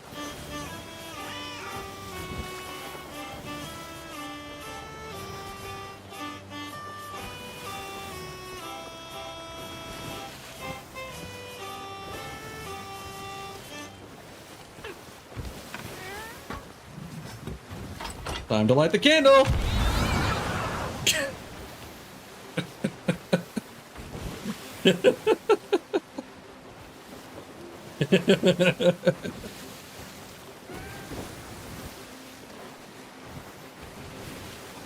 There he is. A little covered in that Canadian wildfire ash, but you know.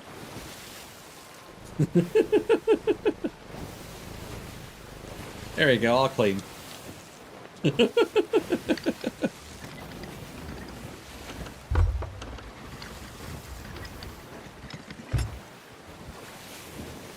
I really love the fucking cartoon effect of the pet just flying off into the distance.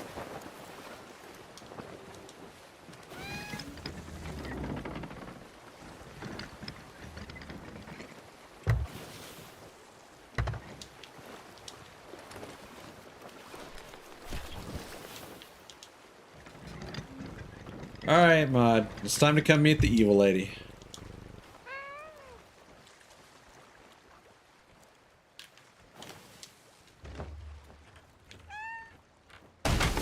God damn it. I do need my ship here when I come back. I guess.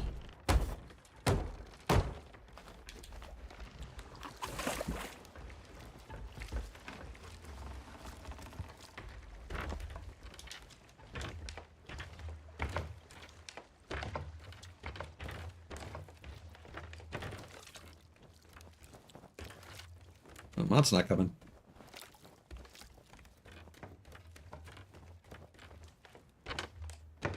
Oh.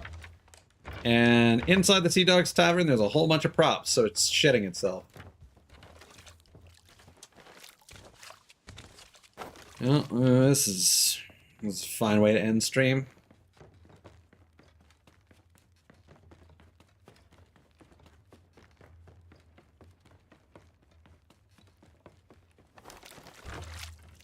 Alright. So down here, Wander shows the way. Howdy, you Wanderer. Take care, Cincy. I hope you have a good time on your stream. When the Brethren has need of you again, we will alert you. You've spoken, but can you remind me what we talked about?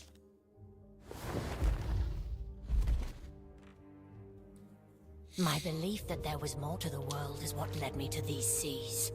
And since the day I arrived, I've yearned for deeper meaning and purpose. Even before I lost my flesh, I did not seek conquest or crowns. No. I seek the greatest treasure of these seas. The knowledge to harness its mysteries. Long before cursed cannonballs tore holes in hulls, before the seas learned fear, I found his work. Tablets of the Soulsmith, dragged from the wreck of the burning blade. Fragments, principles, theories left unfinished. From those writings came my first weapons, cursed cannonballs. Crude, perhaps, but effective. And every experiment since has carried his mark. Now at last, I have the craftsman himself.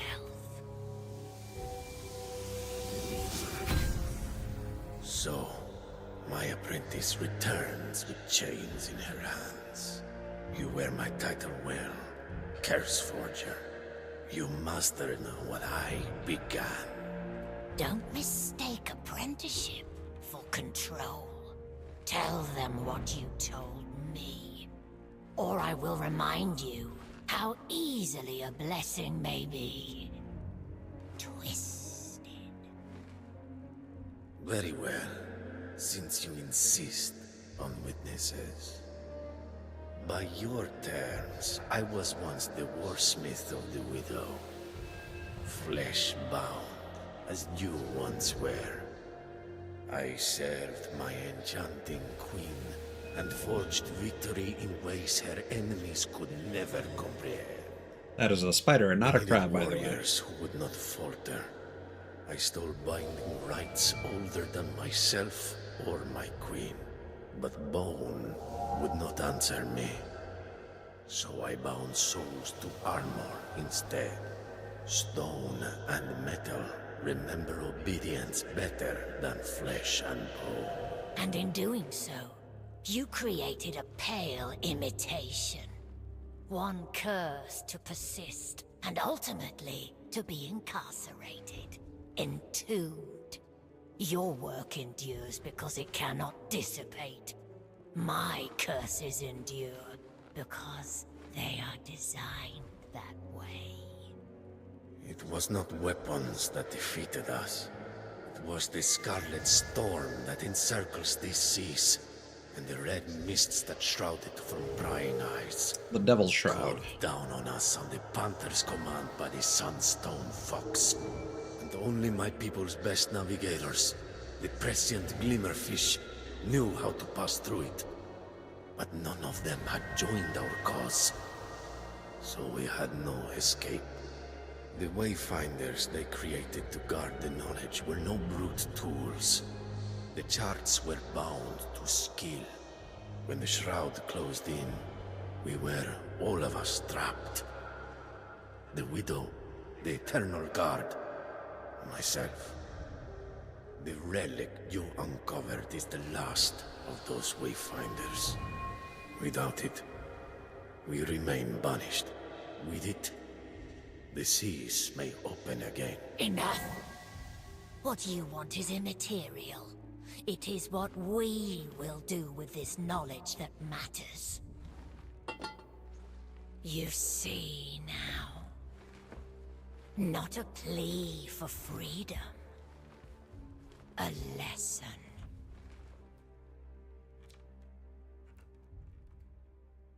And this map on the background here is supposed to represent the Devil's Shroud. However, there do appear to be islands present in there. Now, there has been long rumored content involving the Grand Maritime Union, which I believe is the group that's behind the Sovereigns. So potentially some privateer shit maybe like quote unquote good Reapers. I don't know. I don't know what that kind of content would be like.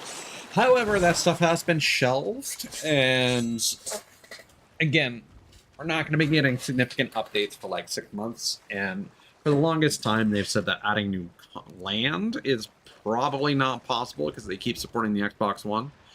As we've also seen, the game still has lots of performance issues, so I'm not gonna hold my breath on that. Unfortunately. Hey, buddy. It's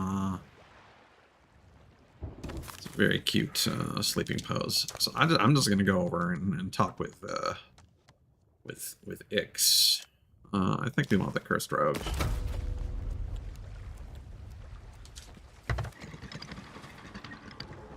And then I'll maybe server hop and see if I can find a fireworks show going off.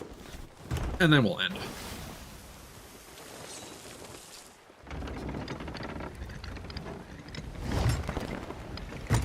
That's Reapers over there. We probably shouldn't sail in that direction. Oh, yes. And so after you meet with Wanda and engage with that cutscene, Wanda being a character that, like, I believe worked for Flamefart, yes, or was a rival, yeah, whatever. I mean, she's got the skeleton curse, so presumably there's some sort of alliance there. I forget the old lore and whatnot. Wanda's journals are all over the place.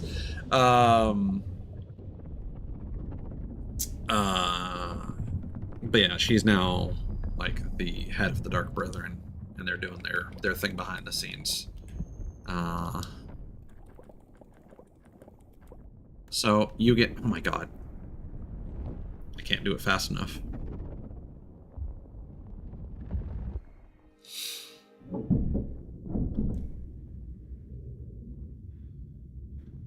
Oh, this is actually Plunder, not Ancient Spire, I think.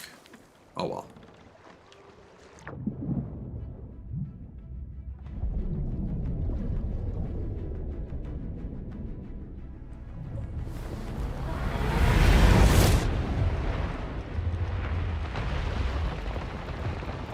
The Gift of the Widow Curse.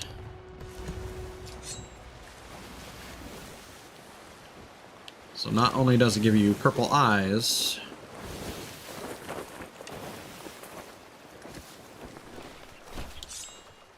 but it also gives you purple hands.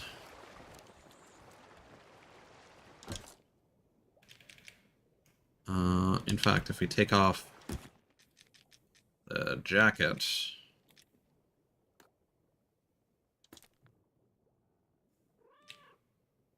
it gives you a bunch. This is the blue crop shirt, yeah.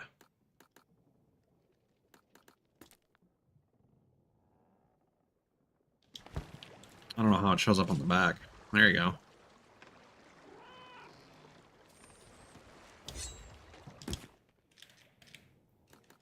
And I'm only using this because the blue crop shirt is the only one that is like, it goes high enough on the body to like cover up to your neck. Like a proper shirt should. Everything else is like a deep V-neck or whatever. Or they have like it's one shirt layered over another. Oh yeah, and of course I've got like my two.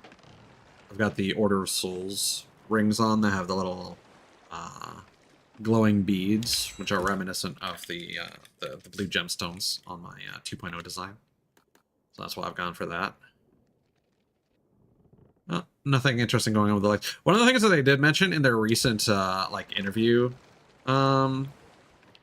whatever, at Sea of Thieves, the Sea of Thieves like independent convention that they do, where the devs still like come out and do some panels and whatnot.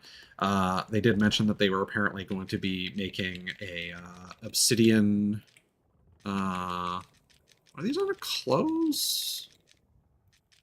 Also, let's bring back the tentacle hook. Let's be into the clothing chest. Yes, underwear. They're going to be bringing obsidian underwear, which is usually a black and green and silver palette cosmetics that have historically been like exclusive Twitch drops or giveaway prizes and stuff like that. All right. So where is the next fireworks show going to be? And honestly, we'll probably just sail there after hitting up Crook's Hollow. Let me show you what's on the horizon today. Daggertooth. That is Wherever perfect, fireworks actually. await. We can just go straight north.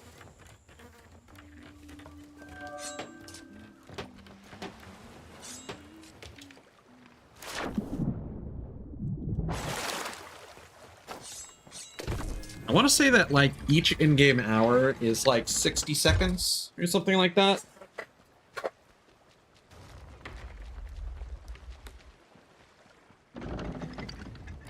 What was that sound?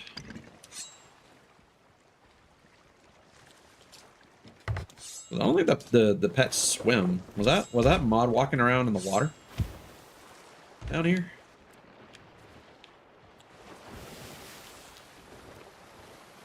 Maybe.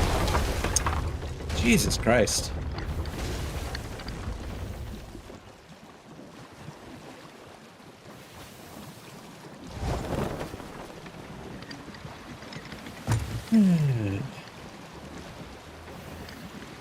At least we got wind. Here's Crooks.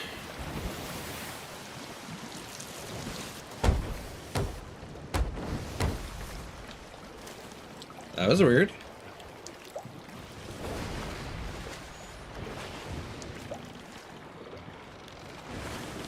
Get out of the water. Unless you want a bath.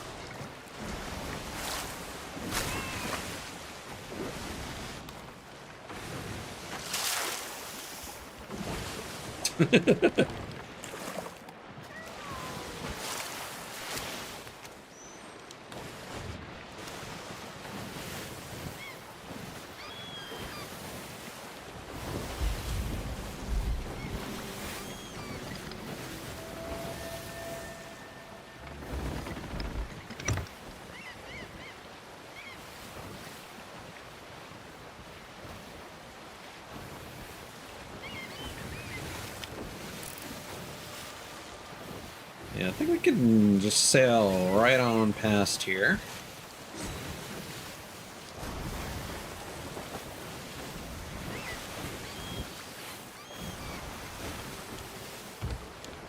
Yeah, so I feel like the last thing I haven't really shown off is just the Reaper content. And again, you basically just go to an island, you dig up some skeletons, they help you raise some pillars. Eventually, you, after raising 3 pillars, you go and open up a sarcophagus. A whole bunch of enemies spawn. The skeletons all do the digging for you. And then you get a Skull to Banish. And while you're doing the voyage, the entire island is shrouded in fog that everyone can see across the ocean. Once you've lit up the pillars, they shine a light that everyone can see across the ocean. And then once you have the Skull to Banish, you can take off the Reaper's Mark flag that is forced on you whenever you do a Reaper voyage. And that skull is marked on the map until it's sold. There is a commendation for stealing that from other crews. Specifically, there's one for selling them while you have the Skeleton Curse equipped and as a Reaper Emissary.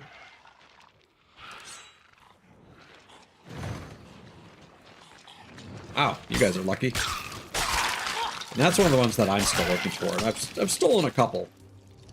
Usually with some cheeky little drive-by heists. Greetings. I am Ix. Some call me Starbright. Probably because I navigate using the stars. Here we have 18 constellations to steer us right, and 16 banished ones. The name Ix come It is from? an ancient ancestral name and a family one. It was my mother's and her mother's before that. We were sailors in the lands to the west. Explorers. Hunters. Traders. Many left those grounds to find new shores. But not all. My family was one that remained.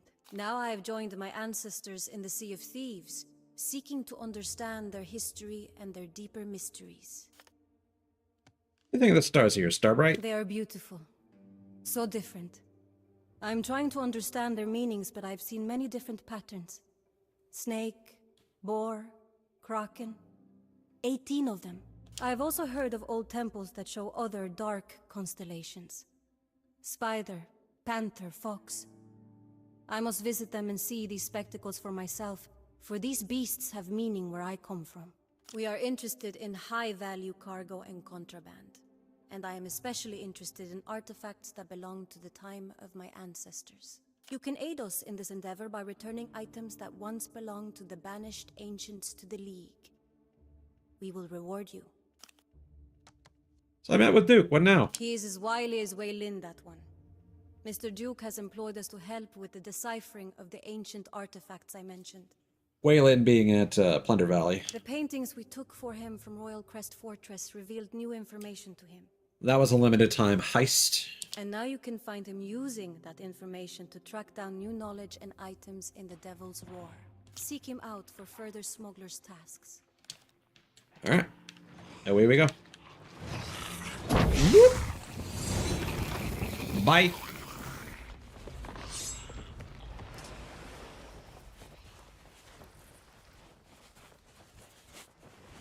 And that's just an NPC that I like the design of. Hopefully my ship hasn't sunk in the meantime. I think that's it over there. Gonna take a second to load.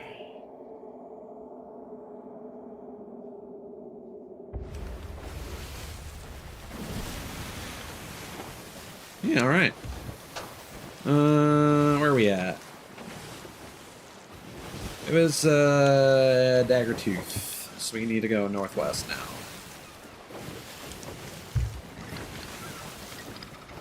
Oh, no!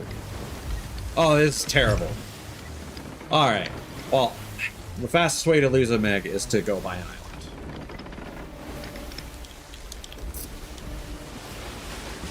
Okay. How are we for time?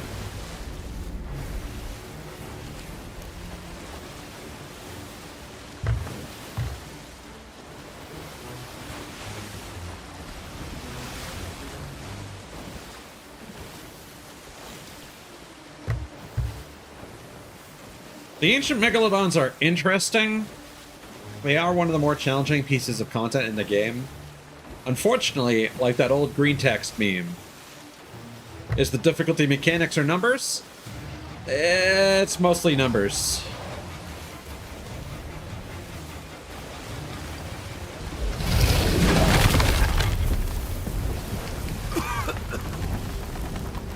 Thanks.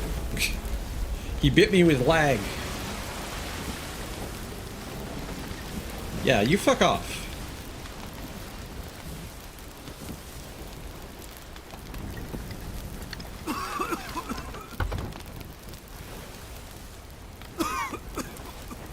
The Barnacle Dread just really hits your ship hard, and it spawns the eel ocean crawlers onto your ship.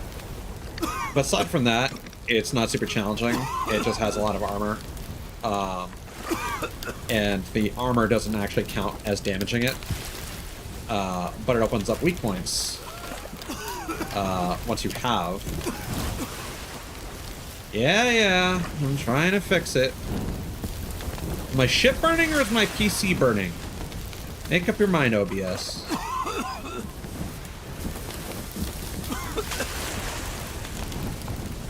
One more. Yeah, I really think it's just, there's something going on with particle effects.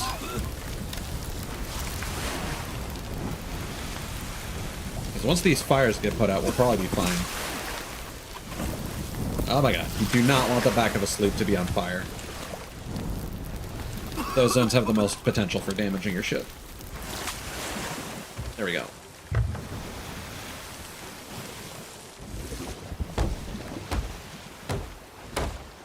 Nope. Just fuck forever. Alright, well, maybe we can restart the game again once we reach Daggertooth.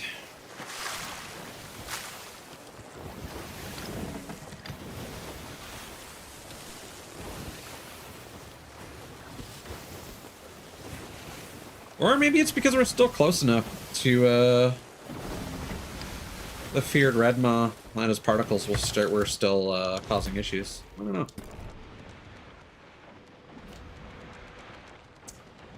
What a shitty stream this has been.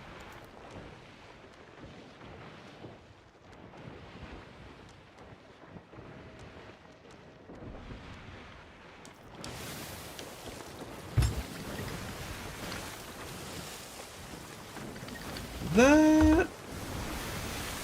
Okay, no, that is Lost Words. Okay. How are we for time? Should be good.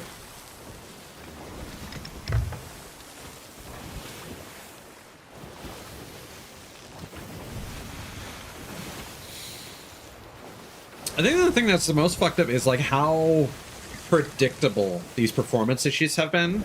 Like, it used to be that when I would have performance issues, they would always crop up randomly, and restarting the game would then be fine. Like, I always chalked it up to, like, the overheating problems that my PC was having. And now this is clearly something else. And I am definitely thinking it could be bad drivers. I might use display driver uninstaller for this next update. But like, again, Firefox has also been behaving strangely when watching Twitch streams. It'll just stop playing them, and then until I completely restart it, it will refuse to play any further videos. Like, it feels like its video memory is just filling up, or something. Very strange. What is... Motherfucker! Alright. Well, as long as we don't get killed, we don't need our ship. This is absolutely going to ruin the vibe. If this music is playing the entire time the fireworks are going.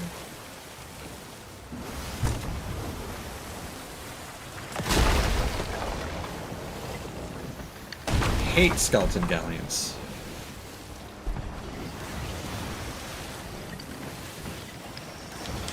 What if... Oh, we got hit by some... Huh. What if it's a smuggler one? That would be fun.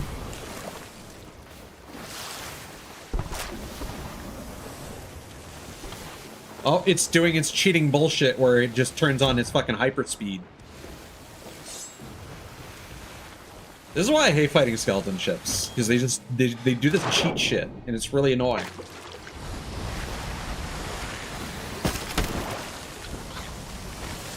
Alright. Oh, I see. Hold up. I see. Siren song thing. You guys got any explosives? Where's your... Yeah, yep. This may also sink my boat. To be fair.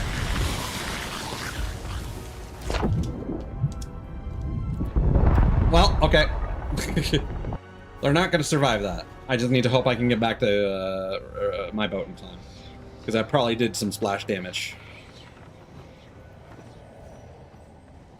Whew.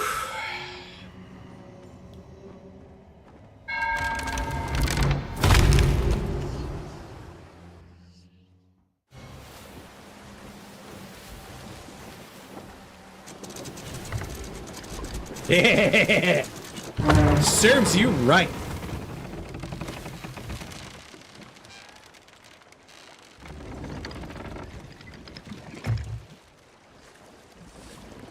So that goes back to what I was talking about when I said that I don't think it's possible to survive a black powder barrel.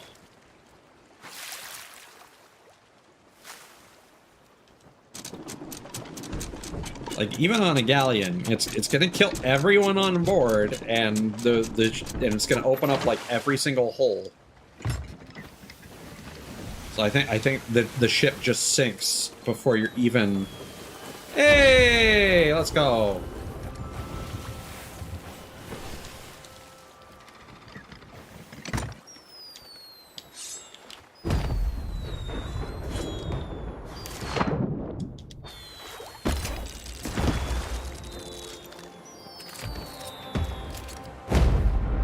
Yeah.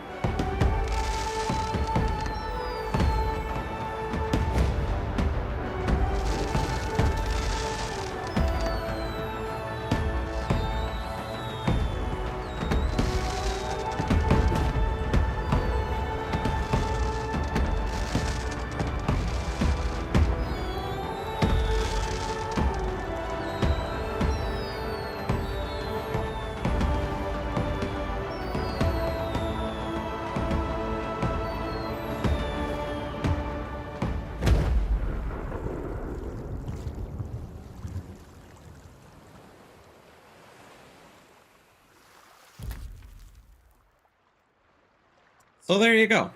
So as the Bildrad firework, that marks the end, I guess. Well, glad we were able to make that happen, and got to cover everything that I had planned, although the footage is going to be terrible. Yeah,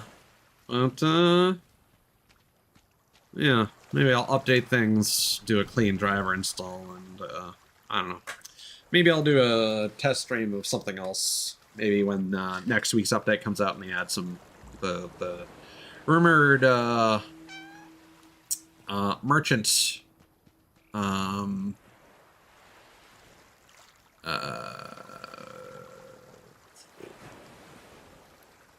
commodities when they were supposed to fix up the achievements that can functionally no longer be reasonably earned. So we'll see how that goes. I'm excited for that update. Should be a good time. Anyway, take care, y'all, and I shall see you when I next happen to see you. Hopefully, with better vibes. Oh, right, I need to do my quick little test here. So if I stop my recording, I need to exist.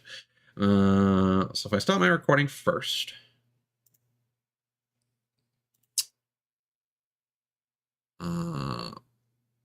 That does cut down. Now, what if I restart my recording, actually? How much? Ooh, that's like adding like 20%. Yikes. Okay.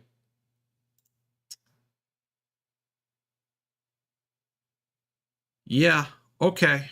No, I've been thinking that it might be time to give up on recording VODs now that I simulcast to YouTube. Kind of sucks because if your stuff ever gets claimed, you have no ability to download those, and VODs can only be videos uploaded to YouTube can only be downloaded in 720p. So you can't use it for archiving to any significant degree. And then if we end on Twitch,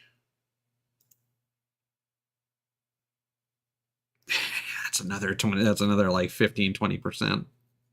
Closer to like 10%. So maybe the bitrate is the problem. Because like YouTube by itself is still using like 40% GPU. So maybe it's my YouTube bitrate. Maybe it's because I'm doubling the bitrate to try and take advantage of that 1440p situation. So I'm going to cut that in half, and maybe next week we'll do another Sea of Thieves stream. We'll see. But we have learned something. Anyway,